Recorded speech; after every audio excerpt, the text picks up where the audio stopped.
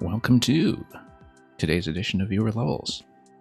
As we await the first submissions in the queue, we're going to look at a bit of a warm-up by Lecter, who returned in January to making after a bit of an absence himself. This is Ban This Sick Filth. As we can see, it has already passed certification from all of the relevant agencies, and we'll see what kind of objectionable content lies in store. Let's take a look. World record by Tanuki Dan, a very good streamer in his own right, who recently made a partner.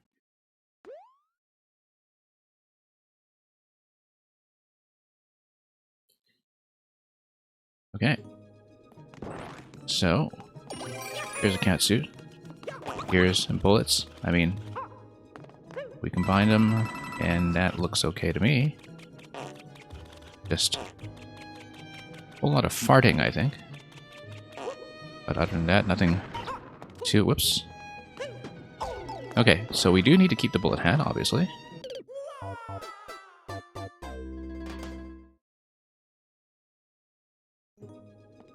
But nothing too controversial so far, apart from an awful lot of farting all over the library. I mean, that's no way to treat a library, perhaps, but I guess you're engaging in a certain amount of censorship.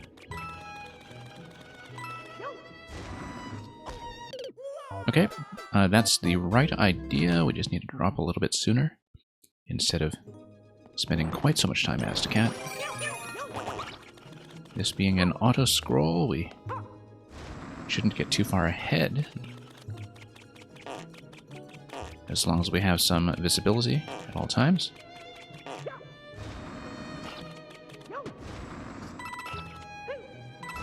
Okay. There we go, pretty smooth. And what do we have here? More farting in the library? Oh, whoops. My bad. Yeah, so much for that idea.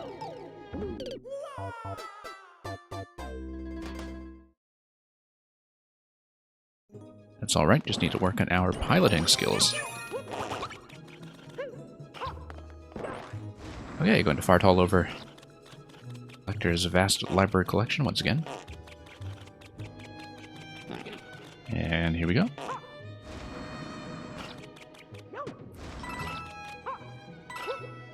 Whoops, nope. That was a little bit incorrect when it comes to the directional input. I was trying to turn around to get some additional propulsion going to the left, and that did not go as planned, so let's clean that up.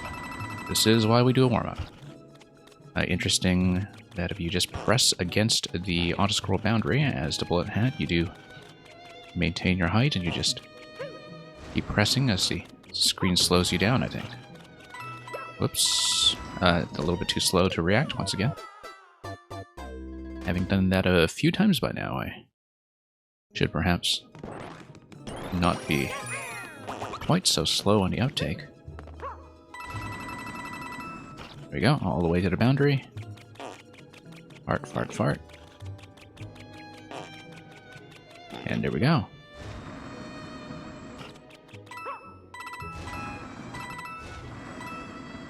Okay.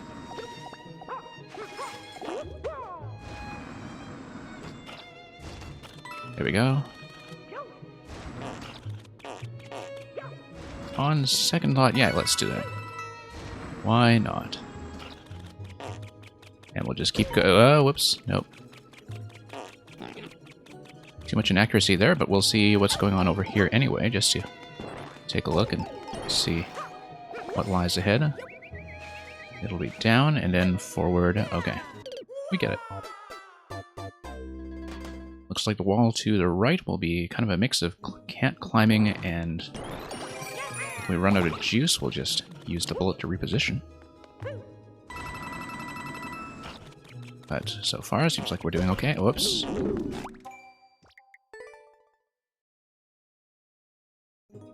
Might as well begin to shortcut or reset a bit, given that we know how everything is supposed to flow from here.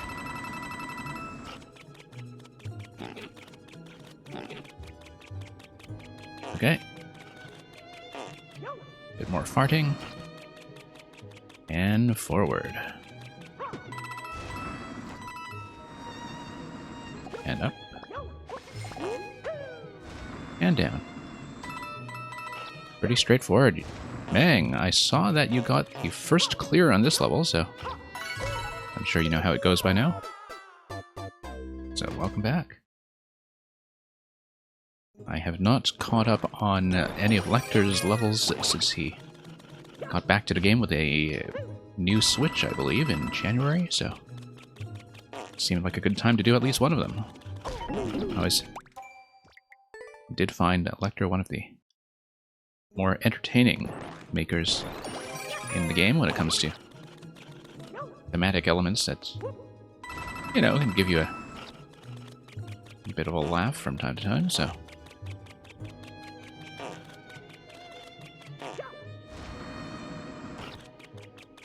And, oh, whoops, nope. Once again, input error as we try to turn around over there. Lecter levels absolutely have the best comedy. I was actually just thinking about his GeoCities level for some reason earlier today.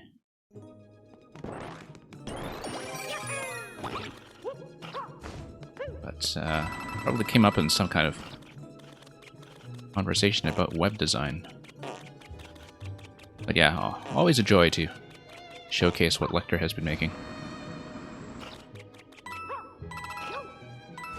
Okay, I don't know why I'm having so much trouble doing the turnaround there. I'm always going a bit high. I think I am accidentally pressing up to re-grab the wall a little too soon. I should not be re-grabbing it all around that corner. I should just be going right, left, right.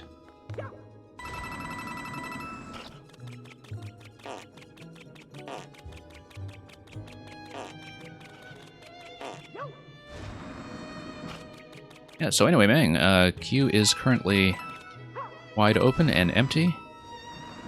So if you want to get in first, you're quite welcome to. And thank you for the submission.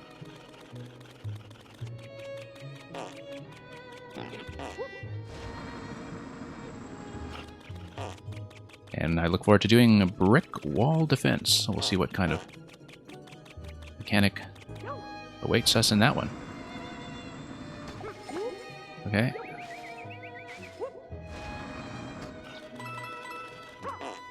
Okay, there we go. And, whoops. That was a mistake.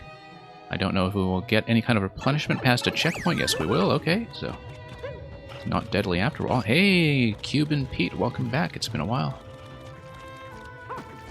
Nope, my mistake. Let's scout ahead anyway to see what's going on. Okay.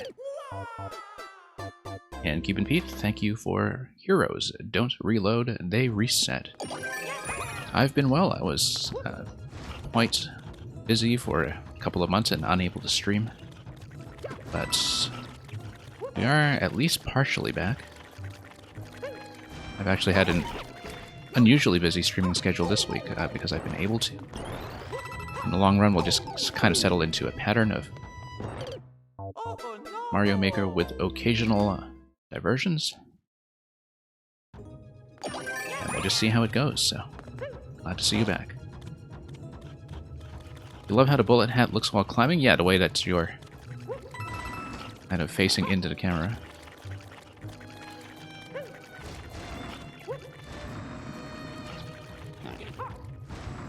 Oh, no wonder we have the farting sounds all over the place. I think maybe Lecter wanted to make this level specifically to showcase that animation.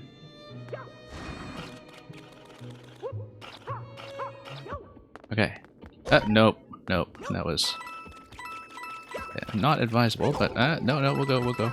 We'll see if we actually needed to survive with any of that. I bet we did.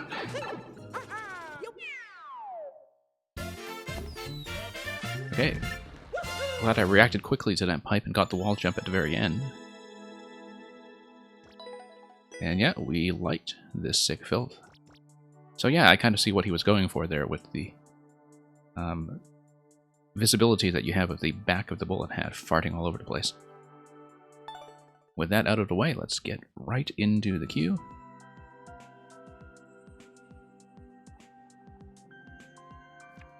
And let's see what Mang has in store. Splish. Thank you for the follow, Lungs Live.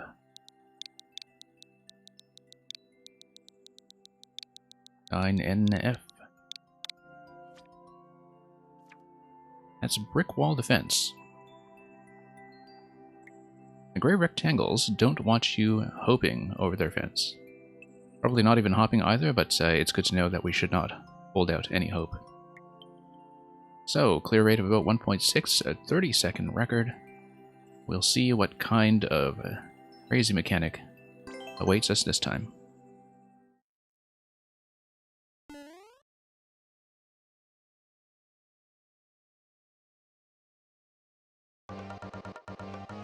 Okay, it's going to be Mario Kart. Super Mario Kart, in fact.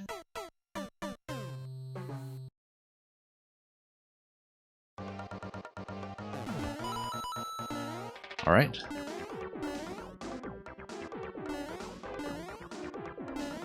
What's going to spawn there? Okay, just wondering. I probably needed this, don't I? Yes, I do. Reacted a bit slowly. Oh, I'm absolutely sure it was intentional. When it comes to the level description.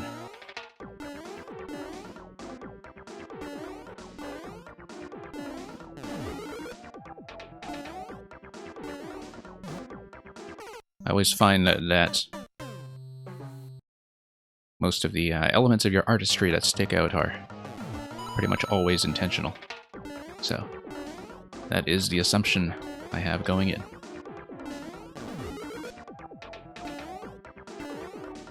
No, I can wait a little bit longer before I decide to go for that so impulsively.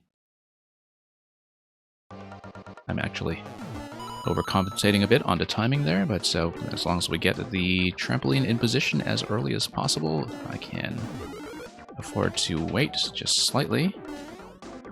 There we go. Very nice. Okay, nice signaling there. Actually really easy to read. Okay, that works too.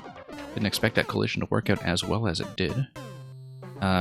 Probably because I should not have bought that anyway. I should have saved the mole so I could get a little further. Maybe. I don't know. I'll have to go back and read that location once more.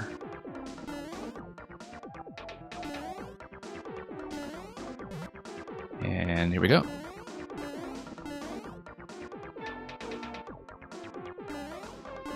And back. Nice, very smooth so far.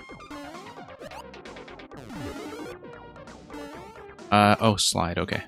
I did read that as a slide, I just didn't process it very accurately, and that's right at the SMB3 ending curtain, so... Going to be a pretty smooth run through this one. At least I think so. We never know what other tricks may lie in store, although the 30-second record tells me that we've seen a pretty good chunk of this. Okay, up. And away. Nice. Nice little wrap around at the very end.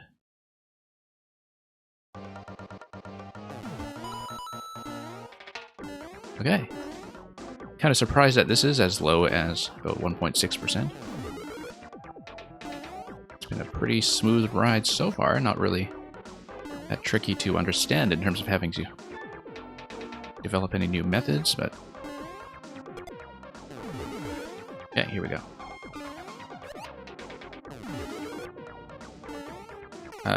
Maybe it's just the ending screen. The thwomp at the beginning really sells the whole thing. It absolutely does. It's the level's way of saying go. It's like having that initial burst when you time your entrance into a course in Mario Kart. Fire up those engines. Whoops. Nice that we saw the sound effect there. The sound of victory.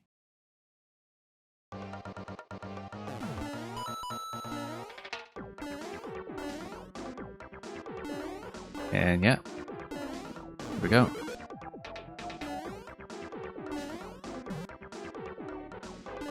Kind of nice. I love the look of the platform on the bottom, actually, the way it looks like a track. A series of train tracks.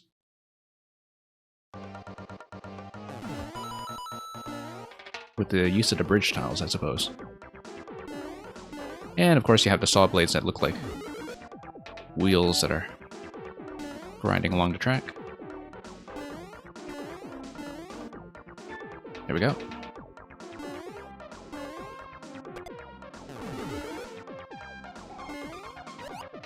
That one was kind of close. Nice. Okay, really smooth. Thank you for that, Meng.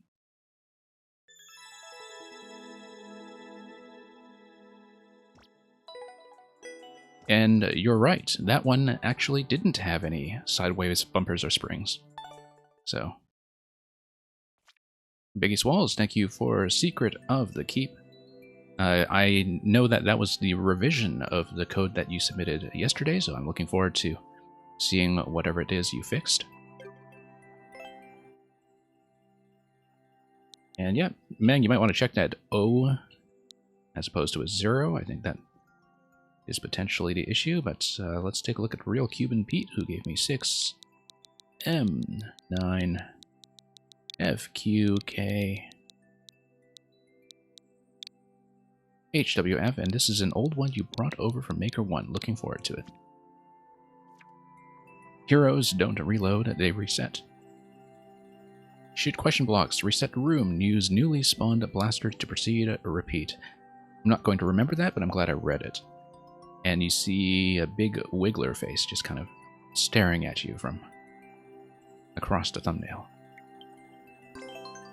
Okay, shoot the blocks, and... oh, I see, okay, because then you're going to unspawn block certain objects in order to progress through the level. I see, okay. Shoot the block, ding dong, and then you reset. Yeah. And then that unblocks that, close that up. Okay, so that's going to be the tutorial room. Meng, thank you for the maker code. I guess I'll have to see what I haven't played from you lately. Whoops. Ah, no, my mistake. Should have paid attention here. Okay, mostly just bullet dodging now that we have been not so careful about actually shooting anything. But we just needed to survive long enough to make it there. Whoa. And then we should probably just go back and reset. Yes.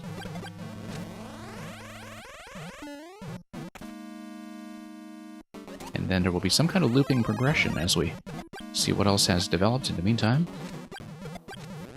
And okay, let's go. Okay. Whoops. A bump there. That's okay, we can survive and make it across. As long as we don't get pinched by anything else. Or shot in the face by anything else, for that matter. And yeah, okay, it's just going to be doing this multiple times until we get it. Yeah, I see.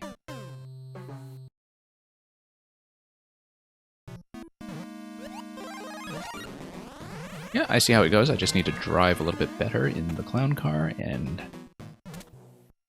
should go pretty easily, so.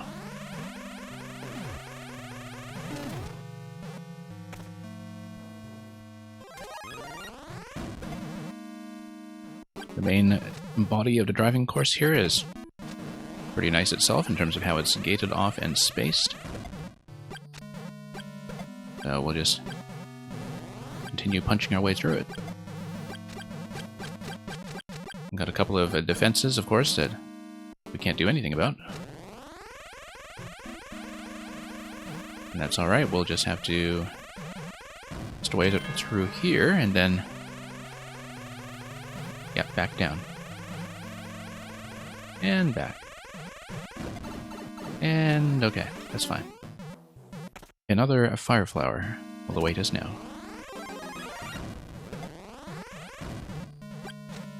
Okay, actually going to take some things out this time so we don't get pinched by absolutely every enemy along the way.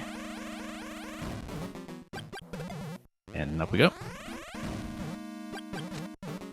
Up we go.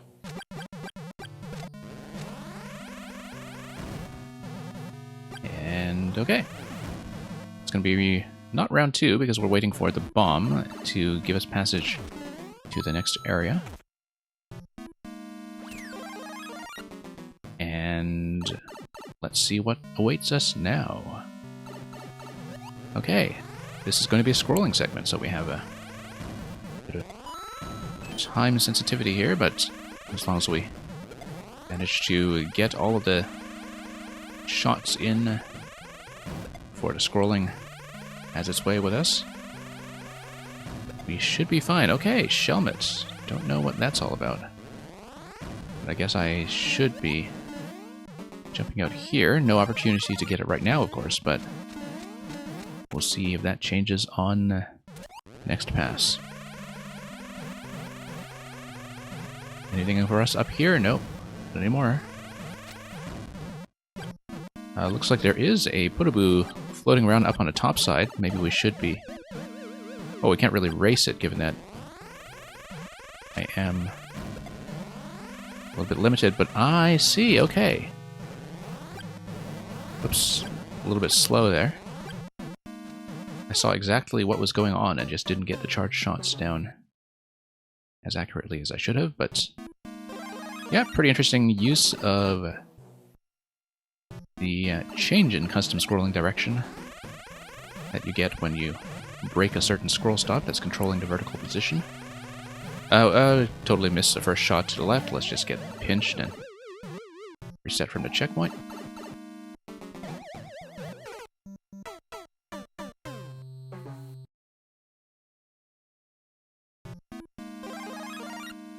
Okay.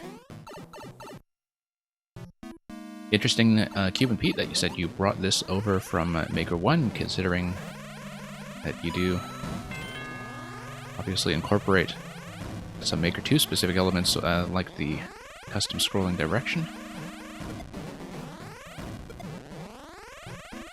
At least from what I can see.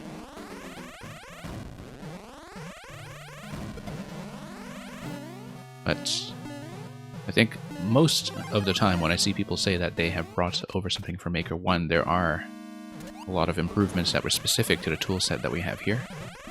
Like, for instance, the on-off switches being the most obvious thing.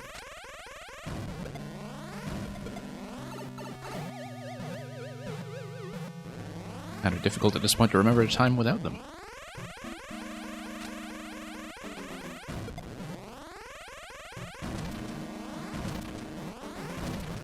Okay, grab that, and we are through.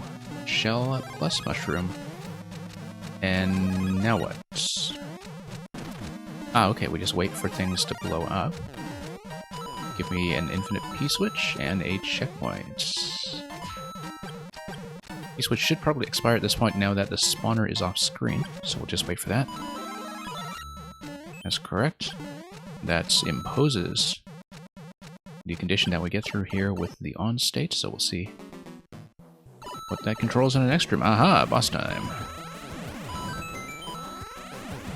Okay, let's just read the appropriate location at which we'll fire our way into this thing. Ultimately, we'll want to hit the POW in order to get the muncher out of the way. In order to hit the POW, we'll have a few intermediate steps. Okay, like that one. Yes, that's right. So we just hold the shot until we have an opportunity to fire at the muncher. And then, is there a reset door? It's like a reset pipe. And given that we have eliminated a block, that's probably what we might want to go for. But before that, we'll need to hit an on-off switch. The way to do that is to shoot from over here. Probably we don't need a reset pipe, in fact. Yeah, at least not yet. Very nice of this level to give me a Shelmet to deflect things like that. Okay, so we have an off switch.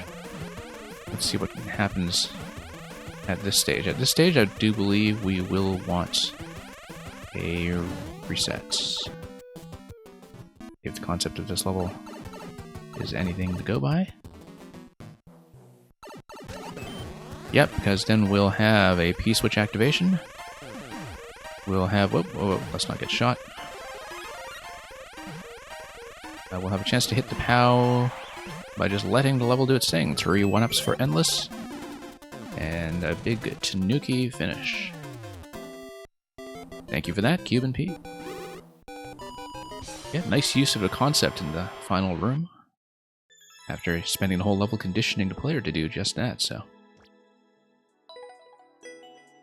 Well, Heroes reset. Whoops. Sorry, not in. I mean to mark that as a win.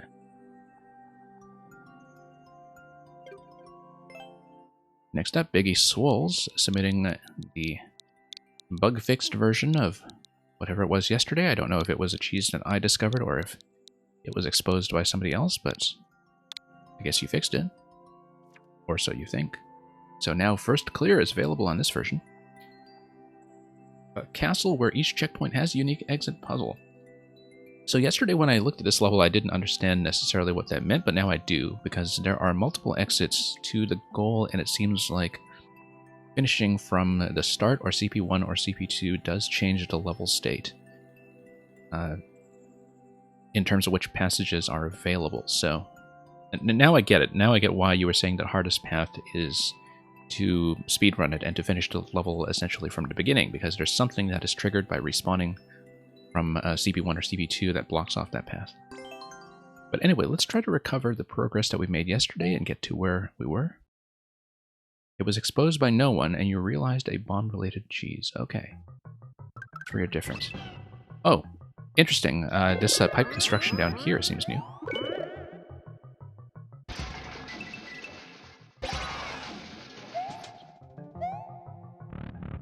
Or maybe it isn't new and I'm just seeing things, but we'll just proceed identically. I don't think I'll notice change that you made regardless, so... Small cosmetic changes, yes. Well, might as well take the opportunity to do that since you were re-uploading. Now, this was the damage boost location where we needed a mushroom, so let's just grab that quickly. Before we proceed, mushroom was in this location. And we just go back. So yeah, this was the level we finished yesterday's stream on. For those of you watching, we did not finish it at the time, but we did get past CP1. And we'll see how quickly we can recover our progress. Looks like this was where we transport Yoshi. Chase him over. Also, I just noticed we have a key here. Obviously, we would lose that key if we die past CP1, because I don't remember using it yesterday, this key, and yeah, we'll just have to keep that in mind. Okay, mushroom plus Yoshi does something. Ah, yes, no, we need to go up to the P-switch. So you have a P-switch generator up in the top left. And then we needed to keep the P-switch down to come back to grab a second Yoshi. Yes, that's right. Change was in that first room. Okay, I see. Interesting. Now, if I remember correctly, we now can get a second Yoshi over to the location on the right side. So yeah, the use of the key that we're holding now, I wasn't even paying attention to where we grabbed it, but the use of this key is one thing that we did not see yesterday. So now we have fire. From start, you get 2 keys that no other start gets. Okay, that explains it. And that's how you gate off the true ending. Yeah, by shortcutting your way through some of the key doors, I guess past CP1 that we must have seen. The one key door in the pipe section, if I recall. Okay, let's grab the leaf. And I believe that's what you take through the flying segment. It took me a moment to do this the obvious way. Notice checkpoint to the top left of the screen. So that's going to be, I believe, the subworld checkpoint. Yeah. Okay, so now we fly.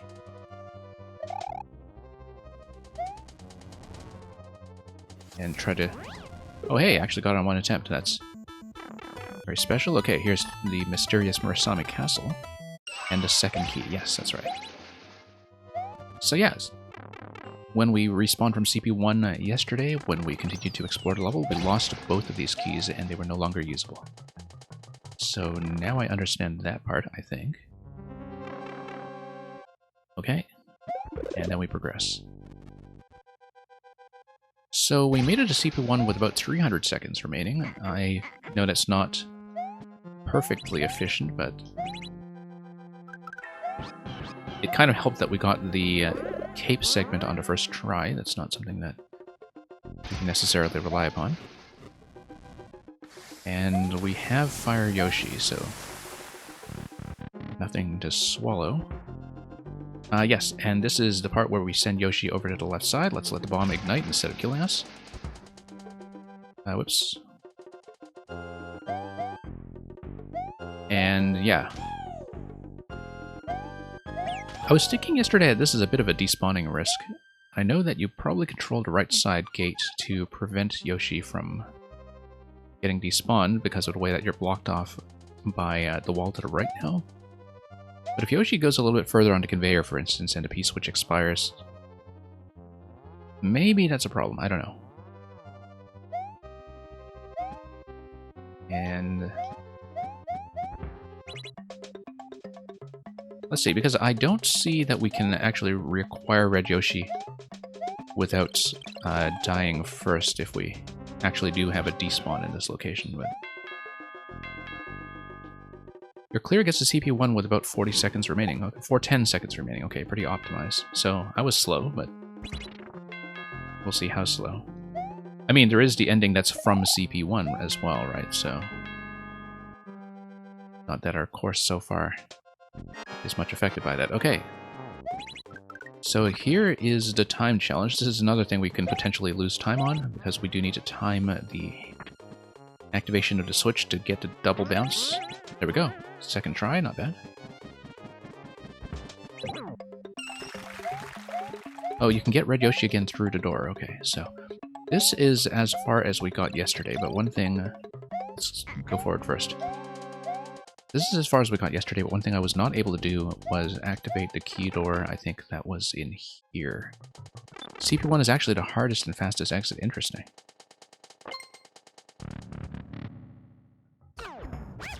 Okay, oh, interesting. Both keys. Of course, we're going to pop both of those. Break the sequence a bit. And it takes you back to the first room. Looks like we can obtain either a second Yoshi or the Podoboo. The way to acquire the Podoboo would be to come with Yoshi through this door, pop back out, grab the fire. I think. Because that would give you enough time to grab the fire before it goes off screen, so... We did see a Yoshi in this section yesterday before the spike, I think. Or after the spikes to the right, rather, so...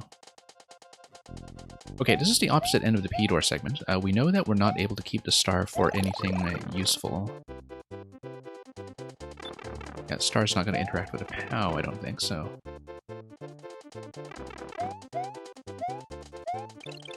So the idea here was to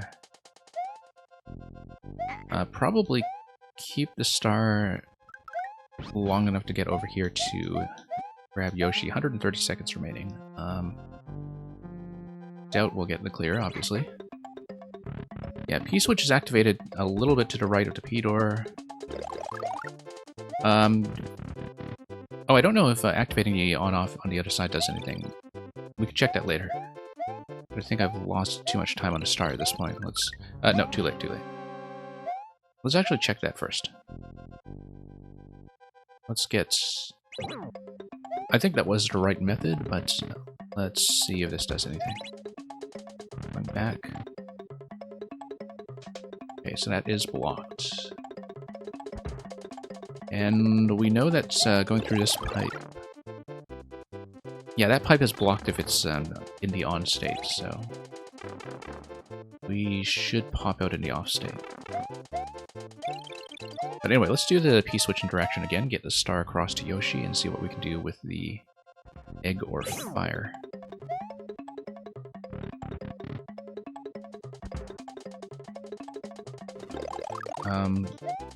Yeah. Yeah. Music is going to rush us ever so slightly. Okay, here's Yoshi. Off switch. Obviously we can go both ways, without Yoshi up here and with Yoshi there. Don't know why we have two switches available in close proximity like this. That's kind of interesting. Because why would we need this and this? Oh, it's activating a P, actually, I think. Oh, no, the bottom segment is activating a P, okay. Pow block, okay. Here's checkpoint 2. Notice that we're currently in the on state, so we respawn with the on states if we grab that. Currently, it looks like jump block's probably going to dispense something like a bomb. It's not going to blow anything up currently, though. Oh, it's probably upon respawn. Okay. Let's just grab CP2 for simplicity. I'd like to inspect this from CP1 just to see, but you do say it's the hardest exit, so who knows. Let's see here. So we have a POW available, and we have a star. We have a 5 seconds, so we won't really see what to do with it, but the respawn location will give us access to both POW and Yoshi right away. So that's where we're at. We also hit the checkpoint with 1 coin in the pocket. That's important to note. Okay, so let's grab the POW once again. Beating from CP2 is probably best regardless, so you learn the level. Okay, I guess. Let's grab this. So, we no longer have keys from the first time around, so we don't have access anymore to Yoshi grabbing either the egg or the Podoboo, so... Yeah, because if we go through the red pipe, we no longer have access to that key door. Let's see what's in here. I don't know if I can actually check that. Okay, that blows up. On-off gate over here, okay. Interesting, I want to check what happens with the off state before we proceed. Just to see what it is, okay. Currently we are still holding a POW. Let's... yeah, go back this way and forward. Okay, notice how we can access the bottom area. This looks like it's ripe to be shot with fire. Shooting it with fire really just gives us passage over to the 50 coin, but we would need the blue off state in order to go over to the Wiggler. And I don't know what the Thwomp Wiggler interaction is. Possibly Wiggler is holding the key. Okay, over here. Looks like we can sneak in here, but that's... would need to dismount. Yeah, I would need to dismount. That is... oh, that is space. Still holding a POW all this time. I can't really spit it out safely unless I have something like a sideways trampoline. Oh, I see. It's another one of those conveyor segments where Yoshi can kind of make a run, so... we don't want Yoshi to fall into the conveyor. We want to... oh, I think Yoshi will run regardless, though, right? So let's say we dispense him this way. Go down. Try not to despawn him. And head out this way, yeah. And regardless... yeah, we can just send Yoshi down and... when Yoshi is in a running state, I think he should be able to cross the gap. If he doesn't cross the gap, he gets projected all the way over here, but the thing is, if that happens, we can stop that. But then this is going to be blue, this is going to be blue, deactivate, and he would run across. So we just need to ensure that Yoshi gets across, and I think he should. And yeah, that's correct. Okay, that's fine. Okay. Looks like if you have fire, so for example, if we had that key door earlier and we were able to grab fire with Yoshi, you could use Yoshi to shoot the bomb. Looks like the green pipe probably just dispenses more bombs, I would guess, just to get rid of all this stuff here. Unless it's something else, like a flying object, like a winged object. But I would guess that's what the bomb is doing, it's unblocking some kind of progression. And you would obviously need a bomb in this position in order to proceed forward. I mean, obviously, you know, if you do blow that up, even if nothing interesting comes from a green pipe, were you to return to this location, the blocks would already be destroyed. The bomb would spawn, the bomb would come down. The bomb that's already spawning in that location would deal with all this anyway. Anyway, let's go on.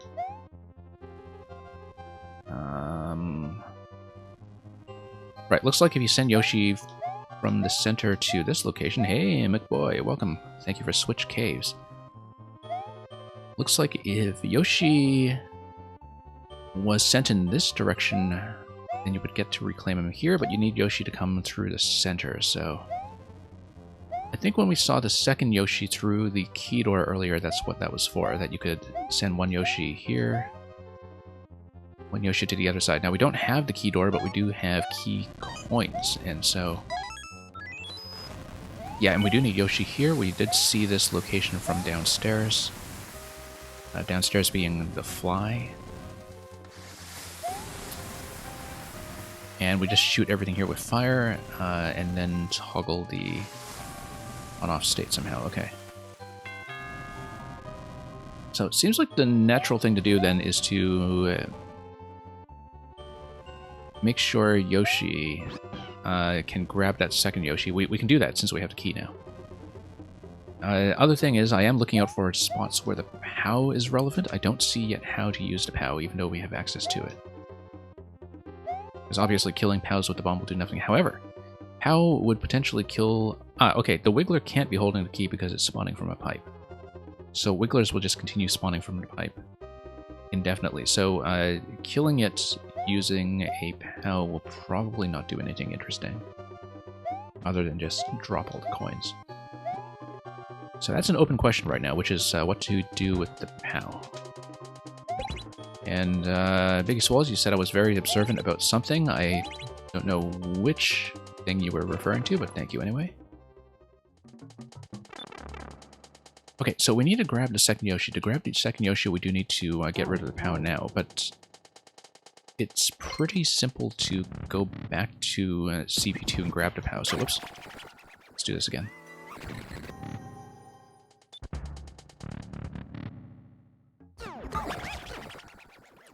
And yeah, we got it. Yeah, so if we had the second key from the first pass, we would be able to come out and grab fire. And we've seen a spot already on the way to that Wiggler where Yoshi plus fire is actually useful in this segment, as well as breaking open that left side location that we talked about earlier. So don't need this right now. Let's go back to the right. Yeah, the thing about the Yoshi running is that I have seen one level do that before. I have seen another Yoshi puzzle use that mechanic, and so I'm always on the lookout for that because it's rarely used, and I really like it as a puzzle solution. I always find it very satisfying as a way to think about Yoshi puzzles, because it's one thing that is likely to escape the attention of a lot of players, I think. So we are holding an egg. We need Yoshi in a running state, because otherwise he will just drop when we dismount, alright? So let's just grab both Yoshis. I think he goes in the direction I'm facing, so let's go that. Let's do that. Yeah, because I can see using Yoshi in the damage state to get him from point A to point B as being one of the things that most players would be stuck on if they are seeing it for the first time. When I had seen it for the first time, I remember that was something that took me a moment to realize as well. So, okay. We'll need to tap this a few times. We do not want to tap this a third time because, well, first of all, we can't get out. Secondly, we need access to the top Yoshi. But we have 30 seconds. I'm not going to see where this takes me, but at least we know what to do. And I think... Was this... I can't remember. Was this segment from CP1 or from CP2? We were from CP2 already, right? Yes, we were. So we were just slow, but we've got everything up to the state except for activation of the on-off switch, which we can do how? 4 seconds. Oh yeah, fire, and then through the middle. Right. Yeah, so last step there is on-off. And to do the on-off, we have Yoshi plus fire. Yes, this is CP2, I know, I said. I just couldn't remember if I was, if I had actually touched it, but obviously I had at the end of the previous attempt. Still don't know what to do with the POW block. That's a mystery right now. So the POW block is just a bit of a dangling clue to one of the other exits, I'm sure. Unless I need to carry it all the way. But if I'm carrying one Yoshi in my mouth, I can't carry anything else over there, so... I don't think there's a way to smuggle the POW and a Yoshi, like an extra Yoshi, over to the location I need. Now, let me try to remember what I was doing. I wanted to... Okay, I'm holding one coin. I need to grab the second coin. The way to grab the second coin is through here. I will beat the level of this life. Okay, yeah, I see. Okay.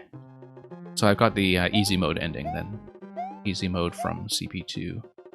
And hard mode apparently is from CP1, which is interesting, given how tight the timer must be if you're trying to do everything. Although you did say that the hardest exit is also the one that's fastest to execute, so... Yeah, okay, we must do this at least once in order to grab the key coins. So we'll do that. And... let's see here, pop that. Pop that. I was trying to drop on Yoshi midway, and that didn't quite work. Yeah, so we will want to come back... no, from up top we can hit that bomb, and we can unlock whatever's in that pipe, which is probably just more bombs. First thing, though, is to grab Yoshi number 2. So yeah.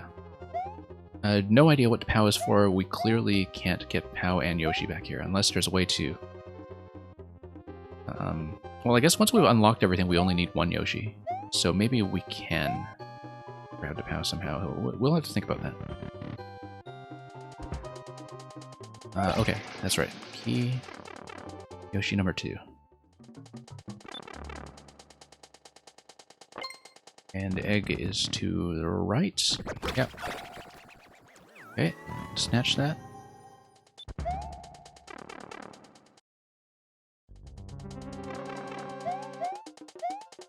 Alright, yeah, through here. Except we need the on state. On state. Yeah, McBoy, I don't actually have the follow age command on the current bot. So you're not the first one who's tried that, so maybe I should, in fact, enable that. So you can see how long you've been around. Okay, I'll have to remember to put that into bot after the stream. Not right now, obviously. We've got both Yoshis, right? Yeah, got both Yoshis. Damage 1. And yeah, McBoy, I was off for a couple of months, and I just resumed streaming about a week and a half ago, I think. About a week ago. So, glad to see you back after all that time. I was generally pleased to see that a lot of people did not just drop their follows, even though I had been inactive for quite a long stretch. But yeah, I remember you having been around for a while, because you had submitted some stuff before. Okay, grab Yoshi, grab fire. Yes, that's right. So, fire. So he's going to have a bath. We need to shoot this location as well. And... oh, interesting. I guess the... oh, that's interesting. The first time... Okay, I'm going to pause so we don't run into problems with the clock. When you play this from the start, you have to blow up the bomb blocks on the left side of the screen right now, the hard blocks, in order to open up the passage for the cape. If you open up the passage for the cape, then you have an opportunity to drop back down with Yoshi once you reach this location, I think. Because you have blown up the hard blocks under the one-way panels. So there's some kind of loop that you can do to go back downstairs if you do the level from CP0, as it were. So if we eventually do this from CP0, that's something we have to keep in mind on top of the additional keys. I'll probably not remember that by the time I play it that way, but anyway. Yeah, bomb. Yeah, because using destructible blocks is the main way to control what goes on in terms of changing the state that you have between checkpoint activations. Given that every time you restart from a checkpoint, all blocks are restored. So that's the main thing this level does. Okay. I'm gonna have flowers everywhere. And that leads me to... So, two things we can do. We can grab fire here, or we can grab a... We've got 200 seconds. I actually kind of want to take the power through if I can. And I think we can. I absolutely bet we can. Except I would need to toggle the on-off first, and that's fine. I bet we can do it. I bet we can do it. I don't know if we have time to really play around with this, but we have... Okay, can't really run. But we have the other Yoshi. No, I guess we can't. No, that's too bad. Unless, of course, we just somehow had a... Oh, I see. Okay, okay. So maybe we can't go back for the POW. That's fine. Yeah, because it seems like we are prevented from actually being able to jump through with Yoshi with the state set to on. So, okay, let's not play with that too much then. Let's grab fire. Because one thing I had in mind earlier was, okay, just go back for a POW and take a POW through here. And no need, because we are done. So yeah, that's going to be a win. First clear on this version, by the looks of it. Unless somebody intercepted it on my way here. First clear at 22 minutes. And yeah, we'll try the other exits at another time. Biggie Swells, you're certainly welcome to resubmit that if you want me to look at it again, unless you have something else to send me. But when I run a separate puzzle stream, which I do every now and then, I may try to look at some of the harder exits, for sure. Very enjoyable even with the standard path, and we already see what a lot of the loose ends are in terms of things that were available to us as interactions that we didn't actually end up using. You know, certain bomb locations, the POW block, the ability to get 2 keys through right away and, you know, have Yoshi grab the fire early. Lots of things we never learned how to play with, so... Let's hit next. Next is going to be Mang's Maker Code, I believe. Actually, I have Mang on my whole list, I'm sure, but we'll just punch it in anyway.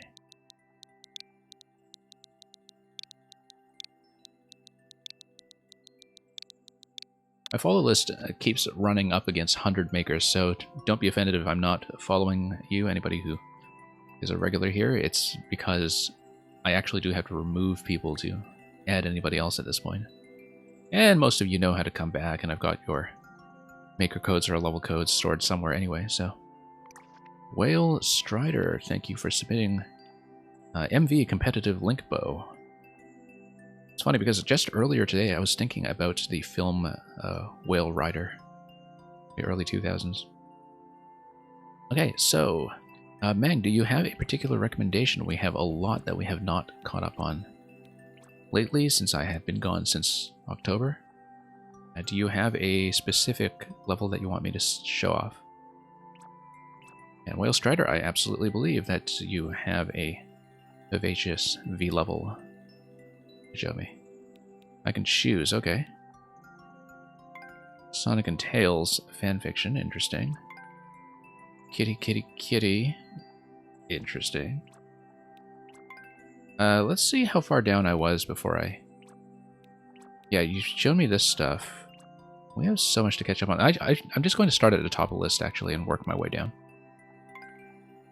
Even though this is a 0.6%, and we may or may not be able to do it.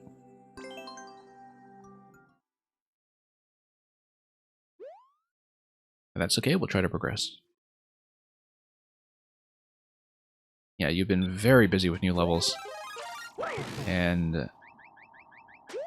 oops.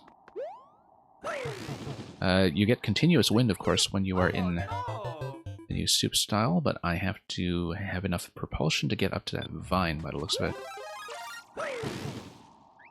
Interesting use of the wind, though. Nope.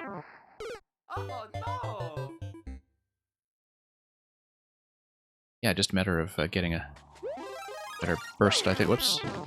Too late. Have to go a bit earlier, maybe follow the arrow accurately for once. Nice, very satisfying to pull that off. Okay, there we go. And let's not land on the spikes. Let's not hit the spikes either. I did want to burst through the bricks, I was just a little bit late on that timing. Cool mechanic, though. Not sure I see the Sonic and Tails fanfic just yet, but yeah, we really do need to straighten out and go straight up in that column. And actually, the thing I'm doing wrong there is that I'm not compensating for the wind. In order to compensate for the wind, in locations like that, I actually do need to hold left, and that's not what I was doing. So we do need to press left against the wind in order to get up that column safely, and in fact that's what that column is trying to teach me. I am holding left, but it's a bit late. An entire fanfiction if I enable comments, maybe so. But let's try to get through it first.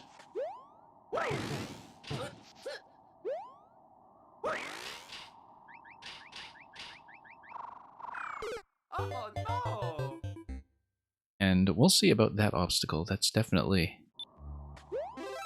something we'll have to learn. Nope, too late. Too low, actually. Yeah.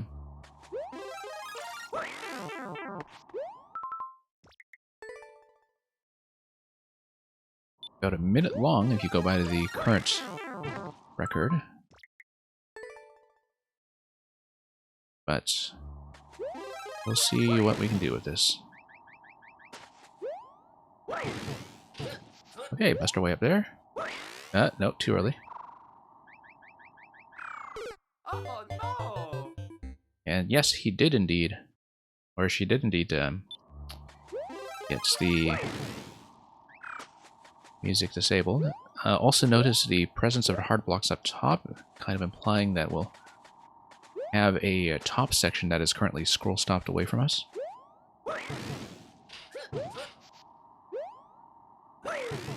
Okay, there we go. Finally got that. Oh, interesting. Did not expect that Yoshi collision to happen that way, where I would be able to land with him in midair. Obviously, I do need to use the Yoshi float that's in New Soup. I don't know if I've played enough with the New Soup style to really have a clear understanding of when the Yoshi float is active and available, but I also haven't played in a while, so I'm relearning some of this stuff on the fly.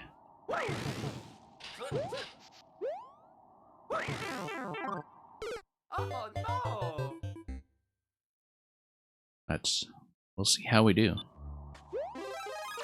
Notice that we cannot rescue ourselves with the wall jump when using the propeller.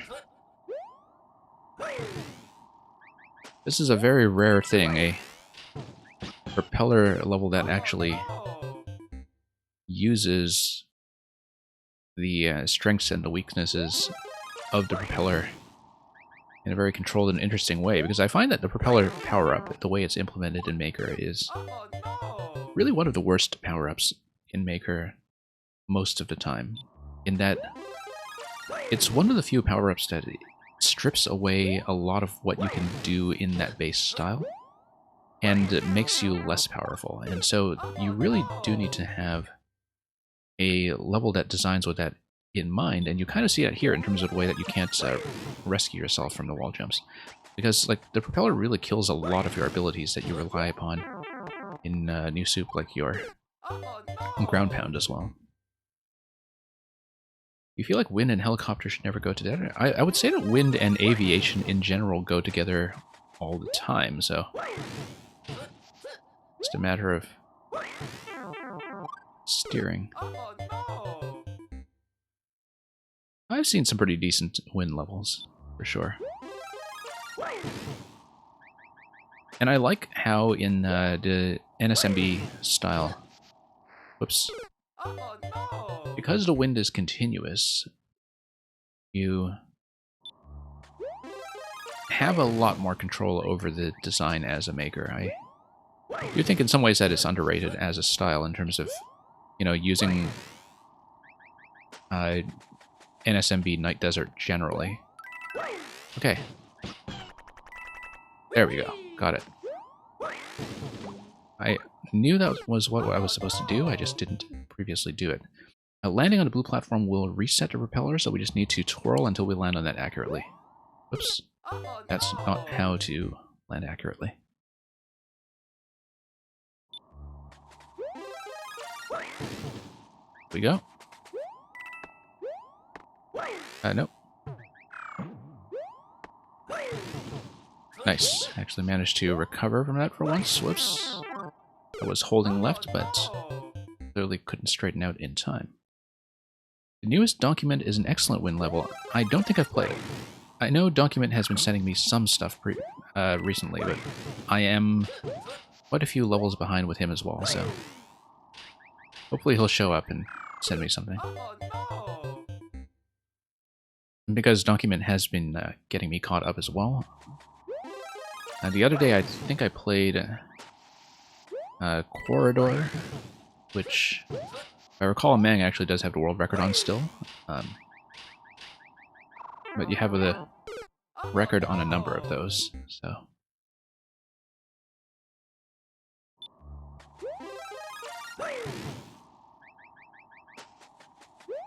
Yeah, and I think it was Warutso who made the wind level with the dry bones in 4YMM. That was excellent as well. Okay. Can't believe I actually made that. Won't make this, though. And that will be another vertical ascent. That's fine, we know how to manage it. Kind of interesting that this is a 0.6. It does not feel like a 0.6 so far. But I think all of the obstacles have felt manageable if you just kind of learn to play with the mechanic. And I can see certain things being sticking points for people if they don't know how to deal with wind.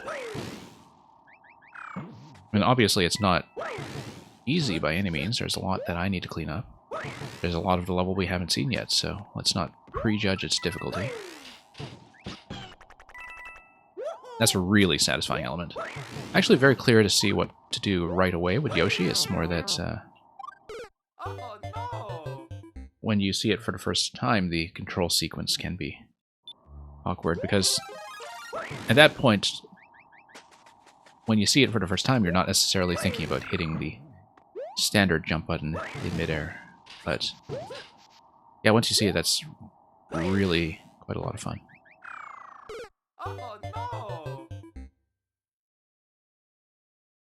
Are you the only one here who thinks NSMB Wii is a lot better than you? I don't know about that. I appreciated that NSMB Wii introduced co-op. I did originally play both of those games in co-op to 100% once, before I played it to completion in single player.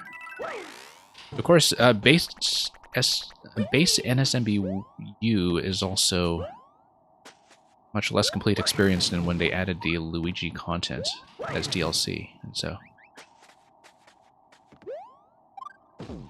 But I really like a lot of the stuff in NSMBU.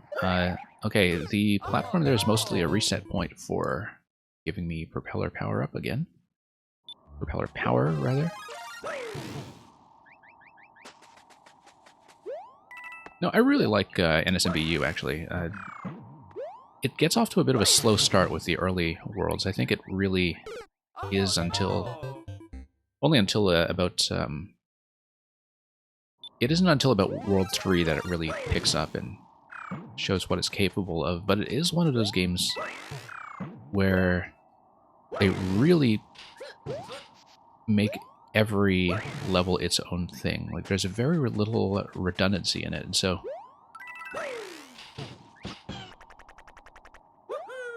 I mean, there are a lot of shared ideas between the standard Mario levels and the Luigi U levels that are kind of overlapping the same locations on a map. You see some of the mechanics and ideas repeated in two different contexts that way, but for the most part, I think there's a lot of stuff in NSMBU that I appreciate more now than I did at launch. Because I have gone over to beat it a few times. I've been away from it for the past few years, but I do remember doing both modes to 100% at least twice. The Wii game I haven't revisited in a very long time, though, so my memory for it has faded a bit. I do remember the Wii game having, I think, probably the best castle finale of any of the 2D Mario games, actually. I do think it has by far the best Bowser's Castle. A very memorable chase sequence in that game. Yeah, McBoy, this is a great level so far. The code that you see in the bot currently is Mang's maker code, but this is the most recent level in that profile, so very easy to find if you want to look for it. Very satisfying, as usual. The location. No, missed. Yeah, the vertical ascents are by far the trickiest accuracy test in terms of positioning myself on an exact column while the wind is sending me the other way. Yeah, that's how to do it.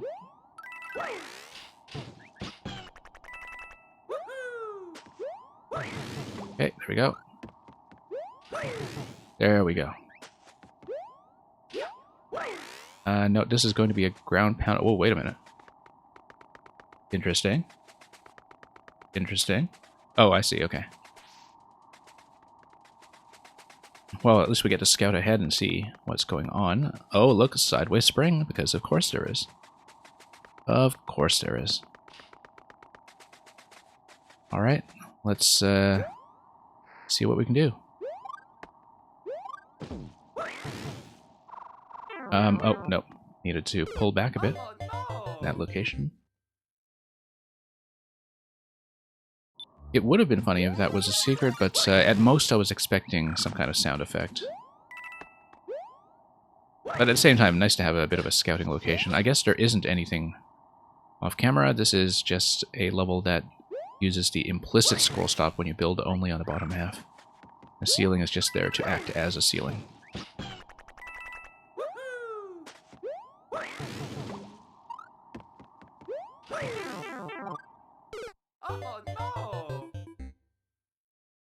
For the longest time, I didn't realize that the implicit scroll stop of only building in the bottom half of the level was a thing. And that would, of course, preclude any kind of building of a secret up top.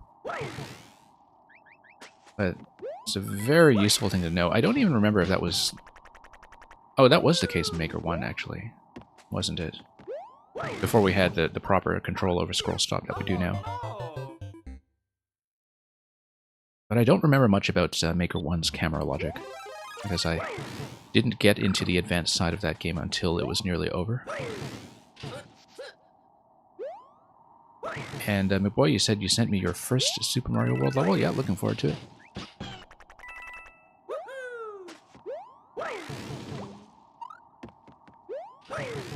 Great. Excellent.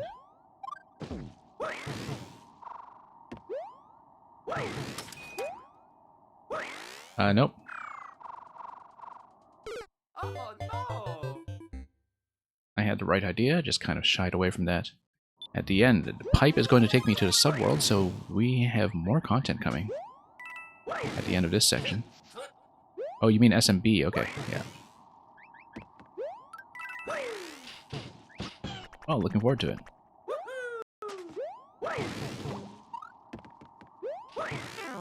Okay. Oh no! So, almost out of the first section. And then we'll see what lies on the other side of that yellow pipe. Oh, oops. Oh no!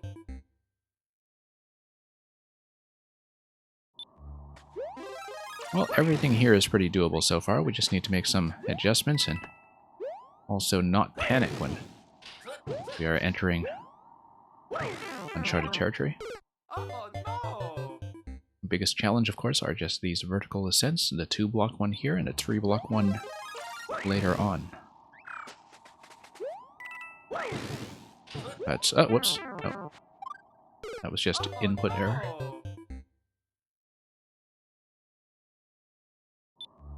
Okay, let's go on. And on. Nope. Oh no!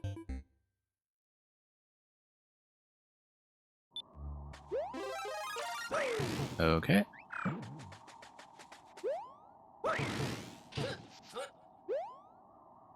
Yeah, well, McBoy, you can kind of see why the power-up they selected as the patch power-up for this style was the squirrel suit, because they really did need a better flying power-up to come in. I do agree that if they were going to pick a power-up from this game, it really should have been Penguin. Okay, there we go. Nice little spot here.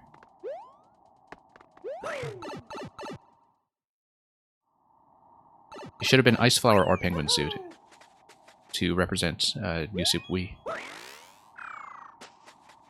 Penguin is fantastic. And the thing is, they patched in so many fire and ice interactions as well that it would make quite a lot of sense. Okay. Nope. Oh no! Okay, let's see what's going on with the Shell Trap. We need to get onto those blocks late enough that, whoops, Oh no! that we can get a burst. Yeah, I entered that zone that I died on much too early, because if you go a bit later through this segment, then what happens is you get carried forward and up, and then you land on the shell that is trapped by the one-way panel. Landing on a shell that's trapped by the one-way panel gives you a reset on the propeller power. If I understand this correctly. Once again, not compensating enough for the wind. I mean, the Ice Flower is essentially a subset of the Penguin suit in terms of its power. But the Penguin suit gives you the slide, which is just wonderful. Whoops, that Oh no! caught the wrong thing, that claw.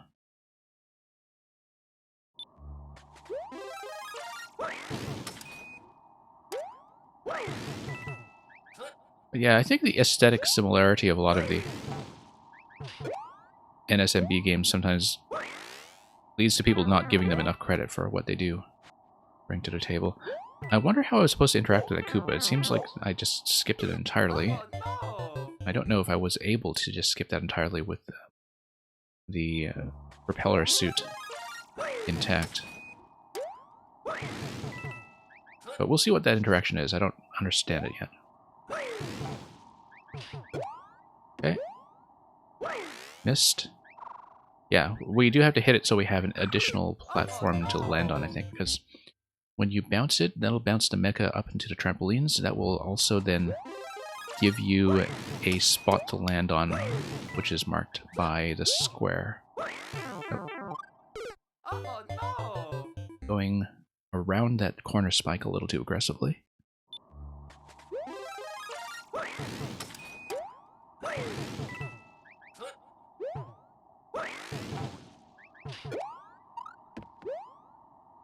Nope. I see. I'm not pulling back enough to compensate for wind. Oh no!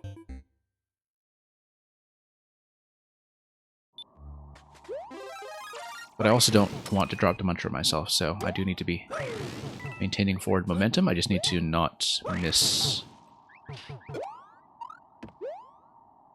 Nope, just missed. Oh no! Yeah, so I do want to go up at that up diagonal, but I want to do so a little bit earlier. And I'm just late on that location. This must be a fun one to speedrun.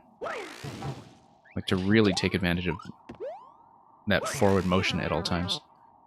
As you can see, I needed to get ahead of that Mega and probably pull back to the left in order to land on it accurately. I was pulling back to the left too early, and it just ran into me directly, so...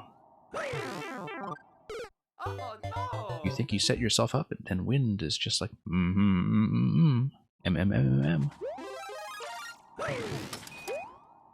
Whoops. Oh no!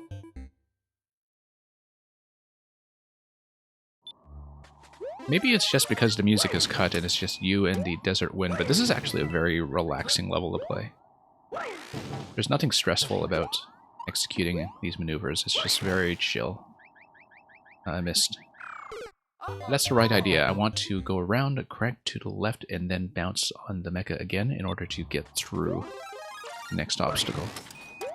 That is the correct idea.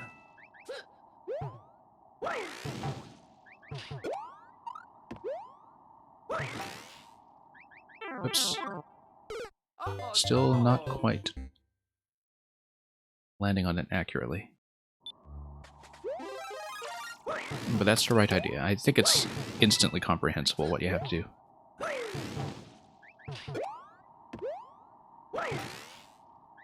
No, I see. I'm still not compensating for the wind enough. I still think that I am going to land on a mecha, and then the wind just pushes me slightly off. And so I do need to aim for, say, a block to the left of the mecha in order to do that accurately.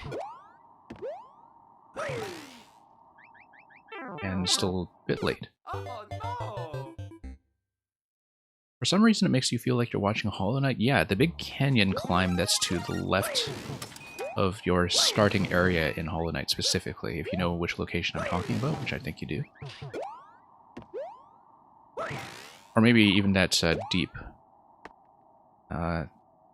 underworld segment in the Abyss, but I definitely think about the canyon climb in the top left of the map. It's been a while since I played it. I don't know if my memory for that is accurate, but I do believe that that was an area that was you in the wind. Definitely the Abyss as well, though. I hope I get a chance to replay Hollow Knight before Silksong comes out.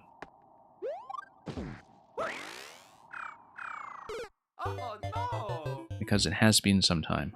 Howling Cliffs, yes, that's right. Howling Cliffs is what I'm thinking of.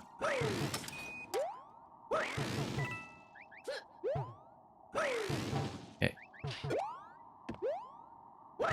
Oops. But yeah, there's a lot in Hollow Knight in terms of the completionist content that I never wound up seeing. I never did the Godmaster fights or anything like that. I should twirl a bit earlier to reposition myself up top. Nosk gave you anxiety.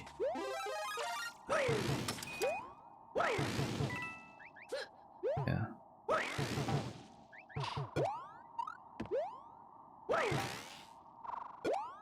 Yeah, what a beautiful game that is, though. Nope, keep missing, and once again, I'm not sufficiently compensating for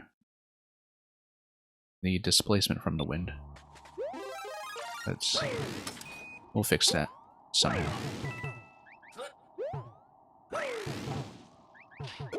This area has been pretty satisfying so far. Yeah, no. Doing that too early. Yeah, I think in that next segment I need to land a little bit lower to the left, but without being contained by the one-way panels. And so when we get there, you'll see what I mean. But yeah, this is a very calming level in some ways, considering how many attempts we're failing here. Yes, those one-way panels. Really do need to be careful with them when we reach that segment again.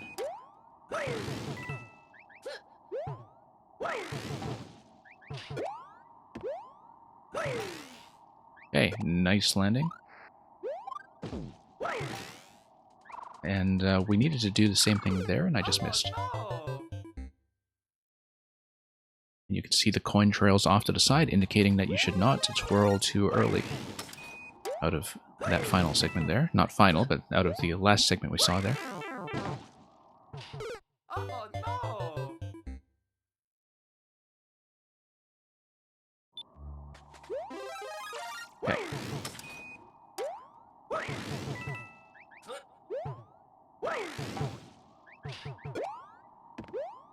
Okay. Nice, that felt good. And so did that. Yeah, just getting more height. Okay, no, that's why we have to fall. Notice that I instinctively twirled, even though that power had not been restored. Well, now we know what's coming and what's at the end of that coin trail. And I can, in fact, twirl to stabilize my position, but I don't know if that'll lose too much distance. Yeah, going nice and early is the trick to that. I do need to twirl to get over that, I think. If I have cut that much horizontal movement, then we can land a bit more accurately on the right side.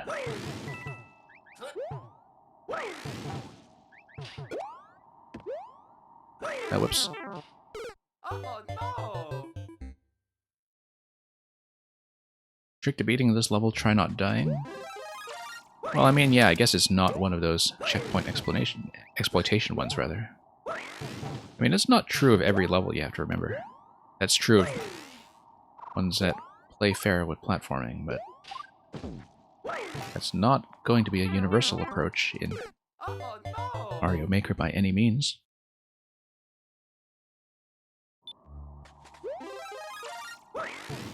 Okay. Down we go. And forward. Yeah. Getting enough height is very important here. Yeah, I guess I was trying to pull back against that guy. And I would have to in order to get enough travel. Notice that, of course. The repeller is not available to me at that location. Which is sort of interesting because that works differently than the bounce on top of that shell that we saw on the ground earlier. In terms of this shell restoring my ability to twirl, and the Mecha Koopas not doing so. I have to embrace the essence of Sonic and Tails to beat this level. Okay. Interesting. It's been a while since I've played Sonic 2, and by a while I mean I haven't actually played Sonic 2 since the 90s. I did, however, play Sonic Mania, which was very impressive. I was never really a Sonic player, but Mania actually made me reconsider that. It kind of unlocked the door to understanding some principles of Sonic design that I had not appreciated up to that point. Pull back.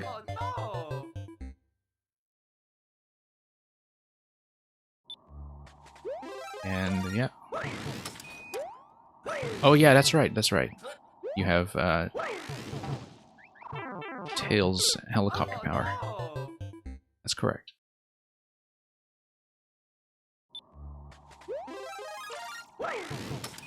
And I guess the Munchers would just be Knuckles. And Knuckles.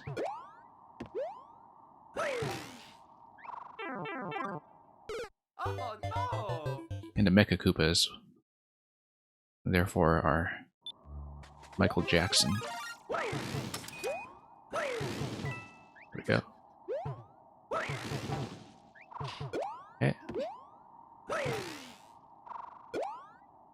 Here we go. Nope. Oh, Not a good angle there, but we're getting closer. I just need to pull back on the Mecha Koopa jumping segment that we see later on. We'll get this before too long, I think. Okay.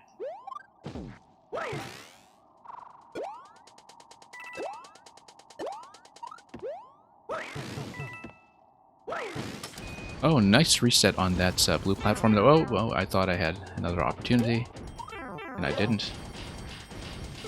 oh no! Yeah, I didn't know I had to go right away. I was taking a moment to read that and did not see the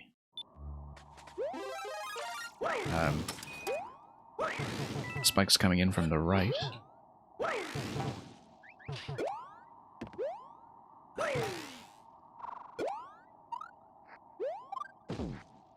Oh, whoops. Oh no!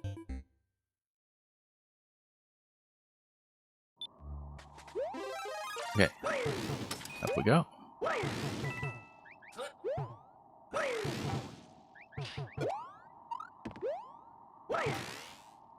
And okay, forward. Oh hey, I actually managed to get that this time. Whoop. Oh no! Once again, had to pull back against that guy. And yeah, McBoy, I think that's sort of an accurate assessment.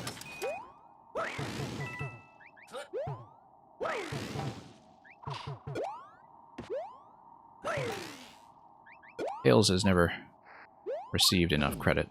Oh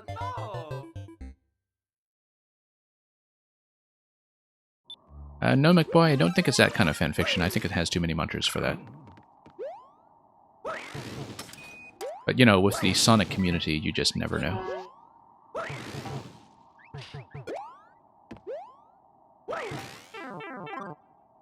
Oh no! Nothing personnel, kid.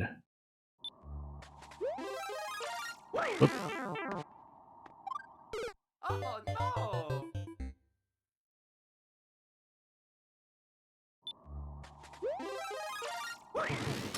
Everything is just roleplay, yeah.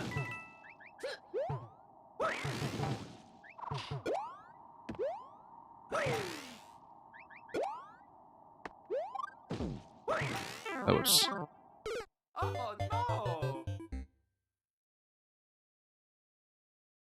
no! McBoy, violence, yes. Domestic, not so much.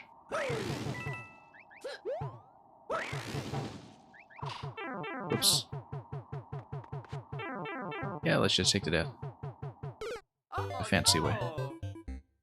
But yeah, it seems like the main roadblock so far is that Mecha Koopa sequence near the end in terms of pulling back against the wind. Everything else here is just a matter of accuracy.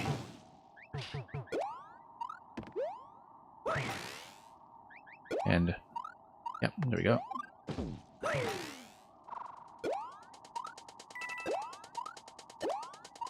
Nope, a little too late on that. The twirls set me back a little too far horizontally. Pitch Shifter, welcome back. Thank you for a new submission of The Hunt for RNG October. I like that title. Hey. Oops. Oh no! And yeah, good to see another submission on the way.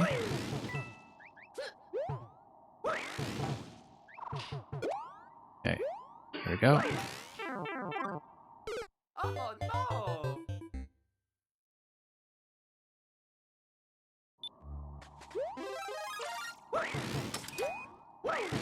And again.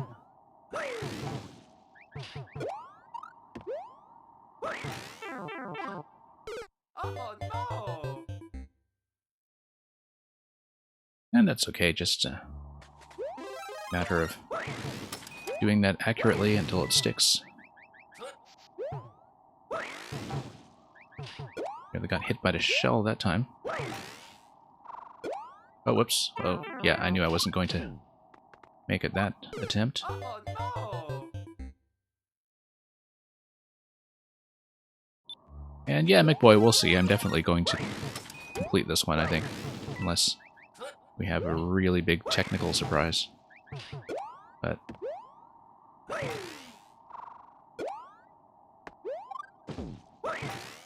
that's why I don't keep strict time limits on levels. Some levels do need a lot more time to shine, so... nice. Nice finish. I feel like how you can just ride that out. I'm not going to keep a star, am I? Keeping the star into this segment, is it necessary? Who knows? Okay. I guess it kind of is, actually. In order to prevent yourself from taking damage, you do need to keep the star into that final part.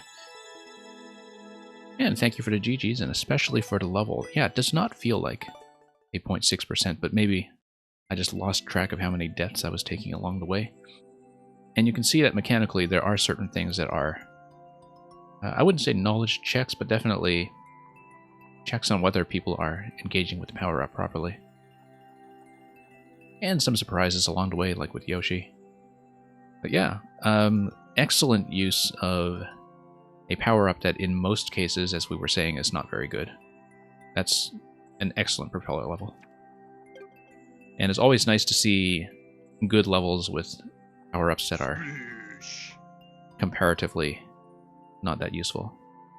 Fluffle Fluff, thank you for the good evening and the follow.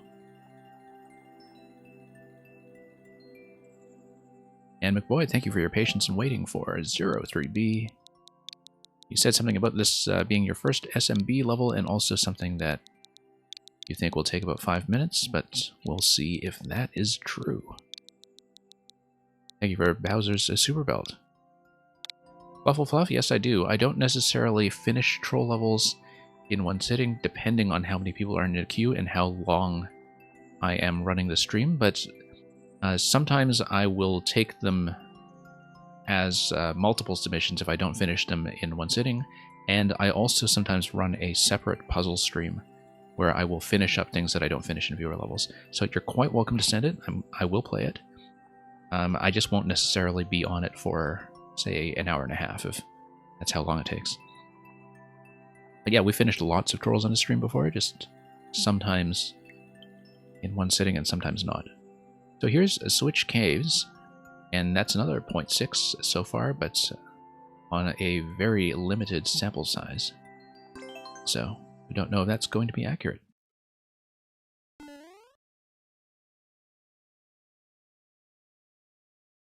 And so yeah, Fluffle Fluff, we'll see how that goes when we get to it. Oops. Oh, that's easy to play around, just a matter of accuracy.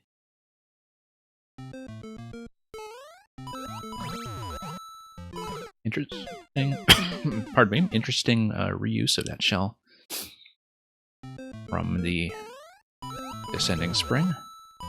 Let's be a bit more accurate about that.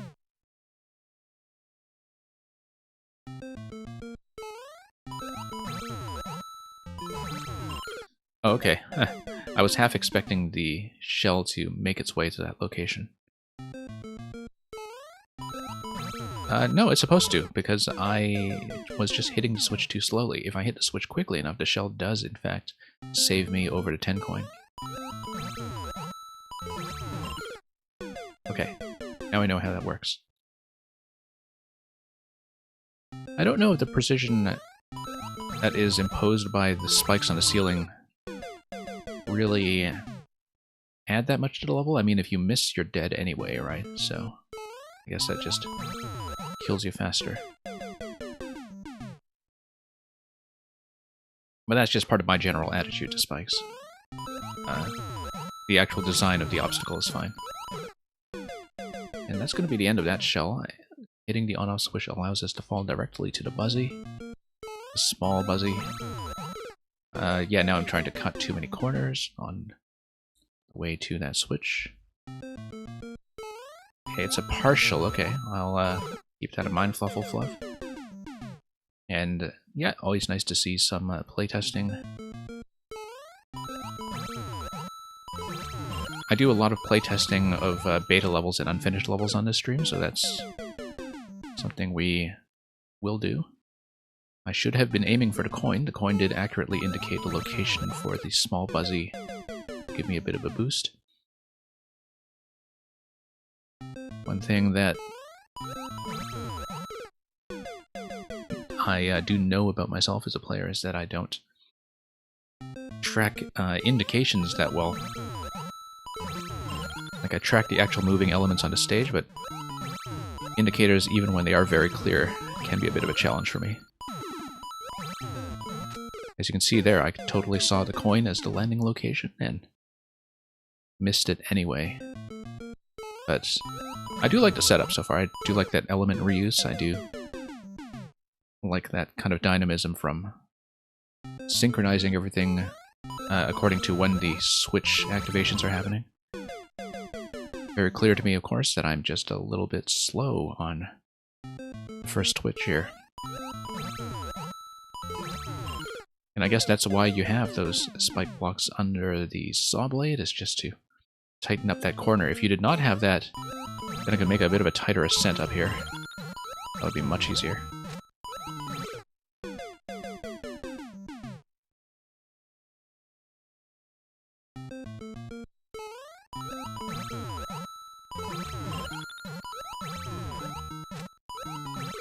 Okay.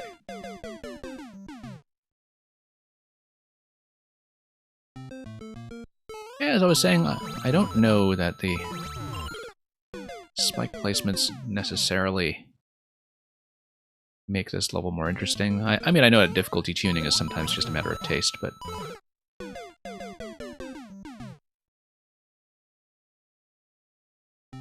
I just tend to like flexibility. Also because, and this is a Nintendo thing, not a Maker thing, but I've always found the spikes in just about every style except for SMB3 Water, where they are replaced by the jellyfish, to be kind of ugly. You can tell that they were not part of the original Mario concept, that's what I'm saying.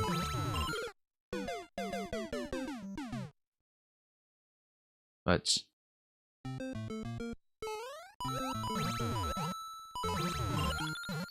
I guess what I'm saying is that, like, a lot of the difficulty does enforce itself anyway, like the timing on the first on-off switch, and some of the other drops that you're going to have to make anyway, so... And I know that people who are really precision players will disagree with me on this, but... I think that sometimes, depending on how you build spikes in other damage locations, like, it does affect the player's psychology, even if it doesn't affect how they are playing. Like, you might be playing the exact same way. You might have a lot of spikes that you just never hit. But seeing a lot of spikes on a screen, for me anyway, kind of makes me play scared, if you know what I mean. And maybe that's part of the intended effect, but... You know, you start pulling back on certain jumps and you start trying to cut various corners. Because there's just something about seeing spikes that makes you flinch. So, I'm not saying that's a good or a bad thing, I'm just saying, like, that's something that does happen with difficulty that is not really about whether you hit something or don't hit something. It does really affect the way that you read the level. And the hitboxes are awful. That's part of the issue, that they're not as bad with the sprites in this style as they are in, say, NSMB. But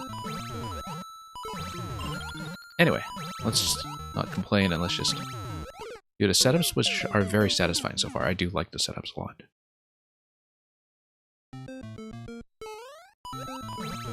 Yeah, this is a fun one for sure. Whoops. And as you can see, we are once again just playing a little bit scared, pulling back from the spike in that one point in midair.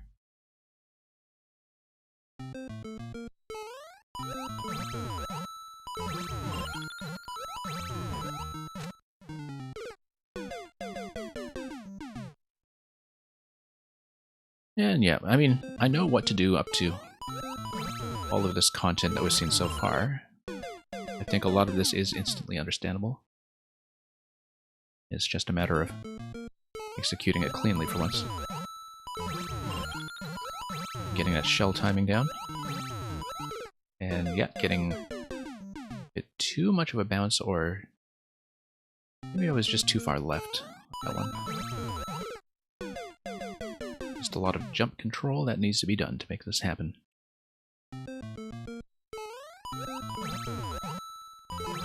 Oh, too late. It is a fairly tight timing on the on-off switch, and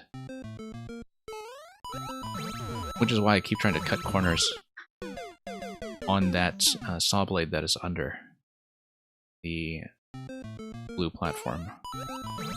The spike on that top left there really does have a significant effect on the safety of that whole opening segment. We'll do it. I'm just analyzing it on the fly.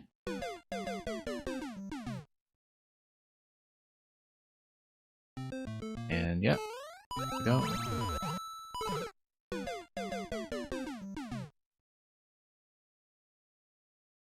And yeah, we'll see. It's just a bit of a tight timing right now, but we'll see if we can make it work.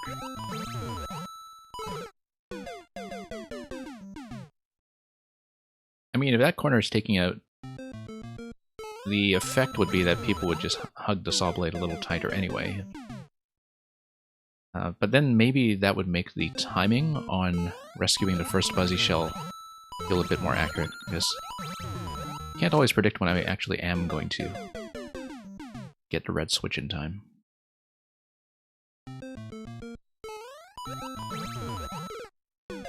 It's one of those things where either it happens or it doesn't, so... But we'll see if we can make it happen. That was just a terrible series of jumps on that attempt. So, not much to... Oh, nope, nope. That was terrible.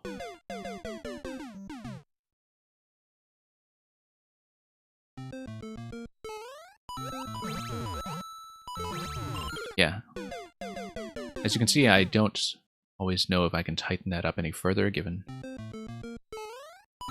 all the constraints. And as you can see, my habit, too, is to try to nudge that off switch out of half a tile to the side, and I just ram into the spikes when I do it in that way. So basically, the spikes are containing all of the things I'm trying to do to make that timing feel more accurate. And I'm not saying it's the level's fault, I'm just saying that's one thing I'm very aware of right now, that my spacing is being controlled in such a way that it feels like I'm always just a tiny bit late. There we go. You can see everything from there seems much more accurate. And McBoy, I might as well test it as much as I can. I'm enjoying this so far. If you are fine-tuning it, that's fine. But I don't mind staying on it a bit longer just to show you a bit more of what's going on. But, you know, that's why we test, right? Just to see what's working.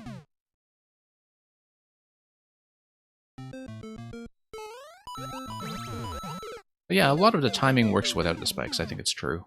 That when people are just kind of half a tile off if they're hitting a switch or something, it's not like it makes the level that much easier. They still need to execute it.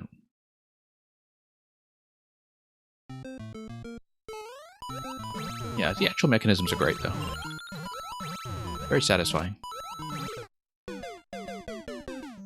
Keep running into that guy, but that's partly because I don't know mentally what the falling speed of the Muncher and Goomba are going to be, so my tendency is just to hold right and try to land on that central column. I think that's what's going on there.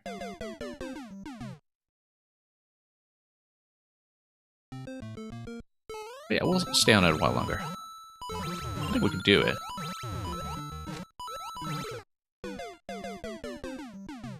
Yeah, that's what's happening with that spike, is that I am I'm reluctant to let up on heading right away, given that I know I need to get in position to intercept that Goomba.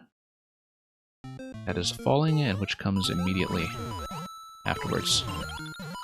And we're getting a little better at that timing now, so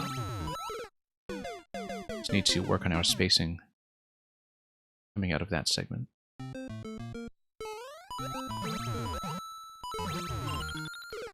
Okay.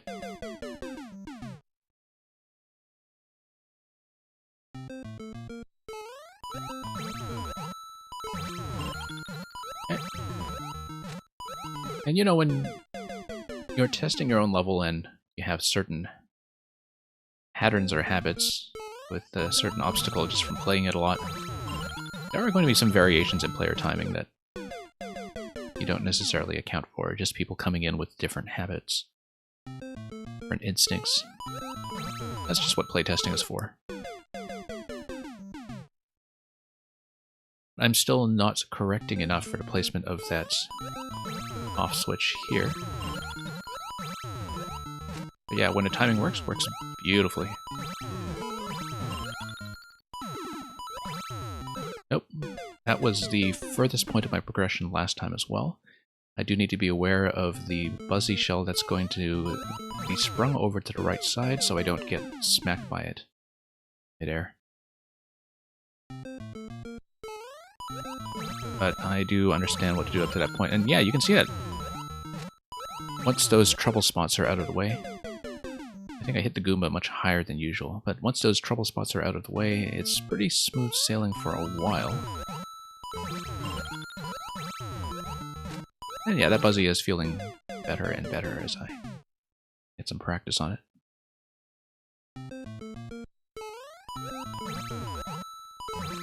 There we go. Just have to race it. Still hitting the Goomba a bit higher than I expect.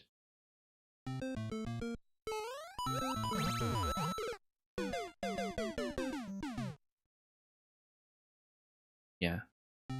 I find in general that hitting a falling target is one of the harder things to do in this game in terms of being able to spot what the momentum of a falling object is going to be and calculate its speed relative to your own. So that's just something to watch out for. But let's see what we can do with it. Whoops. Falls at the same speed as the player. Yeah, I would expect it to. But I definitely miscalculate by landing on the Goomba quite a bit. Whoops.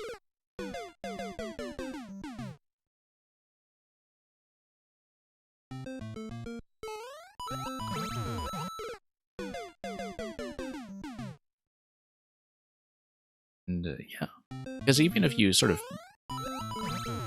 know objectively that its falling speed is going to be the player's speed, angling yourself towards it still feels like it's got a certain acceleration that you have to account for, even if that's just sort of an optical illusion in some ways. Whoops. But yeah, we'll get it. I'm sure we'll get it. I haven't made the error with clipping the shell with the on-off switch in too many attempts lately, so that is clearly improving. But I can also see why, you know, as you playtest it yourself, why that problem would just kind of drop out and become invisible, because it is one of those things where with practice it does come and seem to disappear. And it can be very difficult sometimes, I think, to estimate how much or how little trouble it's going to give a new player who's getting used to the timing.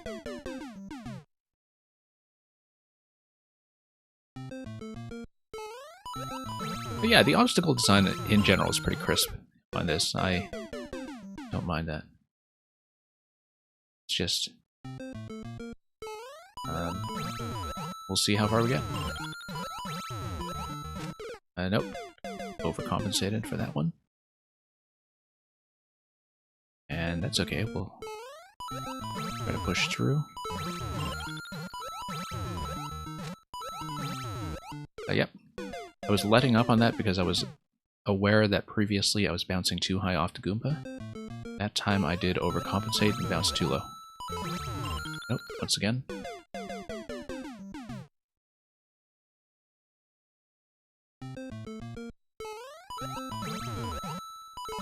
There we go. Yeah. Once again, hitting the Goomba about 2 tiles above that coin marker, which tells me that I'm falling onto it too soon. I guess that's what that corner spike before the Goomba is trying to encourage me not to do. It is trying to encourage me to pull back a little bit and fall at a lower angle.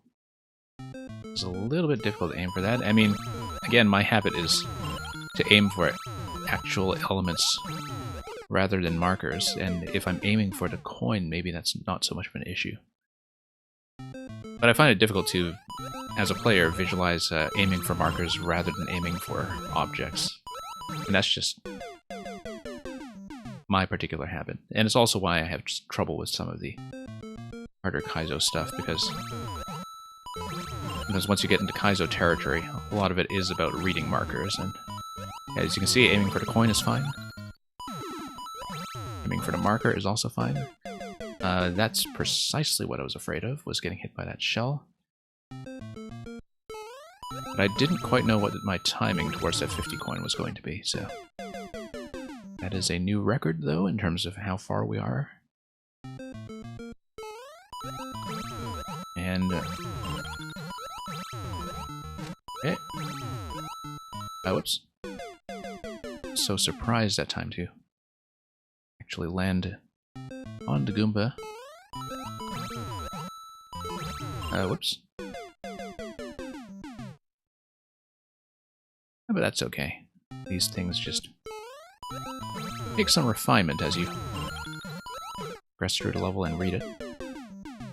As you can see, I still do have that halfway habit of hitting on-off switches half a tile off. That one I just missed completely, of course.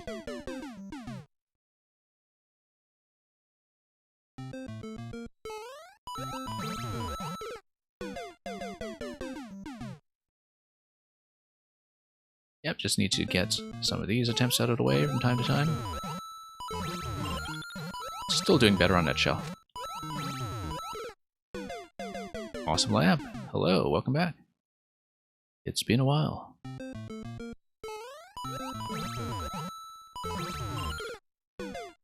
Yeah, good to see you too. I'm very pleased with how many returners I had that are still active in Mario Maker, or at least on Twitch. It's been nice to see that people didn't just drift away from attrition during my time away.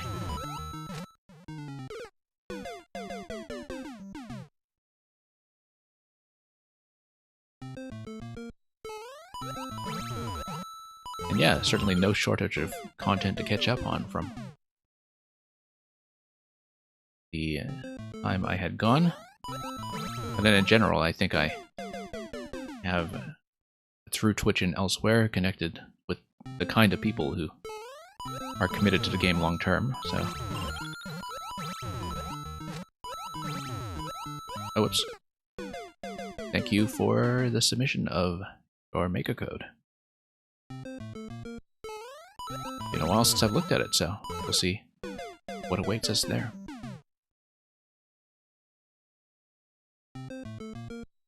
Okay.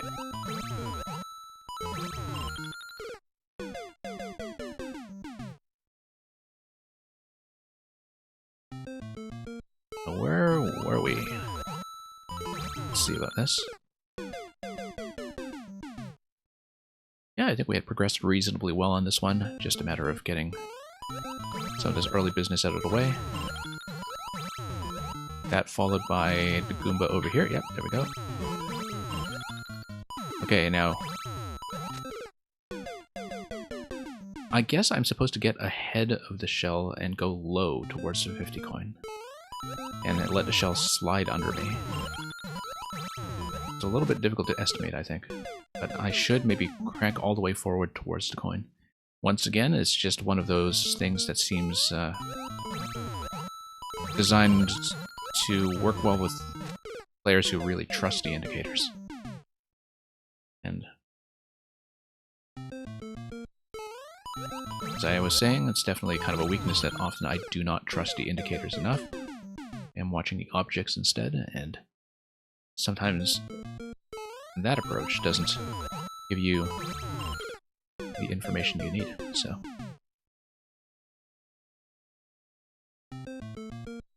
We'll see how we do.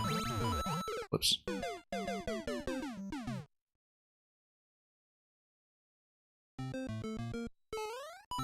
Okay.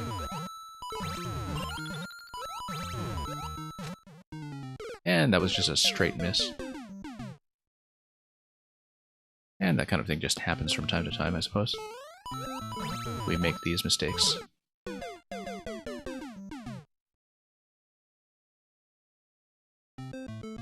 But I'm sure that will get sorted with time.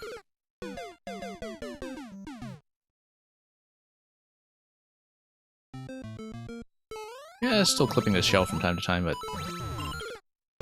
we just need to make that adjustment. It seemed that I had better success with not clipping the shell when I just let up on certain jumps. Possible that I'm just not shaving enough off of that first jump up to the blue platform. Getting a bit too much airtime. Okay, you are re-uploading it anyway, okay.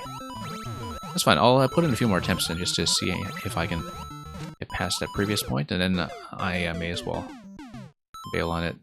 You can resubmit, actually, if you mean to clear check it now anyway. And I don't know if I'll be on long enough to see it a second time, but since the queue is still open, you may as well try. If you know you can stay. If you can't stay, that's something we can save for next time too, but you're quite welcome to resubmit a revision, and I will continue from there.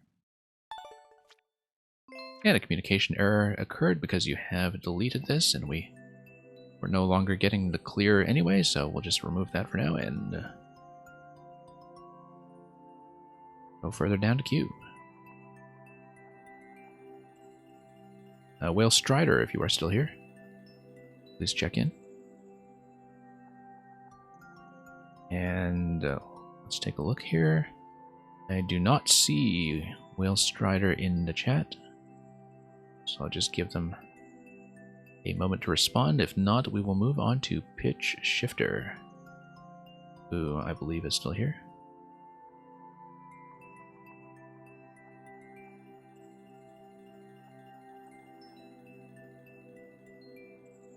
Okay, Pitch Shifter, please check in.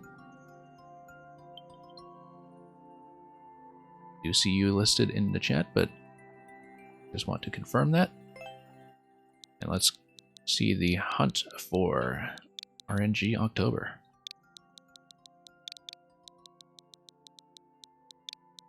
Been a very long time since I last saw the hunt for Red October. Anyway, randomness confronted properly. Not something a man must fear. Nor is a boo, apparently. And it looks like we are going to be into forced themes, so there will be something submersible, I'm sure. And a 9-minute record, but on relatively few plays.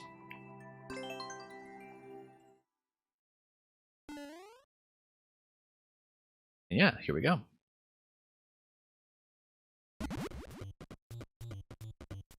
Okay. Goombas. And that's going to break open. And we have a randomizer from the POW based on the coin drop, so that just randomized it to power up. It seems like you had already randomized the entrance on either side, and I hear something like a clown car bouncing off screen, so I assume that is how that has been gated. Hedor. Something up here, let's just check this side anyhow, just to see what we're dealing with. Anything? Yeah. Oh, whoops. Might as well wipe out some of this stuff. P-switch over there. Let's move up anyway, though, just to see. Okay, cursed key. Now, what does the P-switch do for me? Let's inspect that first before we move on too far. Just in case there is some kind of maze interaction that we need to be aware of that involves it. And yeah, it is a bit of a maze. We can't quite see what's going on without the star, but there was, of course, that key door up front. Whoop. And, yes, cursed key. Okay. And here's the P gate. Yeah, so I guess it's hitting that previous P switch and then getting through the P gate quickly. So, bit of a maze, but we'll do it. We'll map out the route. While the switch is set to on. I don't see an on-off switch that's activated by the player, but we'll kind of take that as part of the randomization path, I guess, that maybe that's what affected a state. Oh, interesting, another key door up here. Okay. Yeah, and I guess the P-switch out of the yellow pipe is just to get you out of that hole if you are for some reason stuck there. So yeah, it's going to be up, left, and up. Okay. It's gonna be tricky to do this accurately. Oh, you know what? No, I'm gonna do this. Watch this, watch this. Let it fire. Oh no, it doesn't go quite where I need it to in order to get a head bump. Ah, yes it does. Yes it does. We can do it this way. Nice little surprise release from the Wiggler, though. Let's just keep it on our head for as long as possible.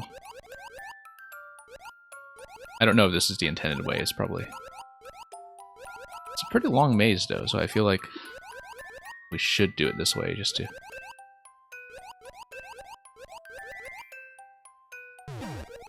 And... Not the intended way? Okay. Well, it saves us a little bit of time. Yeah, that's not a very long P activation. We'll need to rethink that for sure.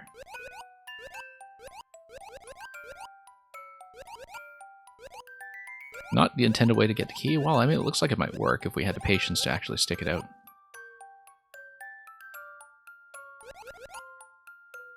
I don't think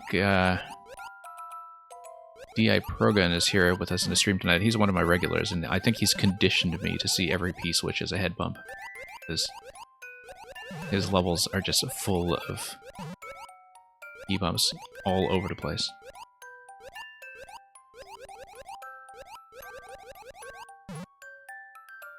And yeah, McBoy, it is leave. I should really do something about those commands, because I can see why people always try remove first, because the main command is add, right? So if you add something, clearly you should remove it, but then remove is instead my command on the admin side, and it is just a bit of an inconsistency in the Warp World defaults, but I kept it that way anyway because, oh, here's the P on this side, yeah. Should have just gone through that gate to begin with. I kept it that way anyway because of the fact that, you know, people are going to be accustomed to those commands from other channels that use Warp World. So shortly, people will just know to use leave. Okay, now we know... Yeah, there you go.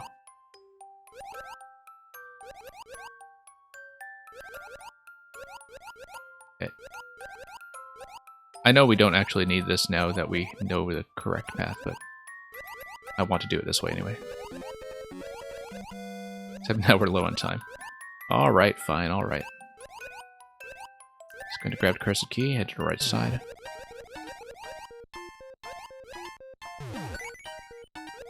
Back out we go. And let's dodge everything. Let's go for the one on the top left. We know that's accessible. And... okay. Through the door. And yeah, you can see that you can come in here through either door. low on time. Let's maybe try to run to the next checkpoint, and here it is.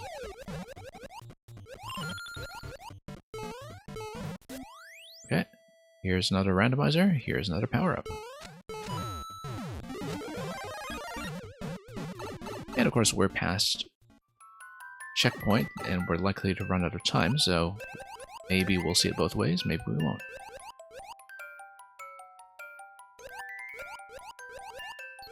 Okay, might as well follow this and see where it takes us. Okay, key, interesting. Alright. Oh, I see, coin hunt, yeah. Yeah, so I guess the randomizer does affect the on-off state, which changes the layout depending on which gate you're entering. Maybe. I don't know, because I haven't seen, or rather haven't paid close attention to the placement of the exit pipes. Anyway, 5 seconds, so we'll just eat the death here, and...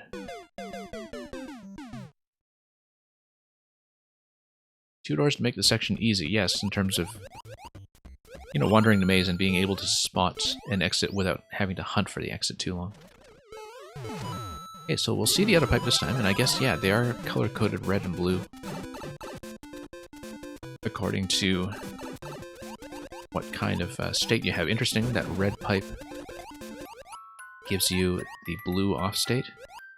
Blue pipe gives you the red on state.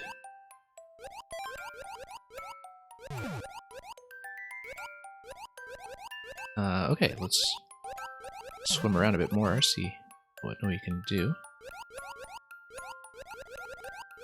Yeah, it's sort of interesting to have it set up this way, because then it's not a level that you can easily do through just raw memorization, unless you take care to learn every branch of every path. And I can see why the record on this, even with that many plays already, is only around 9 minutes in terms of definitely involving a checkpoint in some fashion. It's because, like, when you're learning the level, the learning phase is going to take up some time.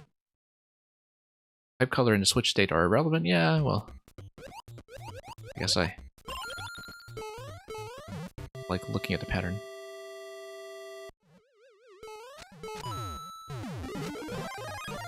But let's come through here.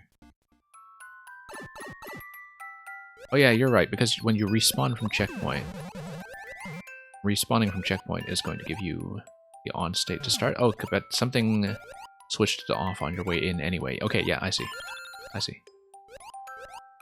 So yeah, they're completely unrelated.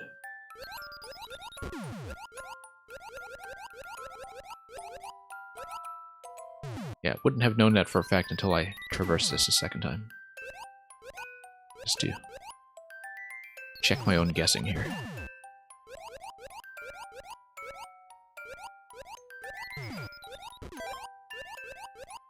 Seems very rare these days that I see a pink coin segment that actually is a pink coin collection segment, all within one checkpoint block, rather than being used as some kind of gating mechanism. Or advanced checkpoint mechanism, I should say.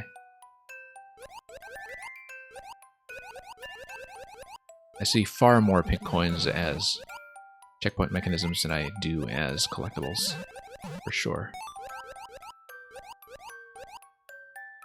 Or as ways of unlocking a true ending or something, but it's kind of nice to just have a non-linear exploration and collecting segment every now and then. It's quite relaxed.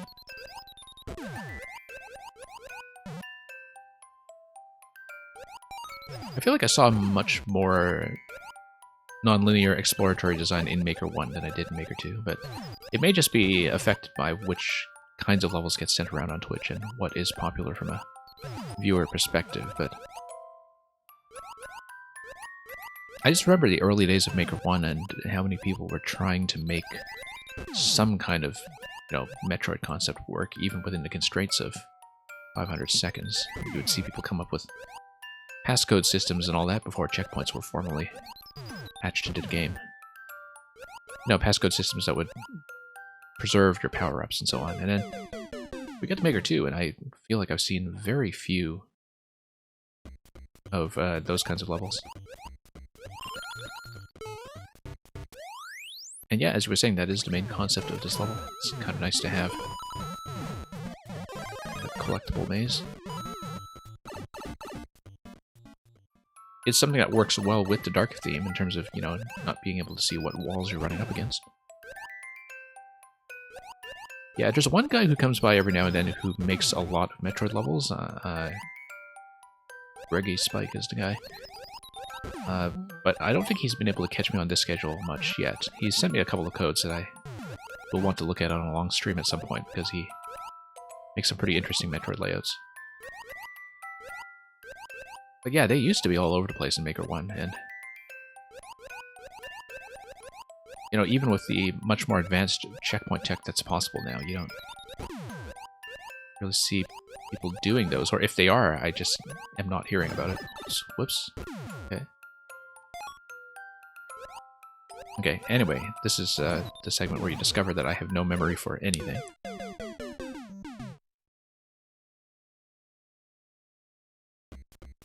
And yeah, Biggie Swallows, I guess you were also... You were telling me that your level was kind of an upport from something that you were working on in Maker 1, so I guess you were active in Maker 1 for quite some time.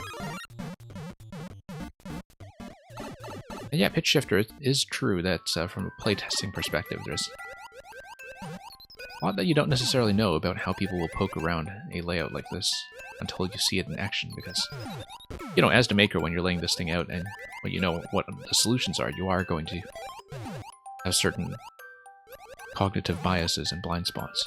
But let's see what we can do. But then, you know, every time you see somebody playtest it, it's going to be a slightly different experience just from the non-linearity. I think puzzle designers kind of have that pleasure as well, in terms of seeing lots of different approaches that make each playthrough a unique spectating experience. Oops. Yeah, let's... Oh, I don't remember that guy. The blue mecha.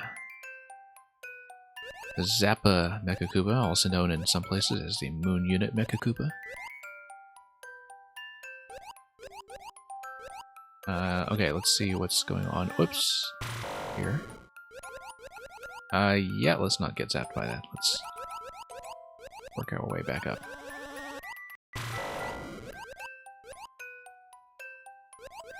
One thing that is a bit of a risk with these non-linear layouts is that sometimes it's very difficult to remember where I have been and where I haven't, in terms of tracking what parts of the levels I have seen. But let's see here.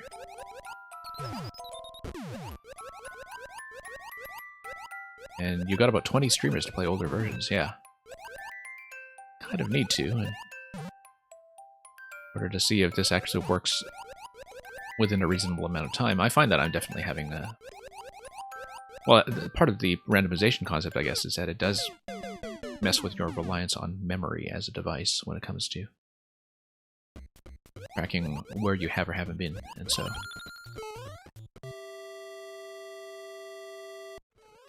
Anyway, let's just... Hey, we got a star.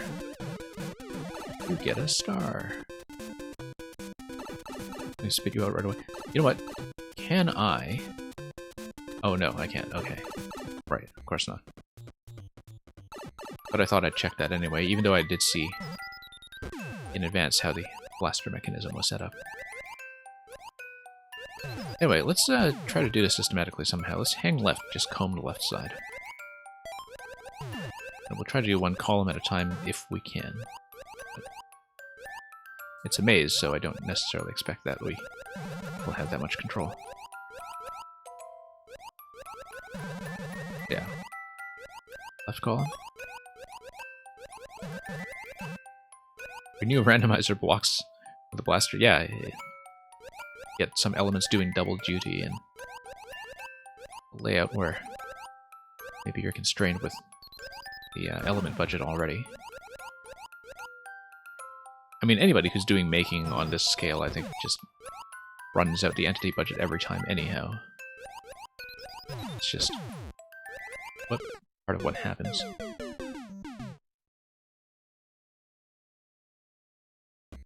Yeah, Biggie Swells, even with the web services and ability to have new uploads going down in March, at some point I do want to do a Maker 1 retro stream, for sure. It's just that currently I don't have my Wii U on hand, and it may be some time before I get that restored, and before I'm actually able to stream any Maker 1, but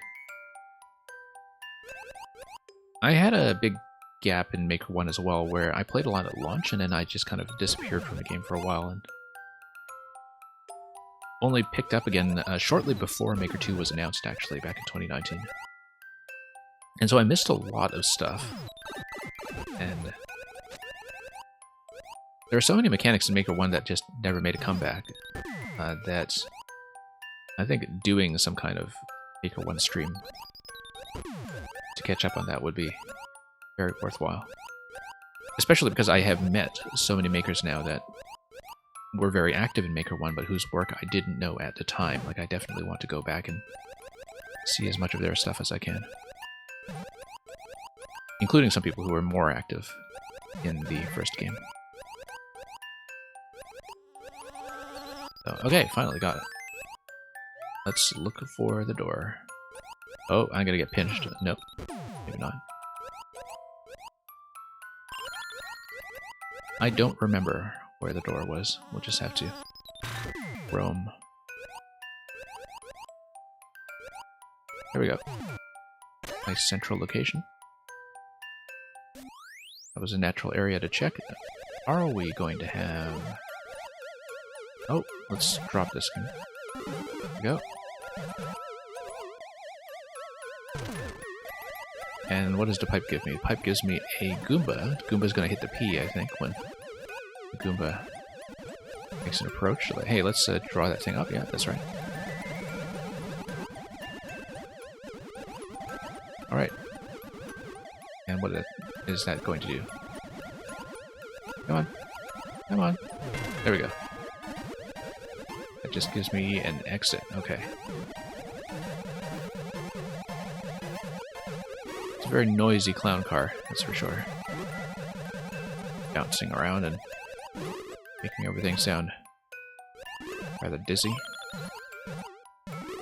Okay, here's another randomizing element to the Magikoopa transforming the block into something eventually, unless you have entity block this in such a way that forces it to be a coin, which is always possible.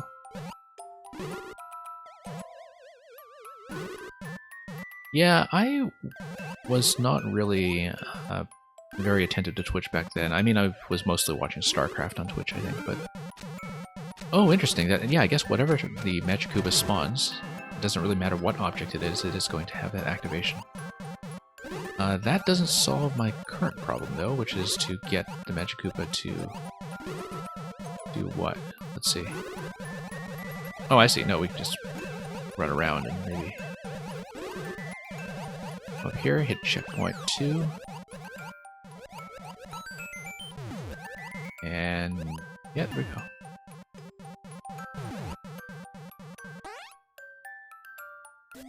So yeah, Biggie Swells, I think you had a lot more...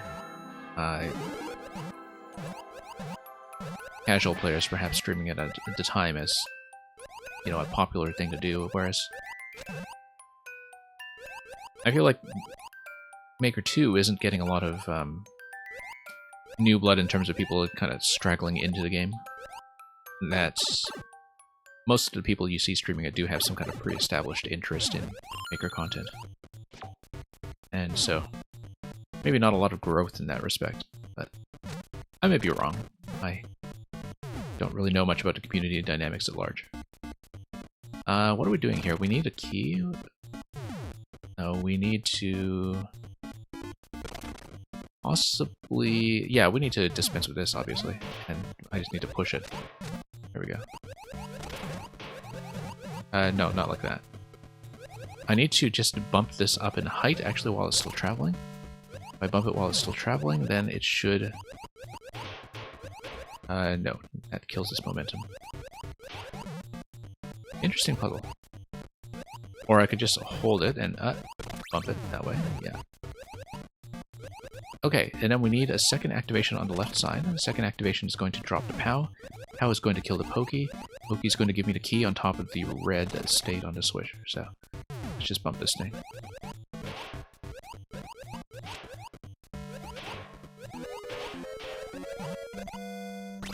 Okay, there we go.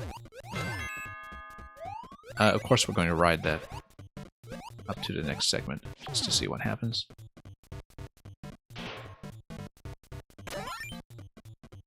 Room doesn't require to use a shellman? Yeah, that's right. I could see that by the time I was through it, of course. Because you can just land on a shell and then release from it, right? And let it float up to the top. Same idea here. Let's, of course, just take advantage of the fact that we have the shellman. Or not anymore, we don't. Okay, let's try to release my way out of that and then bump it from the side, yeah.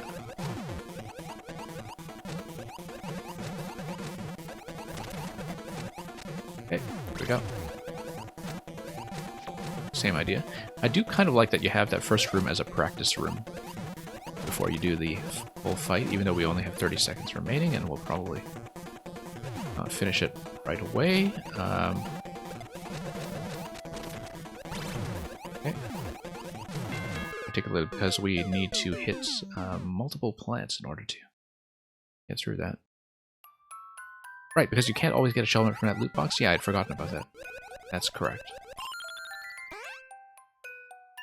Hadn't thought about that.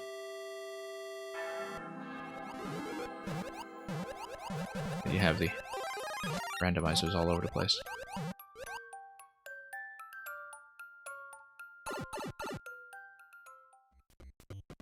And yeah, it was very impressive just what an audience Maker 1 reached. Given that the Wii U was definitely in decline at that point.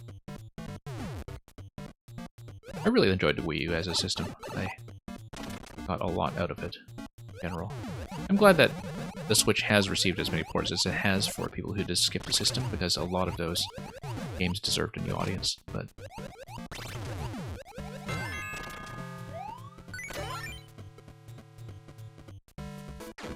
Yeah, Biggie Swallows, I can definitely see why some people would be of that opinion. I mean...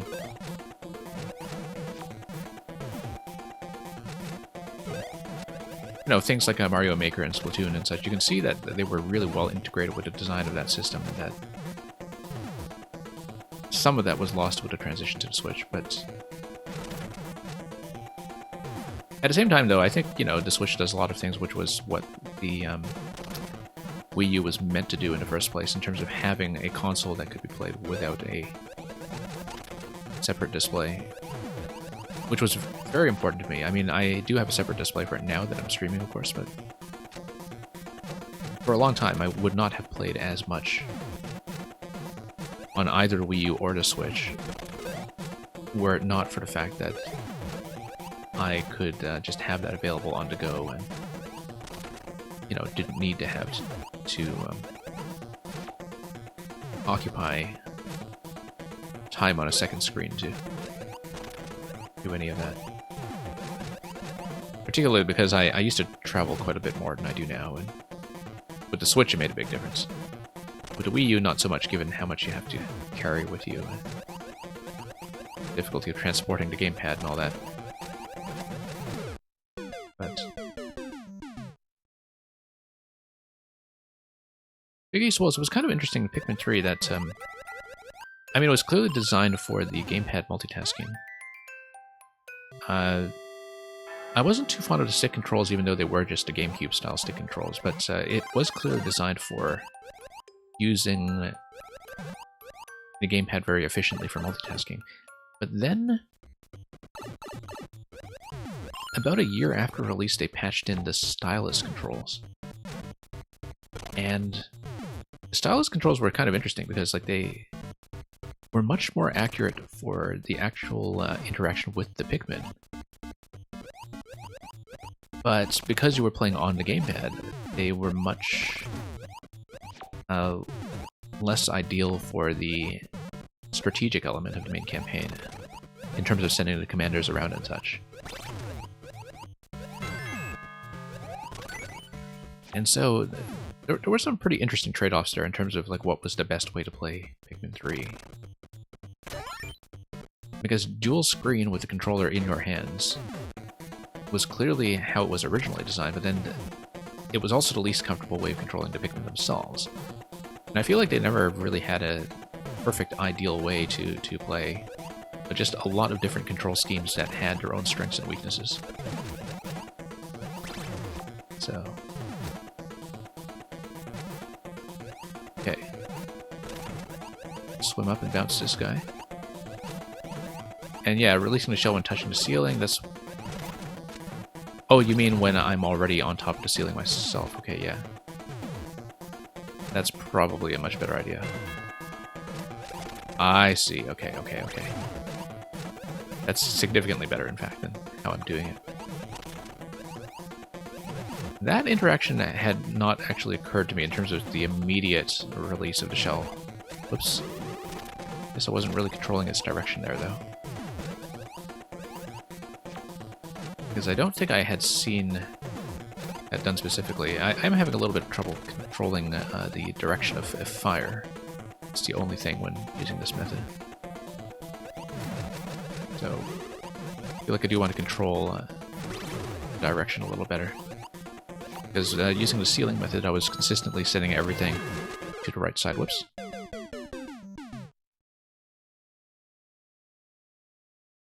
And yeah, Biggie Swole is just Nintendo. They're always going to do something crazy with the hardware. I do think that there is much more interest in maintaining the Switch library, you know, as a software platform going forward, instead of having a full reset the way that you usually do between generations because of changes in the hardware architecture.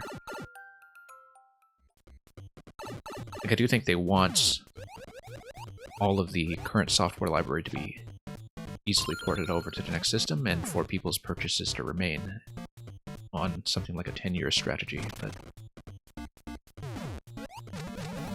you know there's going to be some kind of gimmick. Some new thing that will be exclusive to the successor model.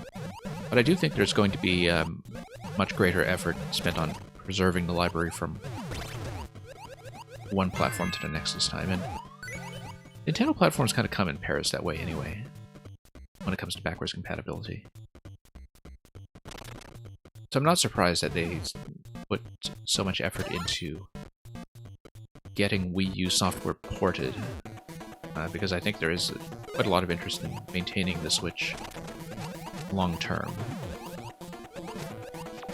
And it's just a matter of whether consumer interest will continue, or if it will kind of suddenly plummet like the Wii did. And I don't think it's going to plummet like the Wii did, because the proposition of the Switch as hardware is still pretty unique in the market.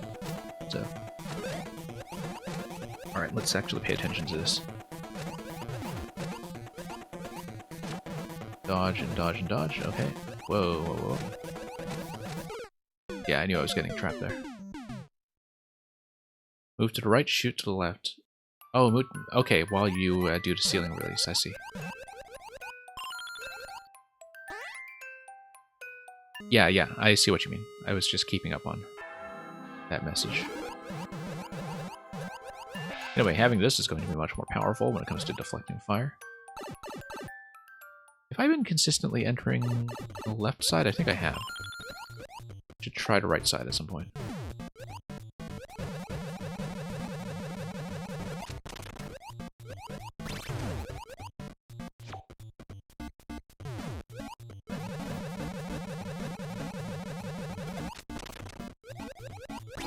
Okay, there's the tutorial. That. Entering this room with a shell right away allows me to just kick the first one. And we'll just grab this one. Whoops. And yeah, just get some of this out of the way. There we go. Yeah, of course. So, because you get your position ahead of the target. Whoops. Anyway, 2 more cycles. Need to be playing a lot better than we've been doing. Whoops. In order to do that, I didn't really account for that drop after I kicked a shell, but that was the sensible thing to anticipate.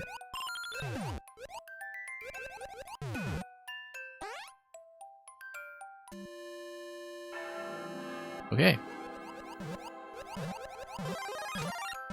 I think in some ways the mushroom makes you a bigger target to hit. Let's check the right side just to see it for once. Okay, different mechanic actually, so.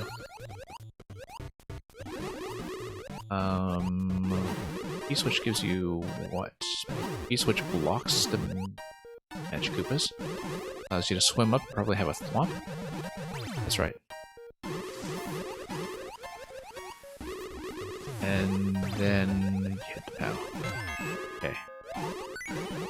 So once again, that's kind of a tutorial segment before a bigger and more elaborate fight, I'm sure.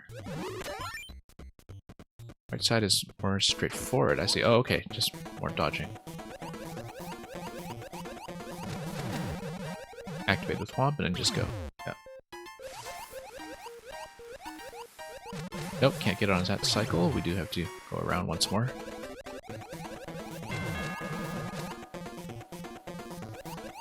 And activate. Ah, okay, that's how this develops into a second phase. Homing wigglers.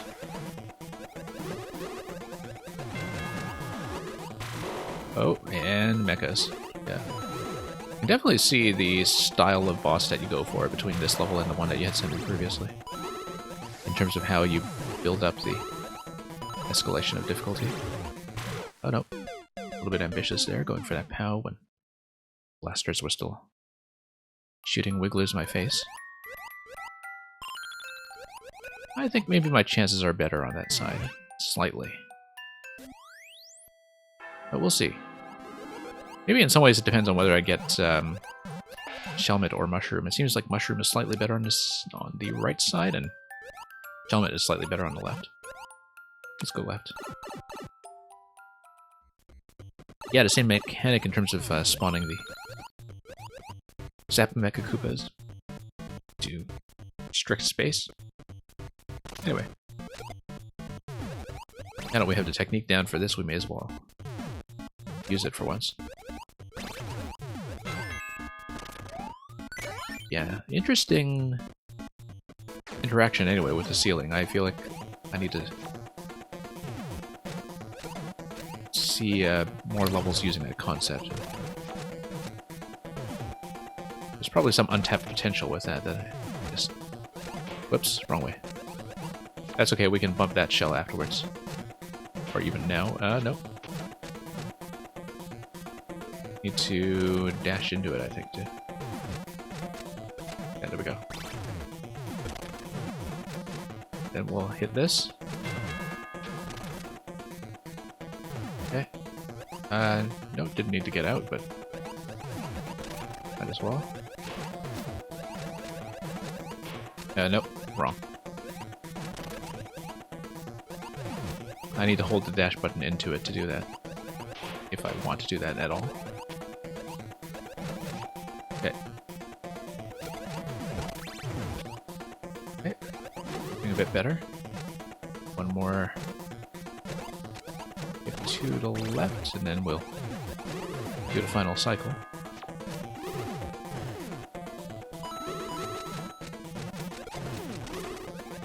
Okay. And yeah, Shelmet actually feels very comfortable in this in general. I think Mushroom feels much less comfortable on this side simply because it makes you a bigger target. But okay.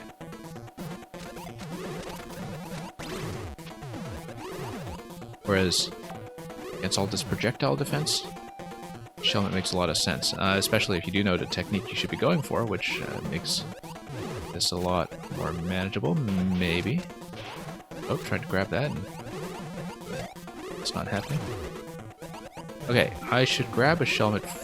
Sorry, a dry bone shell for safety here, just so I can take a hit if necessary.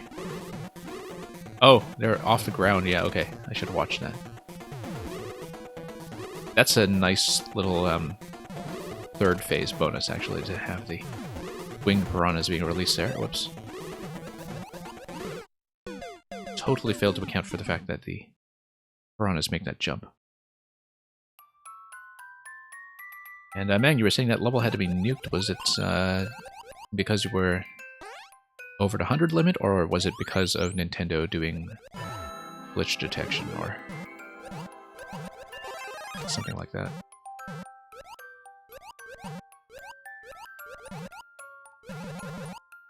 And yeah, Night Castle would be a pretty interesting place to make that work. I might have to play with that idea myself. I need to take that into the editor, and we have the mushroom. We're going to do the right side. Level limit? Yeah.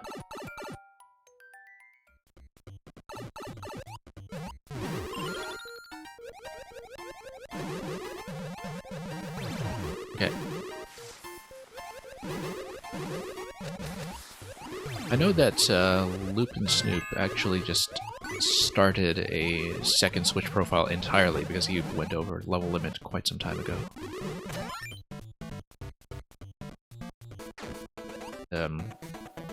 He's definitely not the only one who's done that, but he's the first one who comes to mind as having had to use that workaround. Actually, I think he's got at least 3 profiles, because he has one that he uses just for his trolley garbage stuff.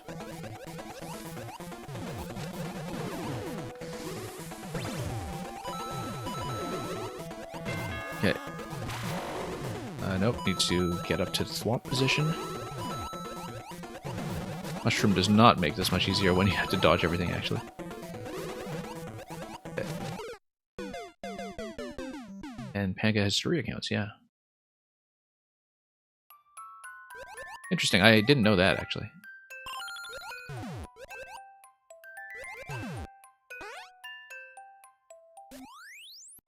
Okay. We're getting there. I understand that I need to watch out for the wings this time on the left side, so that was the one adjustment we needed to make in order to get that key. I had it down otherwise. It's not an issue.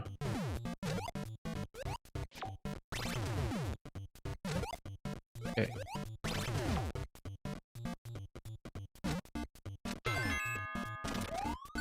Okay. Let's go through here. Kick the first shell right away. Kick the second shell right away. Whoops. And lose that unwisely. And, okay. And, whoops, wrong way.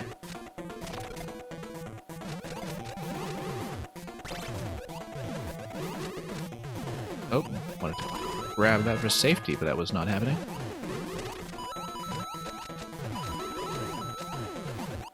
Okay, here we are. It's going a little bit better, despite some of the issues that we're having. Okay, let's let them land, and then tap. There we go. 2 keys. Interesting.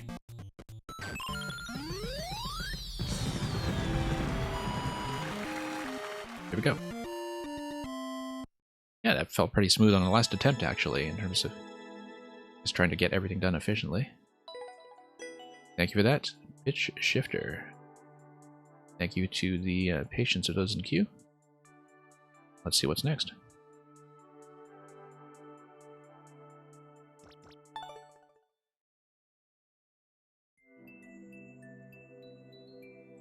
Okay, Mang's got another submission. PQN, hey, NetCanX, welcome back.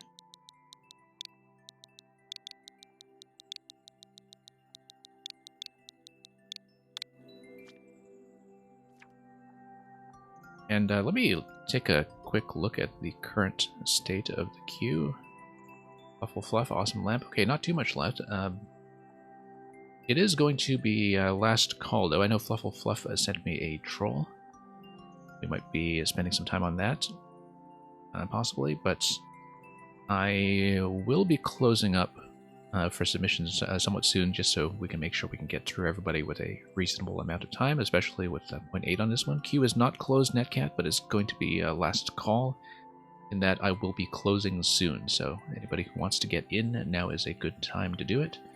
I will shut it off by the time I'm done with this level, maybe even halfway. So let's take a look at Bowser's Super Belt, where Mang goes to sleep. So yeah, still open, but not for long.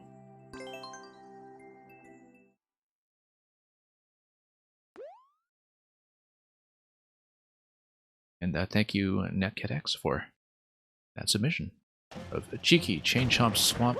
Let's actually watch where I'm going with the level. I was too busy watching my chat. Okay. Yes, okay. So I need to probably long jump into that block.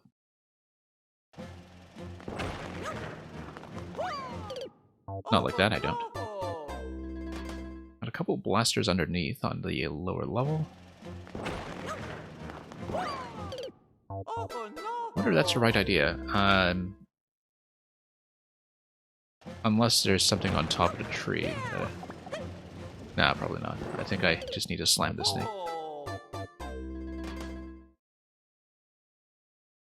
And remember, I can roll. Yeah, that's right. I'd forgotten about the roll activating the block, actually. I was...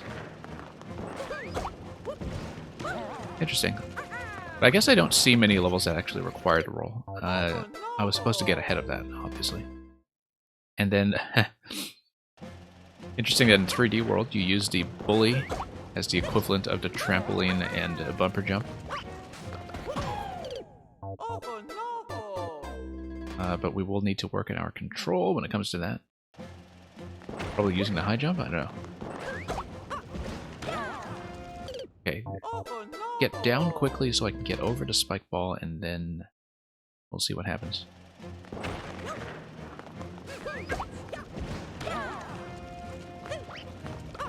Yeah, no, we need to do the spin jump into it.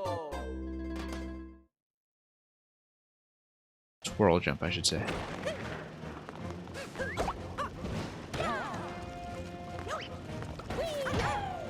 There we go. Long jump here. Long jump, for sure. Long jump and then a bounce. That will... Oh, we'll see what happens.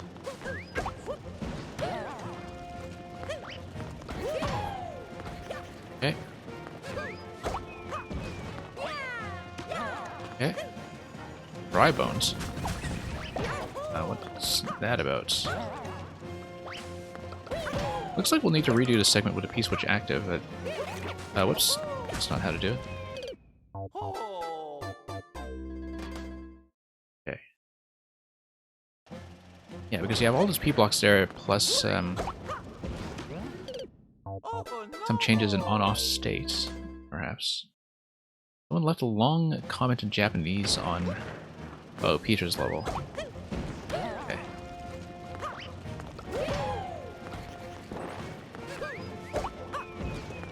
Oh, whoops. Long jump.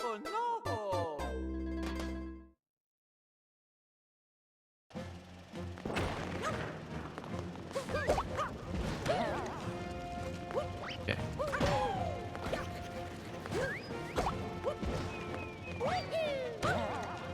Back out.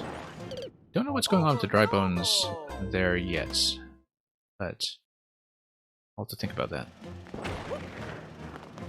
Maybe that's just something affected by a second pass through this content. With the E and the on-off state manipulated. Whoops. Nope, wrong way on the dash panel. We'll just have to fix that.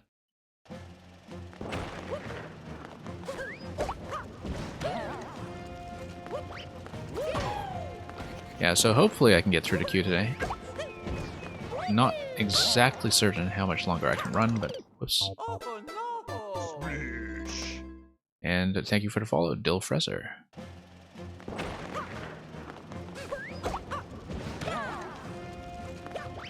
Okay. Let's see what we can do here. Long jump, bounce up,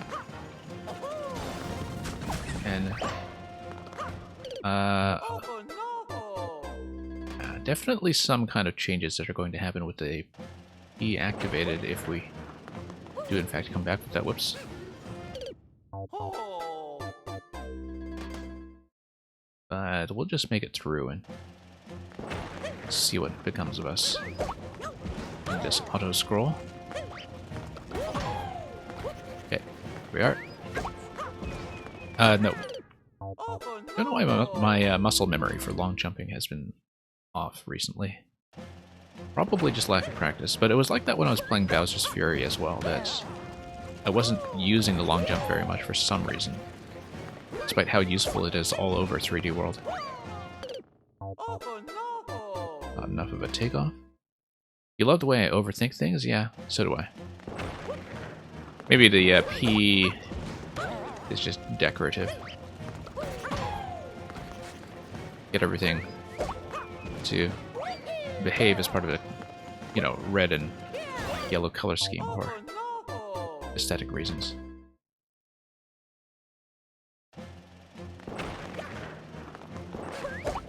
And here we go. I mean, there are definitely level types that respond better to overthinking than others. Nope. Wrong way. Oh no! Should probably just have done a straight drop down to the dry bones. And use that to reposition. But we'll see. It's there for some reason.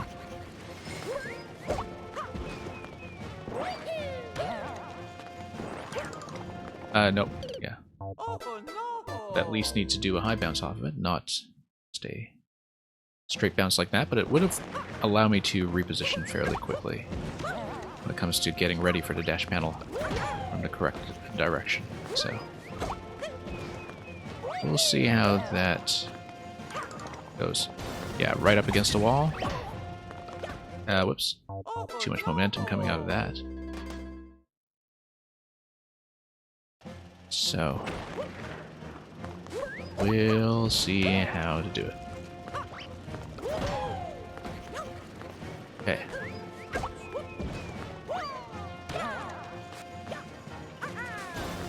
Yeah, a little bit of a twirl here. It's not too bad.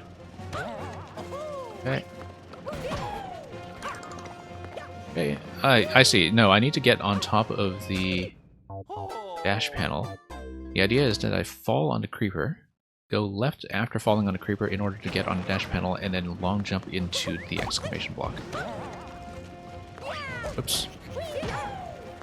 That accidental long jump ended up working, which was a bit of a surprise, but we'll take it. Too slow coming into this segment, though. Oh no!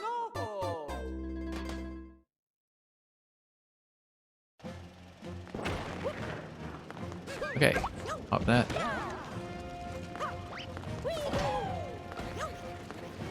And tap that. Nope, got stuck on that. Yeah, I really should use that dry bones drop to control my timing, but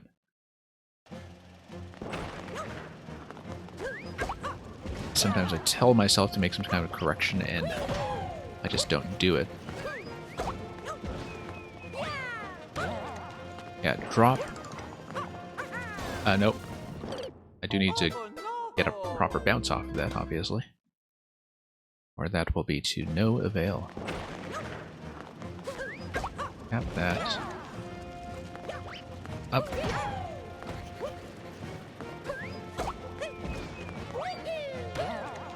And over. Nope. The twirl is not something I should be doing. I should be getting directly off of the dry bones onto the dash panel with a directional adjustment. And I'll need to learn that because when I have the creeper to dash panel to long jump element later on in the level, I'll need to have that reversal totally fluent. Got out of trouble there despite missing at first.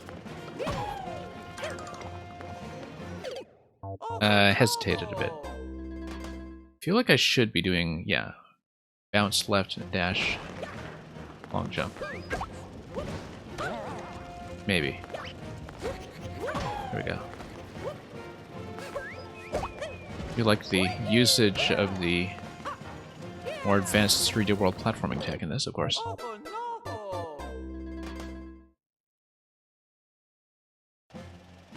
But we really do need to learn how to enter dash panels properly in order to get this down.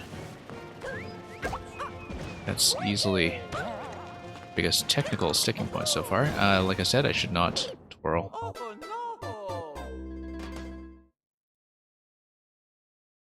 Bad idea doing that twirl. Does cut off my directional adjustment a bit, so. I love how long the roll is when you have, I guess, everything on Oh no! the mechanic that has been set up for us here, so. The conveyor.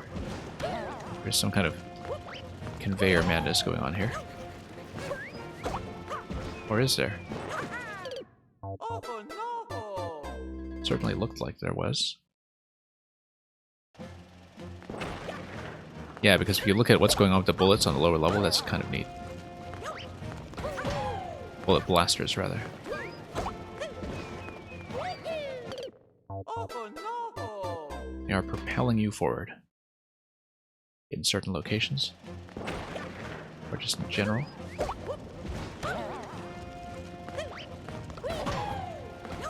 Anyway. And set huge forward motion that you get with the roll attack. Nope, still not adjusting properly going into that drop. Really do need to switch directions going into the dash panel. Yeah, it really gives you a ton of distance on the roll, as you can see, Netcat X.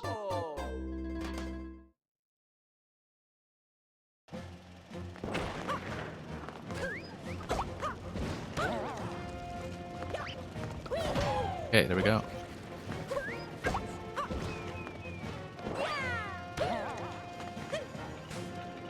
Nope, once again, not falling into that accurately. Yeah, I really do need to just bounce off the dry bones and then just make sure I turn right quickly enough. That's been a bit of a stumble so far. And a nice thing is that the rolling distance here gives you plenty of opportunity to catch up to the auto-scroll as well if you do fall a bit behind.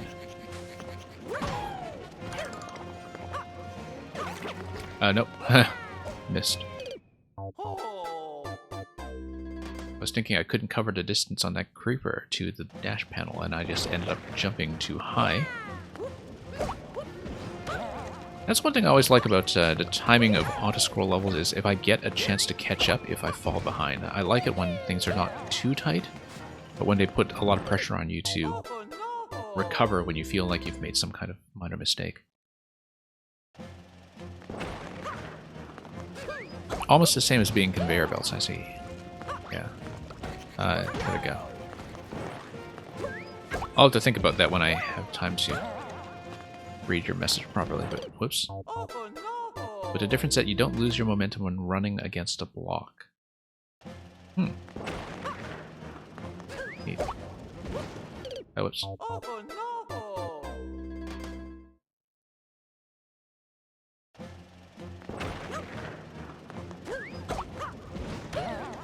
Yeah. See. Whoops, no. That makes a big difference in terms of having the mechanic feel reliable and maintaining momentum. Okay.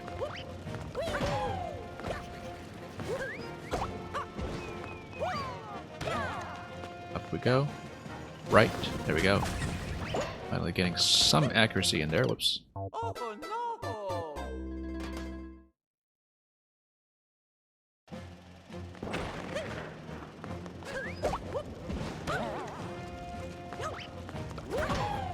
And up. And up. Okay, just in time.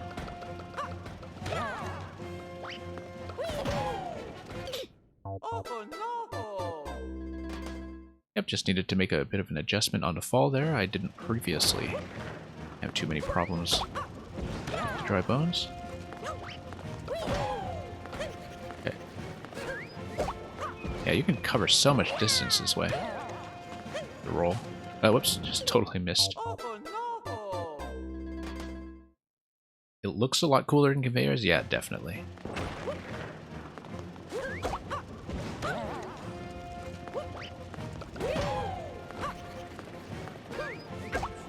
Okay.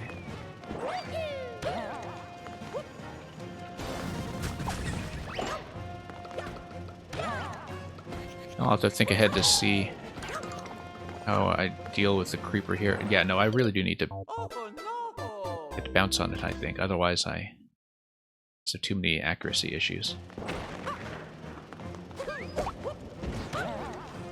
But ultimate objective there will be to get the long jump against the exclamation block. I think. And usually you kind of get stunned out of the long jump crashing against a wall, but in this case, because you do have that forward motion from the floor, it should be okay to crash against the exclamation block with a long jump, and then continue from there. We'll see when we get there. Gotta solve a number of other problems first before we can worry about that. So, we'll just solve it one little bit at a time.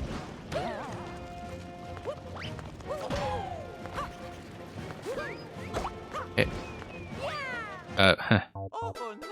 Should remember to dash into that for once.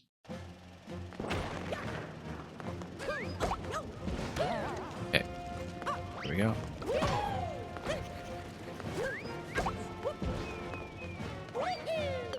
Yeah, dash into that. Creeper into dash long jump is the hardest thing in the level. I can see why.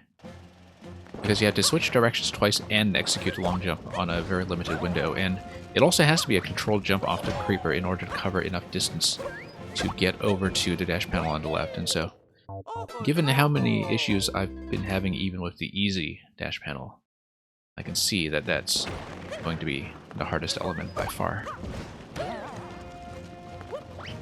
That's okay, we just have to learn it until we get it.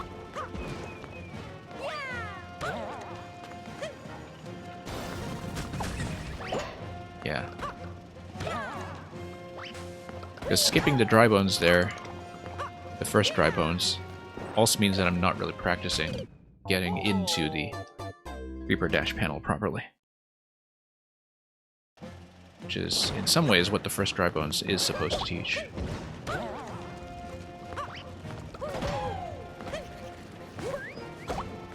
Okay, forward we go. And up. And yeah, salvage that barely.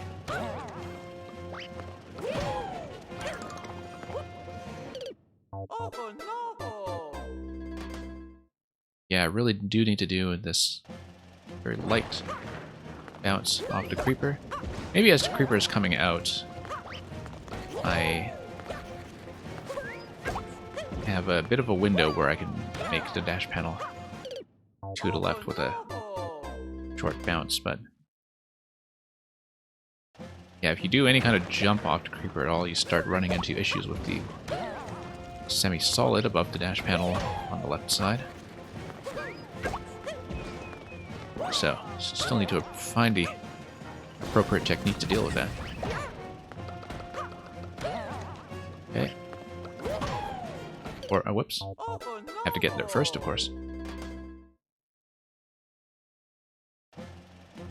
But yeah, really neat mechanic so far. Great sense of speed. And, yep. Because, you know, you're actually covering quite a bit more distance with the roll than you are with a long jump, in some ways. At least it seems that way. There we go. There we go. Now we'll die to something else entirely, I'm sure.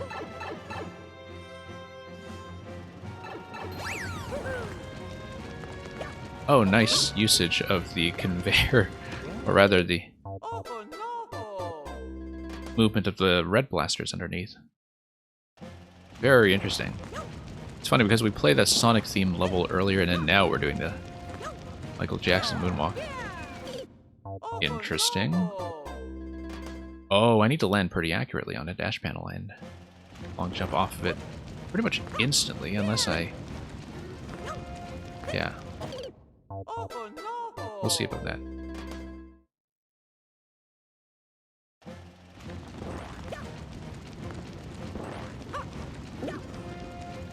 Oh no! And yeah, I mean, you know, in the process of making a level, I think it's very easy to internalize mechanics in a way that becomes familiar, whereas Oh no! players who are new to it do have to kind of learn to interact with the system as they go.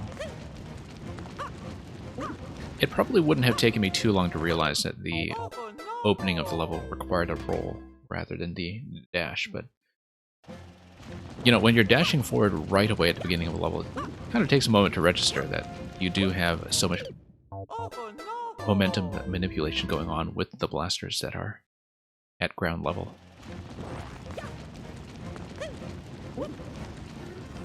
Yeah, the speed management on this is really cool all over. Of course, tried to get the long jump on that, and I think I was late. I just fell directly off the panel.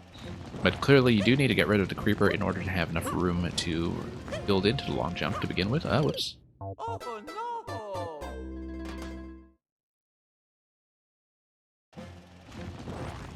But yeah, now that we're past that creeper dash panel interaction earlier, I feel like this stuff is much more manageable as long as we get the right landings. And it does indeed look very, very cool, as Netcat X was saying earlier. Okay.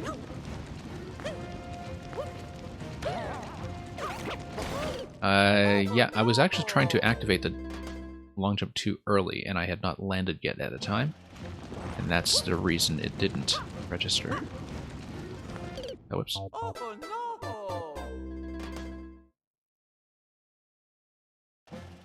So, let's see what we can do here.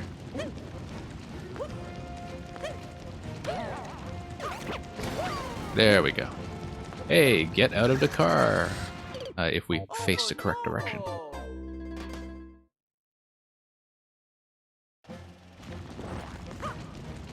Yeah, those of you interested in 3D World momentum levels, Meng made a very notable one called Get Out of the Car from middle of last year. I certainly hope you didn't delete that one. But well worth playing if you want to see some interesting 3D World tricks. Whoops.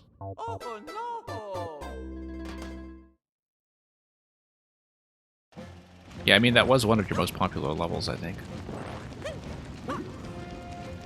So, glad that's still around in some form.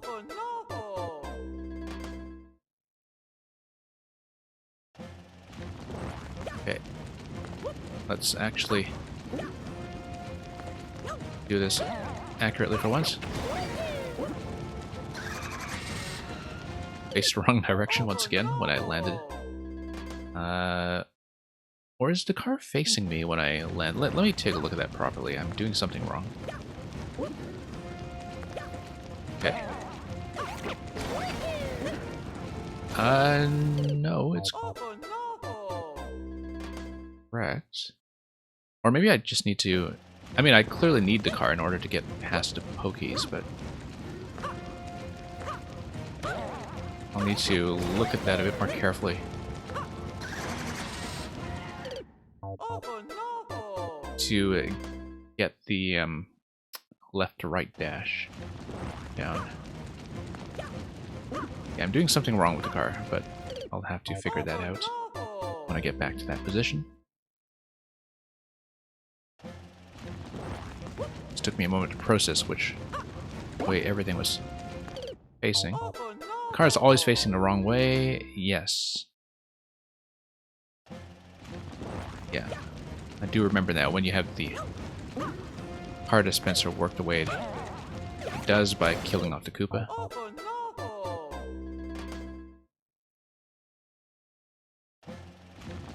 And yeah, it really does cut momentum like crazy as a platforming element, but I don't think the car was well designed to begin with from Nintendo's side. It's really amazing that we've made any kind of use out of it.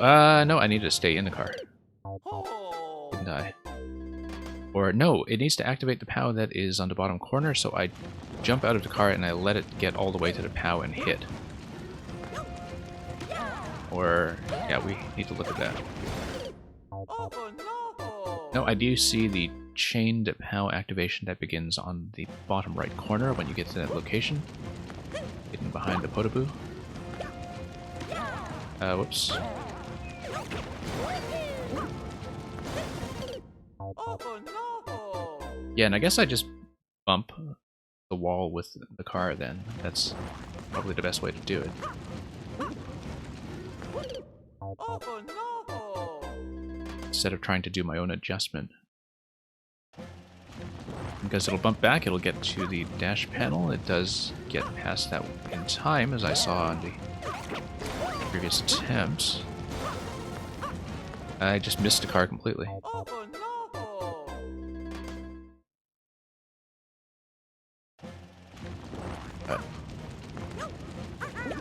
Let's get in there.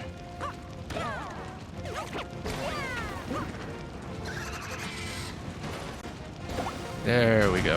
No, I need to jump out of that Oh! and let the car crash. Yeah. I was hitting the wrong jump button, of course. That's something I was well aware of. Just did not correct for it properly. Still trying to correct for some momentum, of course, while I'm riding out the red blasters. Pretty well camouflaged in the lava, but that's part of what makes this work aesthetically, so yeah, let's crash it.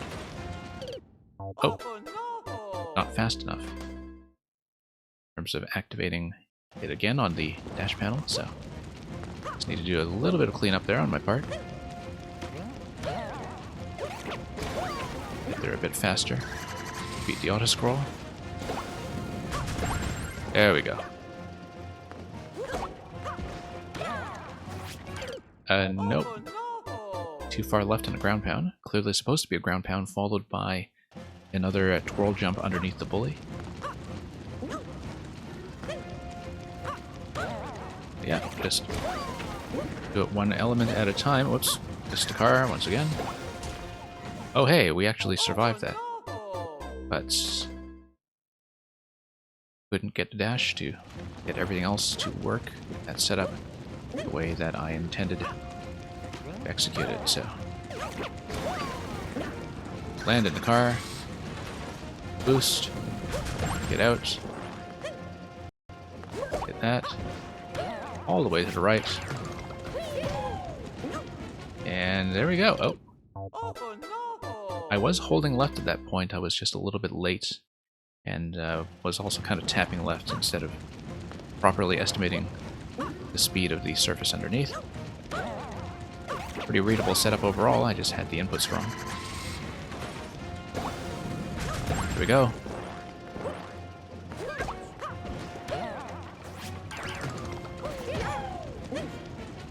Okay, let's get this under control and bump my head.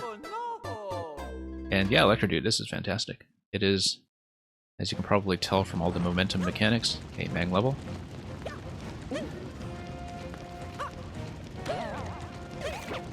Whoops. And it's going great. I am about to close up the queue, because I don't know if I will be able to get through the rest. I think we have 2 or 3 currently in. So, hopefully I can get through the rest, but we'll see how that goes. So yeah, I hope you're doing well, Electro Dude.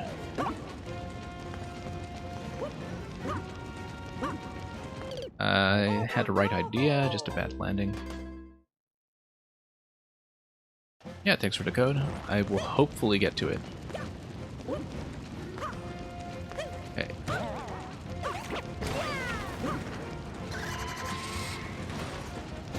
And if not, you know where to find me.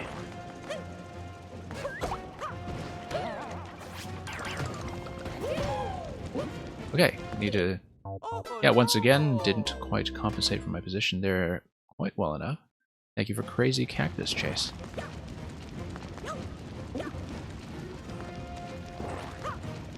Nope. Oh no! I'm just going to close up at this point. I am still playing this level. I have not played an Electro Dude. I've not caught up on some of your more recent uploads. Let me just update my stream title to reflect the closure. Meng, I am still playing this, obviously.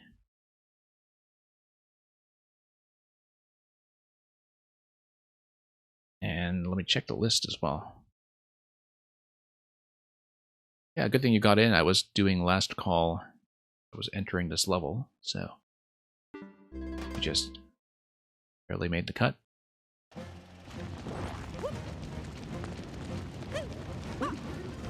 It also depends, of course, on how long we spend on the partial troll that we also have in the queue currently from Fluffle Fluff. So we'll hopefully be able to see a decent chunk of it, but that will affect quite a lot about how much we get through afterwards.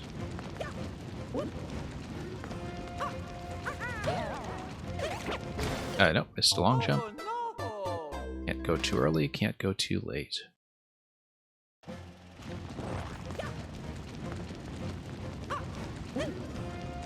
Yeah. Okay. Crash that. Nope, too late. Didn't quite get the boost. I feel like that is the correct method, but I just need to be cleaner about my timing, especially getting off of this element here. There we go. Yeah, need plenty of time left on screen.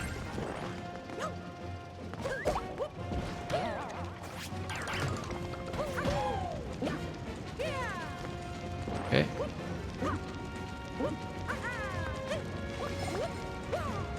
Nope. Bad idea to climb to the top of that tree. I really should have let up on that and gone for the ants straight away.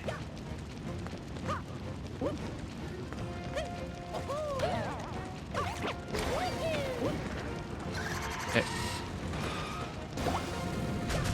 Up we go.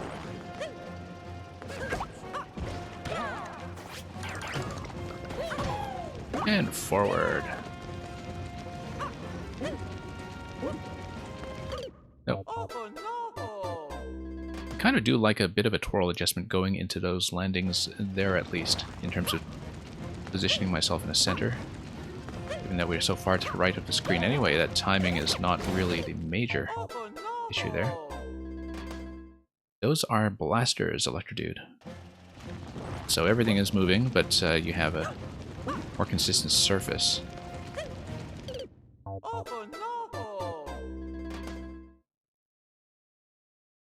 I think those are blasters, yeah.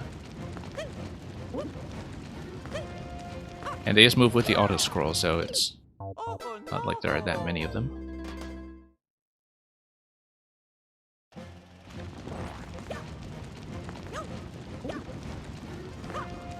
And yeah. It looks great, and it's kind of a bit of a hack to get the collisions and momentum to work out when you transition in and out of those. If I understand it correctly. Oh, it's too much compensation there, and I just slammed against a P.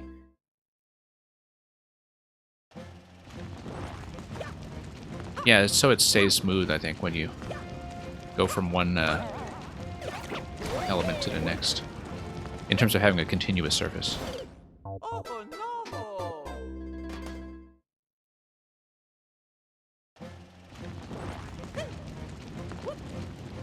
And it just looks really cool. I mean, there were black blasters in the first segment, and now we have red.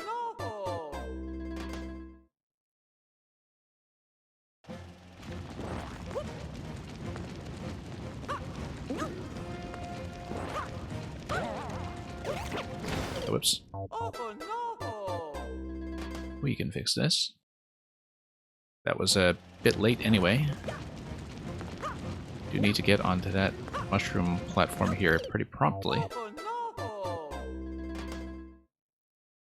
in order to get over to the car in time. There we go. Slight adjustment there. We'll do the trick. Land accurately in the car, and that should be fine. Yep.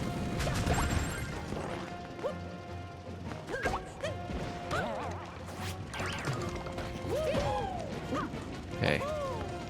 Land in the middle.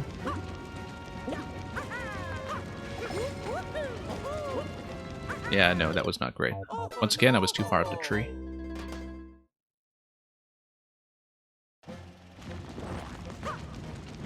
And not really well positioned to jump off the tree on the right side. Too slow there anyway, so not much of a point in attempting it that way. But yeah, let's see. Go. Up we go. And forward.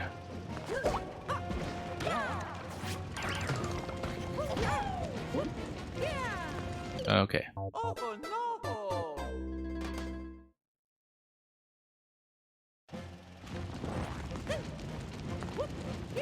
Well, steadily making our way through.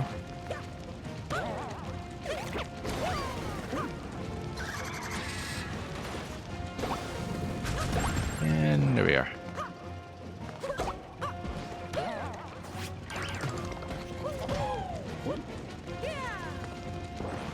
Okay. Up and adjust. And yeah, the twirl is not a good idea. I'm losing too much time there, and the spike balls are outpacing me.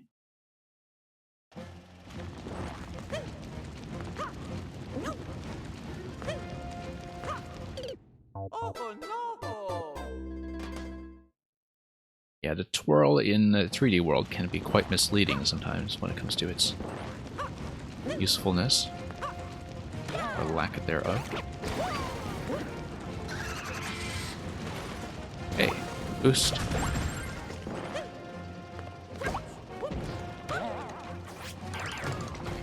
And forward. I think maybe I was just kind of behind pace in general. Yeah, there we go. Much better. Let's not hit that last spike block. It's quite close to doing that, in fact. I was trying to roll in that conveyor, and I was a bit too late in that input, but excellent finish. And thank you for that, Meng. Thank you for the GGs.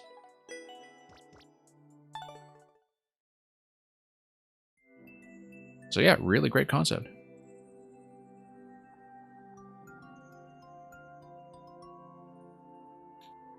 Good to have a bit of a trainer to get my 3D World technique back as well. I'm really glad I'm playing with the Super Nintendo D-pad rather than the Pro Controller D-pad, because that's the kind of level where the problems created by the Pro Controller D-pad for the 3D World style when it comes to, you know, mixing up twirls and rolls and so on due to diagonal inputs would just be a huge problem. So, Fluffle Fluff, thanks for staying for so long. Try to give your level a fair amount of time. And, yeah, thank you for that play on my level we saw earlier. No, Netcat X, I'm using the official Nintendo-issued Super Nintendo controller that was meant for a Virtual Console.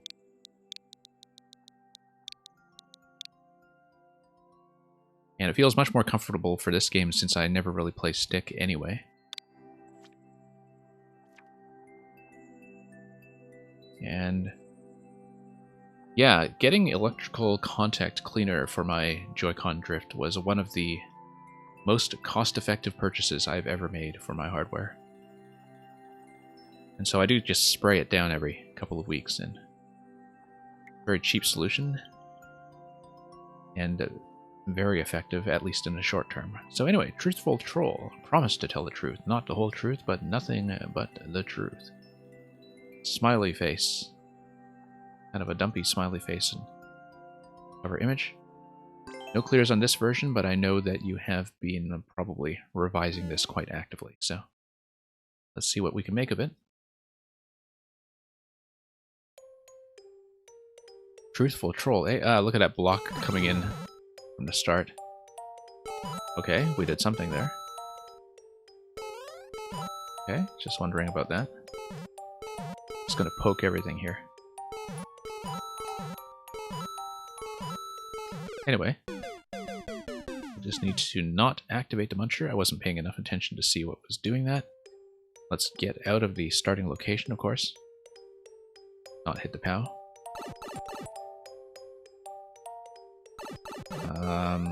Up that. That seems like a trick. Okay, was thinking I could try to sneak around that location, but not very wise.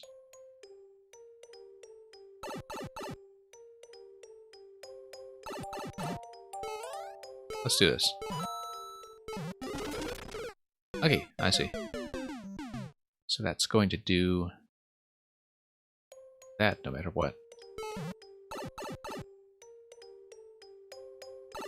And Netcat, yeah, I think they had a pretty limited supply run on that. I did manage to get it, you know, at a standard price officially through the Nintendo Shop Online, but it was supply constrained for a while, and that's why. It might be again, who knows. Let's see if there's some kind of activation from that. No. Let's go back through the pipe. I feel like that might be useful. Oh, look at that. It doesn't crush you if you are small. Let's go back here. Okay, that does come up. Maybe there's something... no. Okay. Just wondering. So we know there's a mushroom in the central section there that activates the jump block later on. Okay, yep, that kills the POW with an on-off activation, and then that releases the Muncher. I hadn't considered preserving the POW somehow, too. Yeah, suppose that we don't come up here to activate the on-off, and we go for the POW directly. It kills that, and then we activate this to change the on-off state, and then we move forward.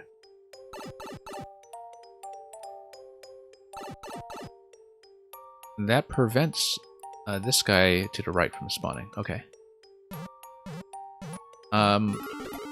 Yeah, we want to avoid that then. We want to go over and then not hit the mushroom and then come over here, because the idea should be to not hit the mushroom probably. We would still need to resolve the problem of how to activate the P-switch, but we can do that somehow. Let's think about that. Oh, interesting that the Muncher does come up when you come up here in the off state. Of course it would, because that's how that worked previously if you didn't take out the POW first. So take out the POW, take this guy out. Hey, let's just tap this just in case. Okay. Move on. Now we just need to be very careful about not hitting the question block, not hitting the mushroom. And can we do anything if we... Let's see, regardless, that's going to come down. Spike ball is going to come down. No, the idea should be that if I tap this, spike ball comes out the right side. No, we face this direction. No, okay, that's only mushroom logic. I'm still thinking in SMP1 terms, in terms of activating the drop direction of the power-up. Okay, spike ball.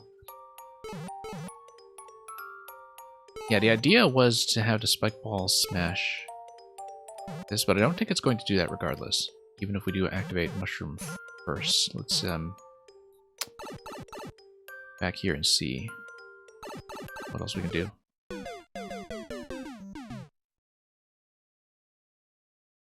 But I believe the first step here is correct. It's going to be POW first, and then this guy. The other thing, too, is that when the on-off is in the off state, yeah, that's preventing the Muncher spawn over here. It's not going to do anything, however, about the spike block in the central position. I don't think that would be affected at all. Suppose I hit this first. No, that would still break against the wall. I thought so, but worth checking these things. Okay. That would still be the spike ball. Don't see a way to get around that just yet. Okay, let's poke this. Seems to use a mechanic that not many people know about. Several people have run into it. Okay, interesting.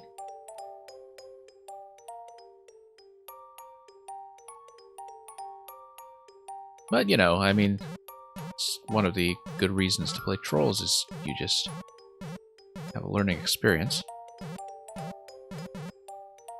No, I was definitely thinking about, like, positioning myself to send the mushroom over to the left. Because if you send it over to the left, then you can grab it and you can survive the spike ball, right?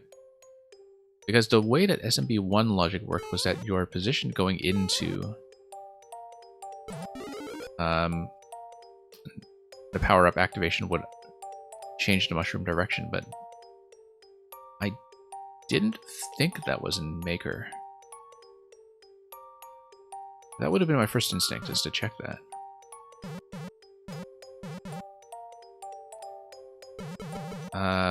Yeah. I have to think about that.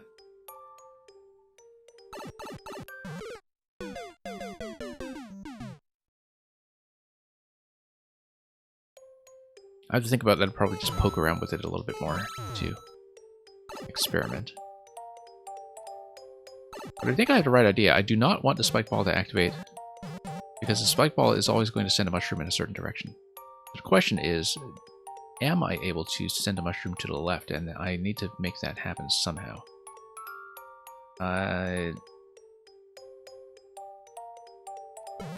Yeah, this is always going to send to right. I don't remember if it's your positioning or your facing direction or what. But maybe that doesn't work, and maybe that's not the approach. The other thing I can do, well, first of all, let's get back out over here. And the Muncher's going to come up regardless, so I don't want that. Okay. Now, this guy. Let's get back in position to see what else we have not tried in this sequence.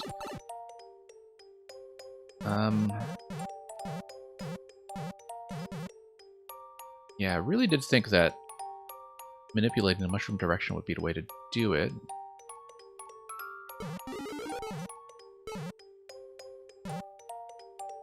But I have to think about this. This is also in the... this is in the night theme, so I have to think about the mushroom as... No, this is in the poison theme, though. It's not night grassland, it is night jungle, so... Power-up logic is not the answer. Has to do with the spike ball falling.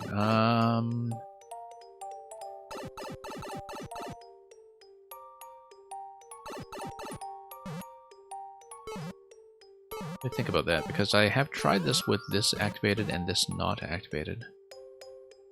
And...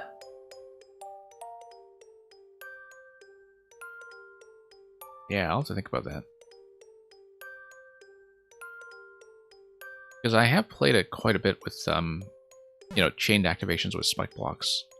Spike balls, rather. Oh, you mean this guy? Yeah. You know what? Why don't I just bust it as it's coming down? Or...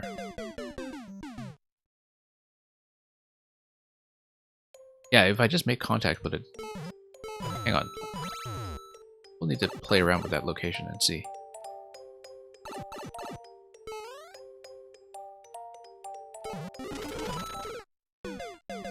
No, because it'll just smash right through since it's a large spike ball. It's a... Because the idea I was thinking was to, you know, make contact against it and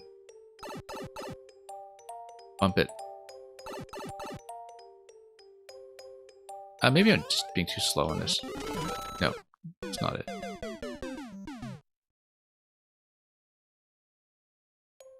Could also be... Let me think. I think it's going to hit me regardless, and it's not that I have to hide under the corner or something. It is that I have to hide under the corner. Okay. Yeah. Okay, we got it. Now, let's see if I'm correct in terms of not taking the mushroom. Switch. I would have to take the mushroom in order to damage boost past Sawblade. P-switch, however, one thing I haven't thought about is having the P-switch active going back into the first room. I do want to go back to the first room without the mushroom active because otherwise the block will crush me. I'm not mistaken. Oh, okay, the blocks to the left do not transform into coins. So that's important to know.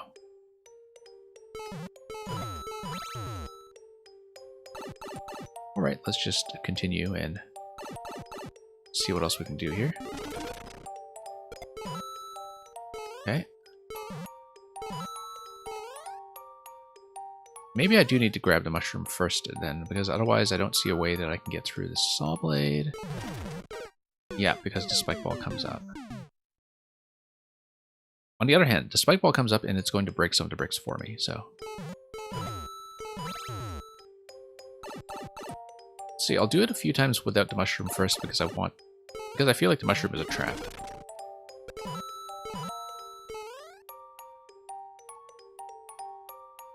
Yeah.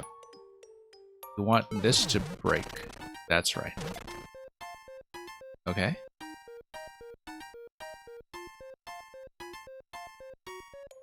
And then that makes it possible.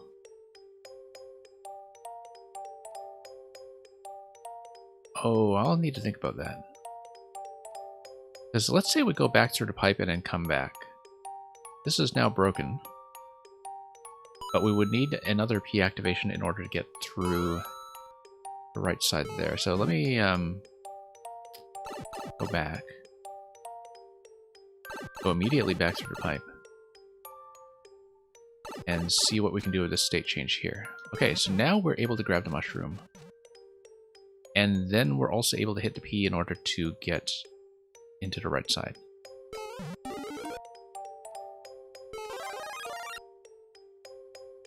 Okay.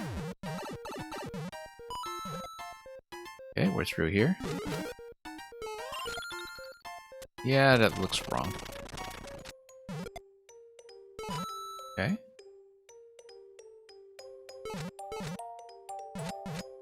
And then we have this, and it's going to do so. Ah, ha, ha, ha, look at that guy. Interesting, that if we manage to keep a power-up, we would still not be able to get through this location. So let's watch this carefully first. Yep, that requires mushroom. Okay, we'll just need to think about that then. Hey, Explicit, welcome.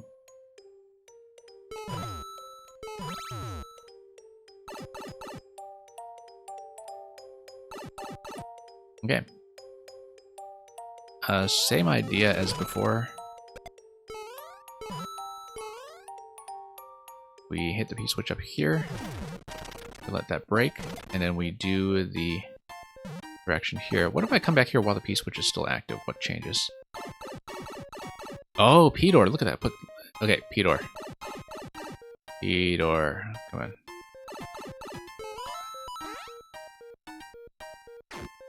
Okay. That guy's gonna look at me funny. This is just a troll level, Explicit. Okay, here's a partial clear then. I skipped the entire troll. Oh, I see, because you're supposed to lead me through a big dead end to the right side, aren't I? No, I tend to do this often where I poke around levels in such a way that I do skip the entire troll. That's happened a few times, actually, but... Yeah, normally, Fluffle, when I have a major shortcut like that, I would just look through the whole thing to see if I can test more of it, but it's getting late enough in the stream that I do want to proceed with the rest of the queue. But I know this is still a partial thing that's in development, so you're perfectly welcome to send me more versions as you get through them, and maybe I'll actually take a look at the rest of the solution at some point. I'm the first person who skipped the whole session. Well, I'm also the first person to clear this version, I guess, so... Yeah. Would be happy to look at it fully at some other point, either this version or a later one, but for the time being, I really do want to get through the queue, so thank you so much, Fluffle Fluff, for coming by. I'm glad we managed to push through that in one sitting in our own way. And we'll mark that as a win. But hey, from a playtesting perspective, at least you know that does happen from time to time.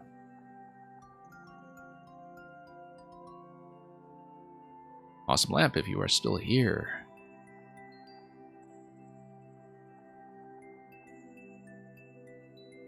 You forgot the piece which would reset going back through the pipe. Oh, okay, so is that not part of the intended path? Yes, Awesome Lamp, that is your maker code, that's right.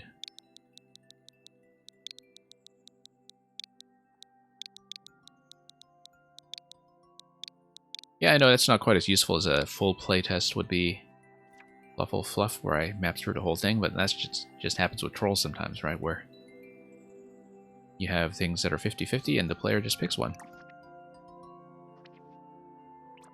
Yeah, it looks like Awesome Lamp, we're just missing the last two. So I don't know if you have a particular preference.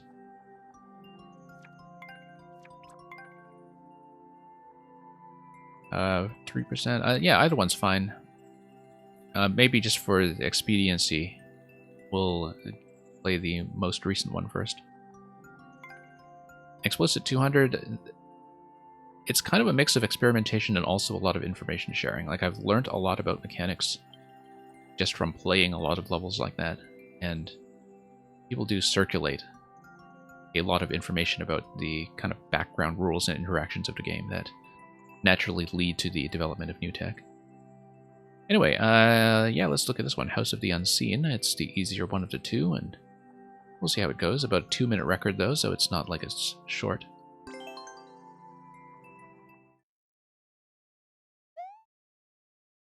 And Explicit 200, normally I would take you up on that attempted troll that you were mentioning, but queue is closed tonight, so... Oh, this is basically the House of Oob mechanic. It is literally the House of Oob mechanic, if you know what I'm talking about with the original Kavik level. With a sort of different signaling system, of course. There we go. Back up. Let's see what's up here. Yeah, so this is just using a combination of a scroll lock and custom scroll to... Oh, look at that. We skipped something. To lock things in position. This is probably safe. Looks like the boos are also signaling something here. Yeah. Yeah, very similar to Kavik's concept, actually, in terms of using that information to tell you what is below ground. One of the first real mechanical classics of Maker 2, back when it first came out, in fact. And so... we will want to get away around a maze in order to get the POW. And Explicit, I somehow get puzzle creators over everything else. That's partly word of mouth.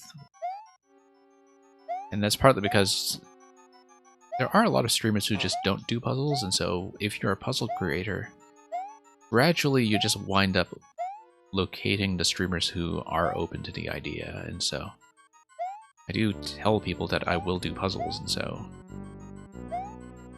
when you do that, the puzzle creators come over. Yeah, interesting. Looks like we do need to think about how to manipulate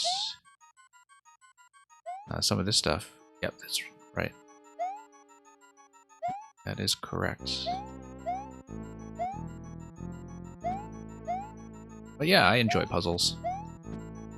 I tend to get a lot of really mechanically interesting creators all over the stream, but I think that's partly because they know I'm generally receptive to that stuff. Let's just nuke this guy now. Oh, except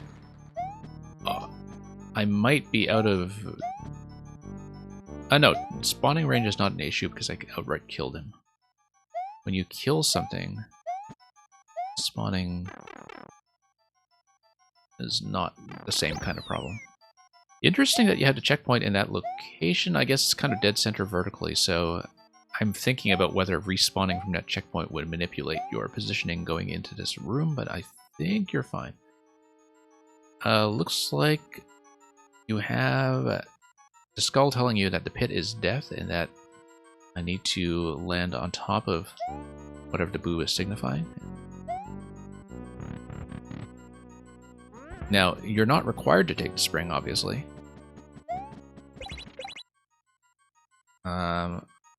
Okay, so that's just trying to trick you out with the pipe. Oh, that's a bad idea. I should have known not to do that. I was hoping I'd activate something. But, you know, that's why I test. Let's start over.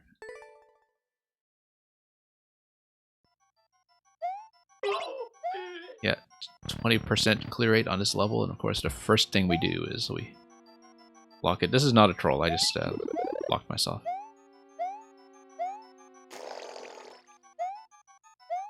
Okay.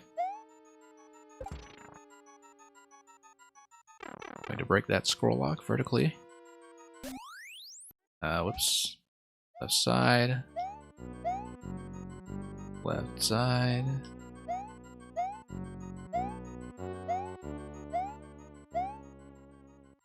Whoops. Let's actually time this out. I am watching the boos up top for those of you who don't know, because if I had some kind of eye tracking on the stream, you would be able to tell. Also notice the yellow block that was in the top right of the previous room that was kind of like a scroll lock control waiting to happen. Okay, we know what to do this time with grabbing the spring that trapped me earlier.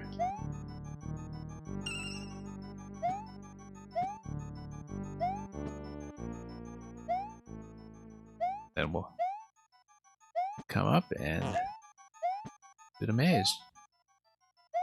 Okay, we do know that expending the POW here is safe, so we'll do that. Yeah, it looks like... oh my goodness, did I do that again? I should be able to sneak through this corner. Yeah, there we go.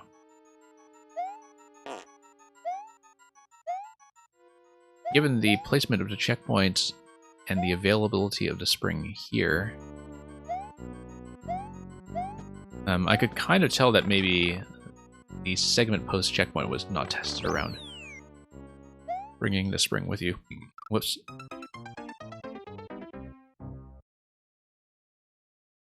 Yeah, explicit, I know that I was just trying to test what's going on.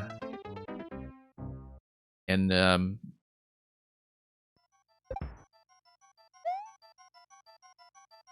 can see something has changed here.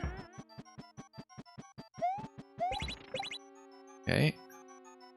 Probably nothing here. And that's a pipe. You can barely see it out of the corner. Oh, third place, second place, first place. This looks like it's probably safe. There's no skull marker. Let's see if there's anything else we need to be aware of. This will not work. I wonder if you can hit something underneath. No.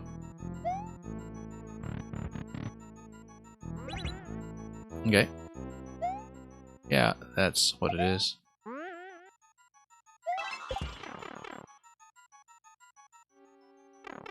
Hello. Oh, it's even got the hello sound effect.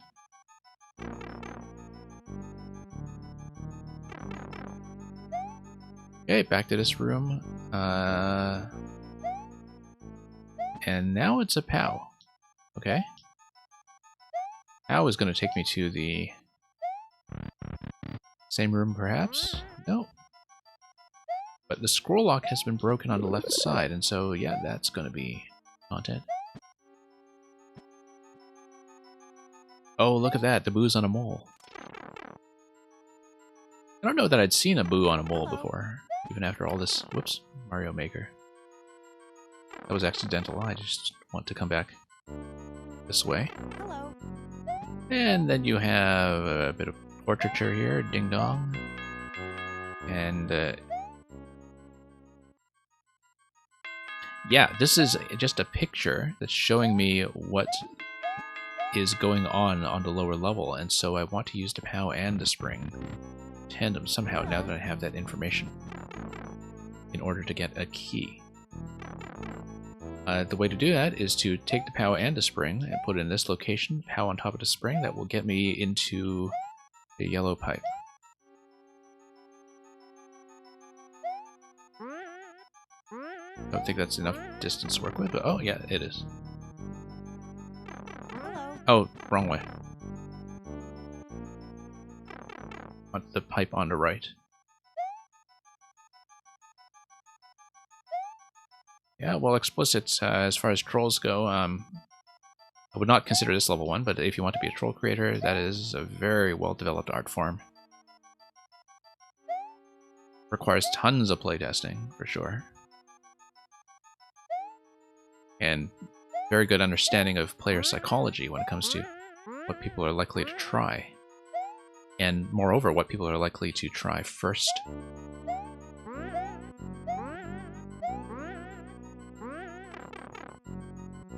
Anyway, we now have a different scroll location through here. Oh, this is just how we came in the first place, right? But now we're able to get through here. Now, am I actually locked, or is there some kind of interaction that I should be waiting for that is timed?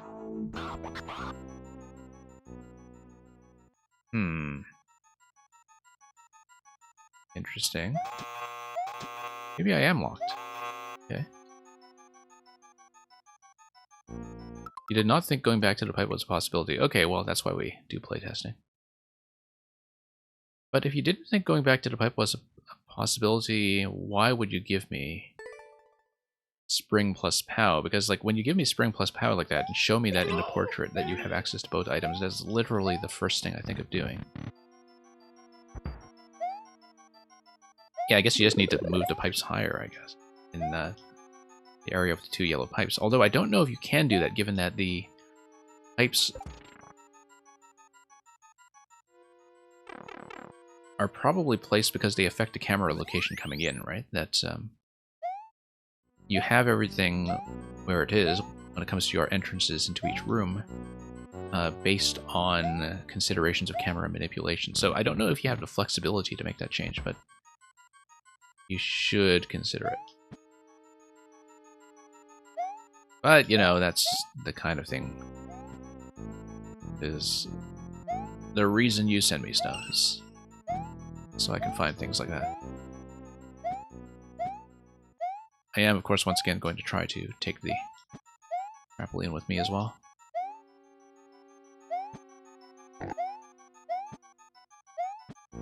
Drop that down.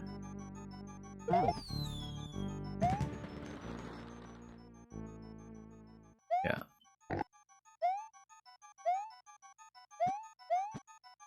And okay.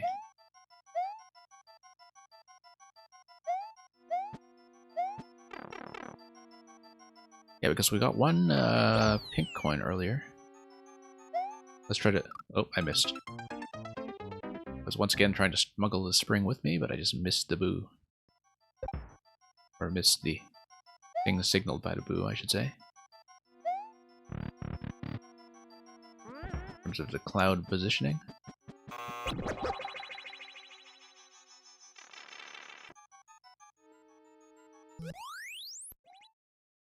And yeah, just come through here.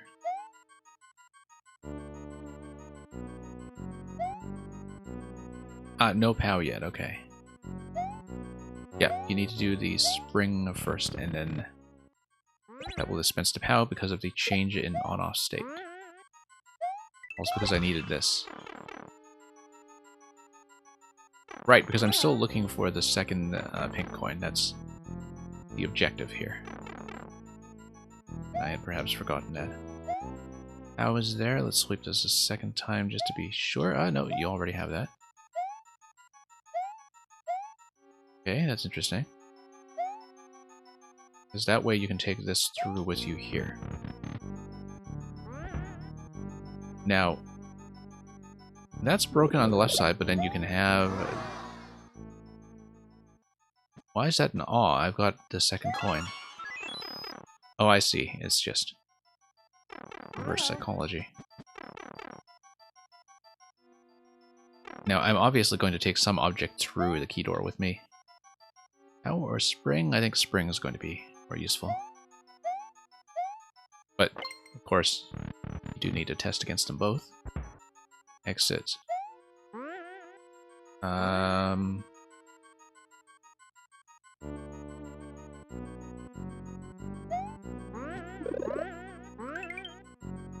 Okay. Glad I checked that. Kind of wonder if anything can be activated by proximity up there, but I don't want to despawn spring, so... Hole goes up. And does something. I heard something break. Oh, probably just a mole coming up the top. That's the sound. Good. Bye. Okay.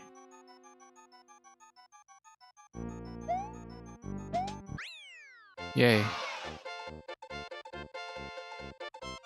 Yeah, it just requires some fixes for locking issues. Do check what happens, you know, when the spring is brought through the checkpoint. This is that location I showed you earlier. And of course, there's also the major issue of going back through to yellow pipes. It is a bit close, I think, to House of Oob.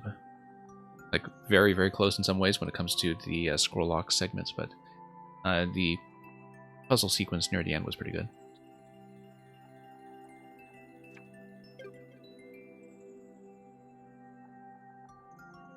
And, okay, let's just mark that as a win. I think it's just Netcat and Electro Dude left, if I'm not mistaken, so... Thank you, everybody, for sticking around. I hope I can get through both of these in good time.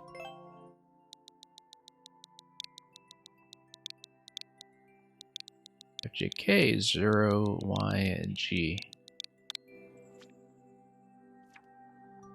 Cheeky Chain Chomp Swamp. These cheeky chomps want a bite of Mario and friends. Be wary and have fun. Okay, it'll be nice to have a 15% level as we start to wind things down. Thank you, NetCatX, for checking in, although I know you are here from the GGs earlier. Thank you to everybody else for the GGs as well.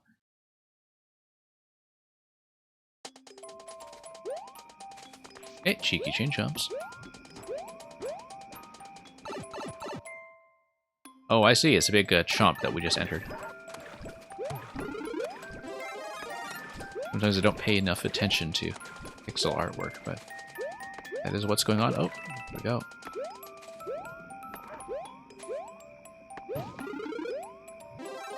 Yeah. Oh, this one's part of your traditional world as well. It really looks like it's designed to give traditional players in particular something pretty unique to look at. And yeah, Explicit, I won't be able to continue after I exhaust a queue. I am already kind of past my intended time. I know I used to do much longer streams that went for like 6 to 8 hours or whatever, but I cannot do that anymore, unfortunately. so like 4 hours is already kind of pushing it for me. I'd love to do long streams, I'm just not able to anymore, for all kinds of reasons. And unfortunately, I think viewer levels really do benefit from long streams where you can make sure people all take the time they deserve. This is cool. Love the hop that they do, this hopping element. Just the aesthetics of the chase of all the chomps going after you. Also that chomp, chomp, chomp sound in the swamp, swamp, swamp. As these stacks of munchers stomp, stomp, stomp. So, yeah, nice, pretty roomy too. You know, you have to be on your toes, but the margin is pretty generous, and then you have to. Oh, very nice of everything to sync, so you know you don't fail to being unable to jump up through a pipe, which is it's the kind of thing that kills everybody. At the exit, okay, pretty huge bonus screen here as we just sweep up everything that's available. Alright, that's not. Explicit, I am doing viewer levels hopefully on a regular basis on weekends now. So, this time slot and the time slot, you know, same time one day earlier as well. I was doing it yesterday, I was doing it today. Throughout the week, I am doing some other stuff that's non-Mario Maker. Currently, I'm running Ori and Will of the Wisps. And also some competitive level Scrabble from time to time on a new web service that's been hosting that. But Mario Maker is still our main program. I currently intend to mainly do viewer levels on a weekend and then occasionally do like a puzzle or catch-up stream for some longer levels during the week. But right now, because I kind of just got back into Twitch, I'm still setting out what the long-term schedule will be. So there are going to be some changes, and if people are interested in scheduling as we figure it out, we do have some of that going on in the otherwise fairly quiet Discord. Natcat, excellent level. Thank you for sending that. I enjoyed it very much as something on the more relaxed and traditional side that is at the same time very memorable. So let's finish up with Electrodude. This will be the last level of the day. I totally forgot to mark that as a win. Hang on just a moment. Let me just log that accurately so we can clear the bot.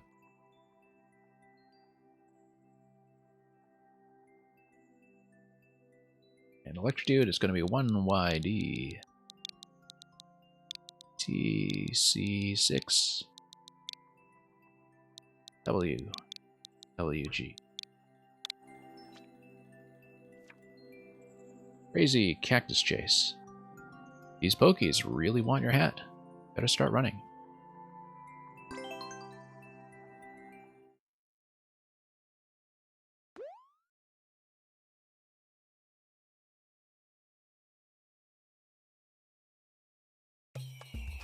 Okay.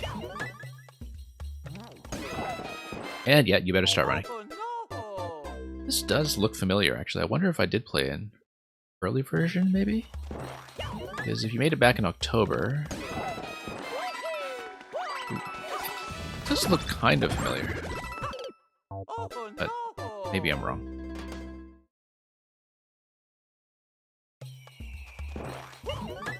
That's okay. I'm quite happy to get the clear on this, whether I played it previously or not. Long jump, long jump. I bounce off the skip squeak, and then... yeah.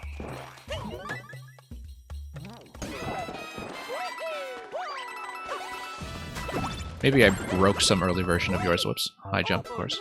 No! To actually read things accurately for once.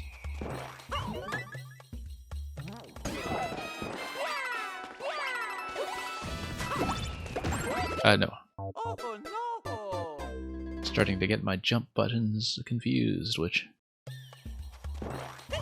makes it appropriate. Perhaps I'll be closing down with this one, but no, it's very readable. It's entirely my fault here. Oh no! It is very clear what I'm supposed to do with those jumps, and I'm so focused on the jumps I haven't been properly appreciating everything that's going on with the Whomp and Pokey setups, the variety of Pokey stacks that you're bringing into the rear.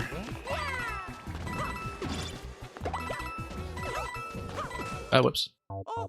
Going up a pipe, obviously, is always the hardest thing to do everywhere that it occurs.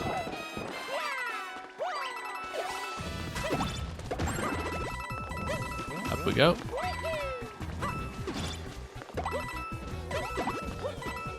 Yep, missing the pipe every time. That's okay, we'll get it.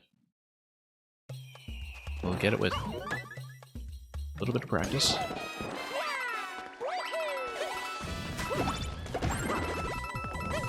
Hey, a little bit early perhaps?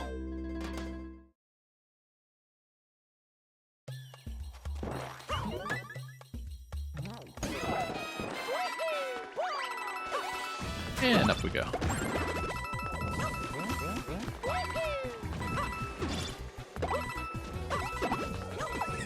Hey, we actually made it. I don't know how I missed that long jump there. I was trying to do it. But that's okay, we'll go back and fix that.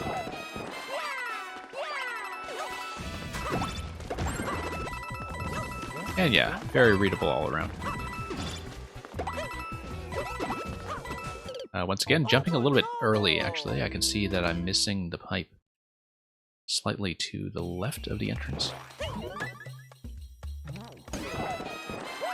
So that's just a thing we'll have to fix.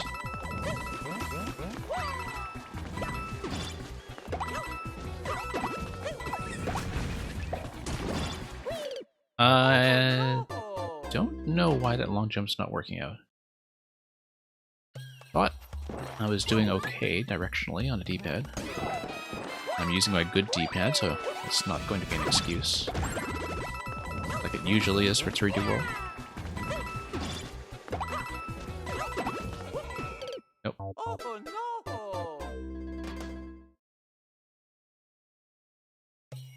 Okay. Let's do this.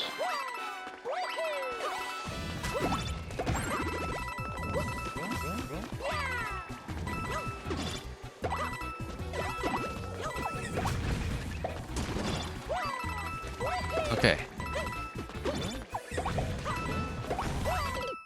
A little bit slow on my part there. I can see that the spike ball was already falling, which tells me that my timing was slightly late. I can see now why the long jump wasn't working earlier. It's because of that drag from the thwomp when you exit the clear pipe. That was throwing me off when it came to developing momentum. Whoops. Oh no! So I have to hold jump for once in order to land accurately into that skip squeak.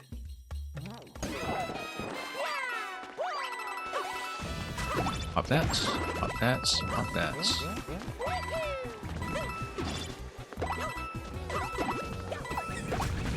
Okay.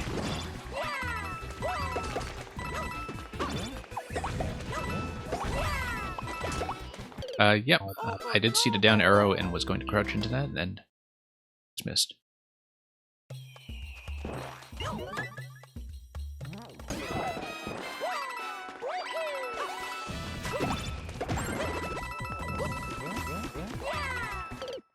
Oh no! Yep, once again, going a little bit early off that conveyor. Pretty simple fix.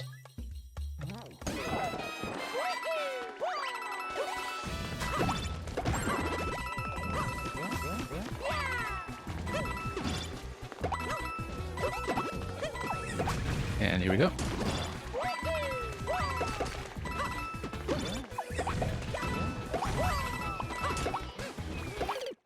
Oh no! Yeah, I just need to duck momentarily to get under the plant. Of course, because I was playing the Mang level earlier, I'm already thinking, should I be rolling in that location? It's possible I should be. I'm a little slow here because I did not execute the long jump at the very start.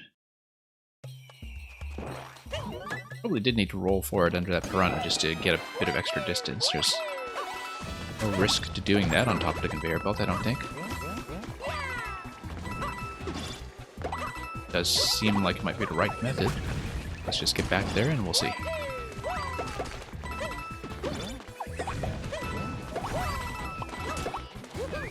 No, because there's too much slowdown at the end of a roll, so I can't do it that way.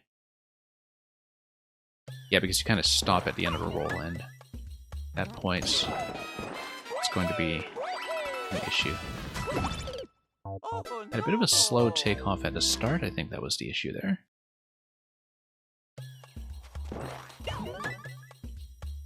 It's okay.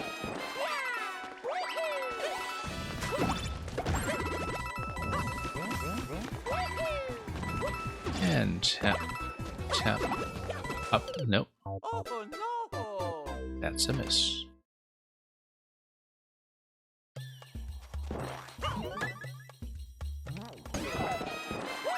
Okay.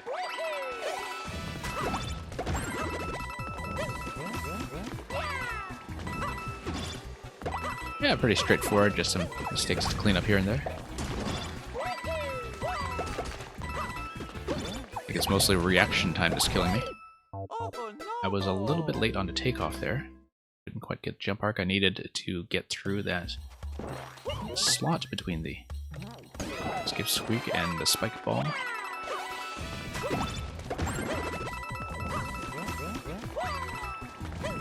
Thought it was too early, and on that last jump, I indeed was.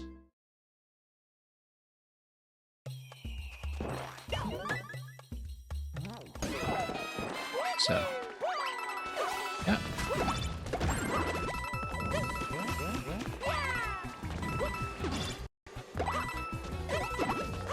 There we go. It's a bit of a thrill to see whether I'm getting up past that clear pipe accurately. Yeah, no, I need to just get out of the crouch and resume running. That's the main thing I'm doing wrong there, is I just need to crouch under piranha and go. The problem I had on that attempt and some of the earlier ones was that I was still holding the crouch.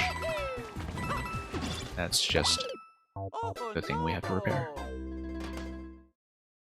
But yeah, very clear to me that I just need to run on the conveyor belt and get ahead of that Spiny as soon as I'm able to.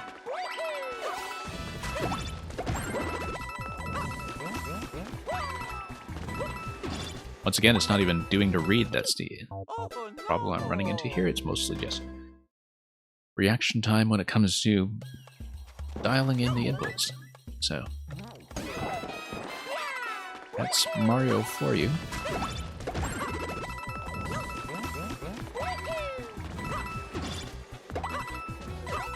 Up the pipe.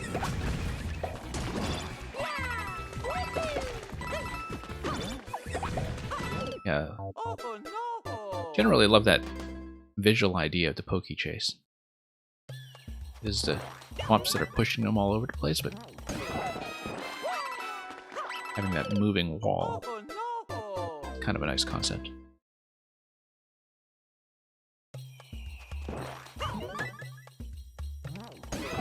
Okay, forward we go.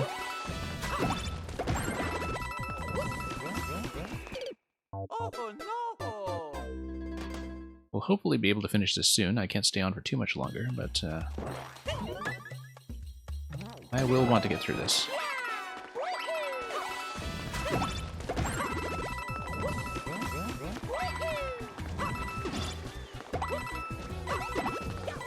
Okay, here we are.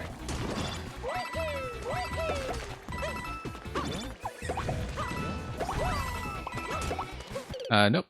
Got out of the duck a little bit too early that time. You have the right idea, just doing it a bit too quickly. Can't really release until I'm on the other side of that creeper. I was anticipating it a bit too eagerly, by the looks of it.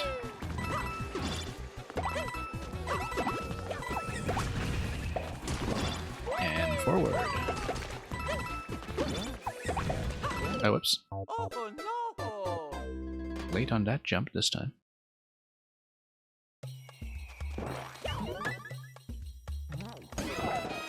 And yeah, we'll just do it until it sticks.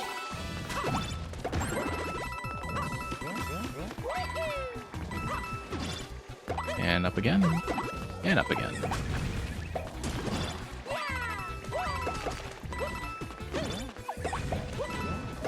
Timings feel pretty crisp all around. Hey, new territory. At long last. Do we hit checkpoint? Yes, we do. Oh, here's more. They've learned to fly. Oh no! The terror.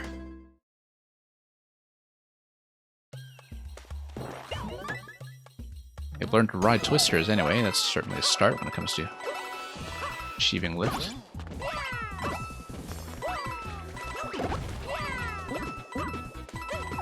Okay.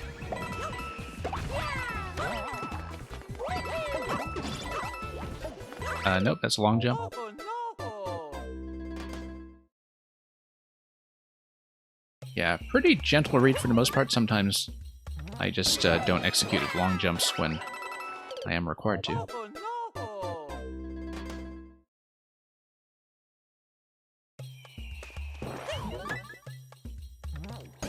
It's okay. Oh no! But yeah, the coin trails in general are pretty trackable.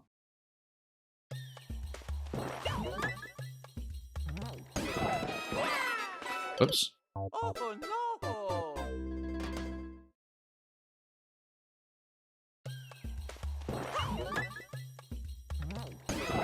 Okay. Don't know how I'm missing the jump there. My reaction time may just be slipping.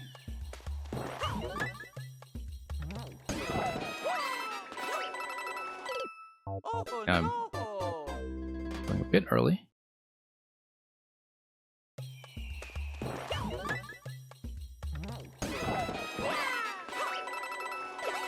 Okay. Let's make this to run.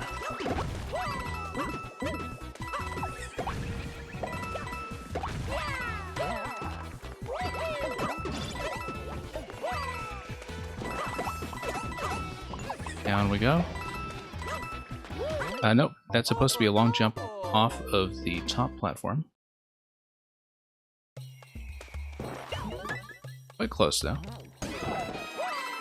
Just about had the right idea. Whoops. Oh no!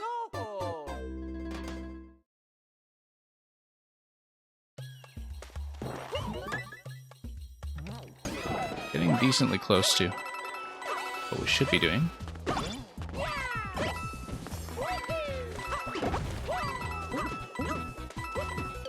Oh no! And of course, it's just going to be the type entrances, as always, being a bit of a sticking point, but that one actually hadn't caused me too much trouble previously, so Oh no!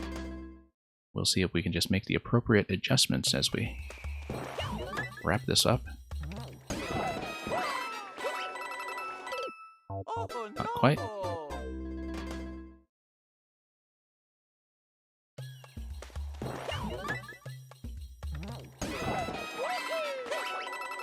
No, a little bit too early on that. Still.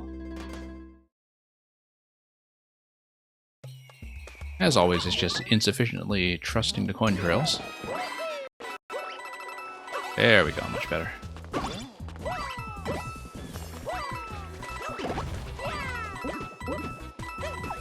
There we go. Kind of a close call there for a moment.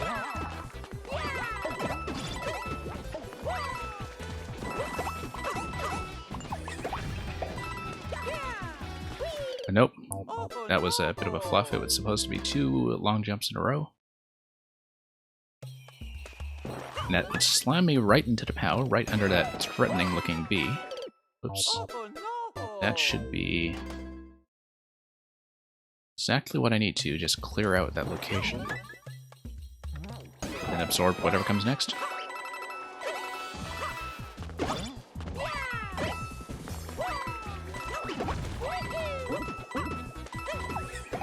Okay, here we go.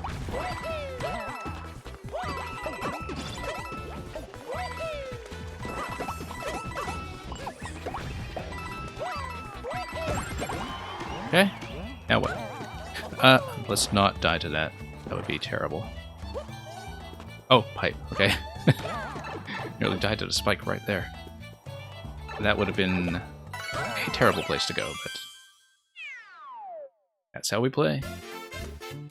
It took me a moment to even see the exit pipe, even though I knew the POW had to be the final obstacle in that location. But then I think I wasn't thinking too much about the way that the bee would get out of the way, so thank you for the crazy cactus chase. Actually, no, now that I played it through, I don't think I'd seen it before. Maybe I'd just seen a preview image or something of the initial setup that you had for that. It seemed familiar at first glance, but I definitely would have remembered the ending segment. Sure. So, thank you for all the GGs and for everybody who stayed for so long over the stream to see it through to the end with me. That's the end of this viewer level session. As I said, we're tentatively trying to move towards a schedule of covering viewer levels at least 2 streams a week and having a mix of Mario Maker and other content besides that. As some of you know already, we have been running Ori and the Will of the Wisps in the middle of the week, and we'll be continuing that this week. So thank you for all the levels, especially. We got through 3 Mang levels tonight, which was particularly productive. And Electrodude, NatCatX, thank you for dropping by. I will scan around briefly for a raid in case any of you are eager to be passed on to somebody else. Likely just Mario Maker. But in the meantime, thanks for watching. Good night / good morning / not afternoon yet, I guess, but you'll get there if you're in EU. So let me see what I can bring up. But until then, thanks once again for staying all this time, and fare thee well.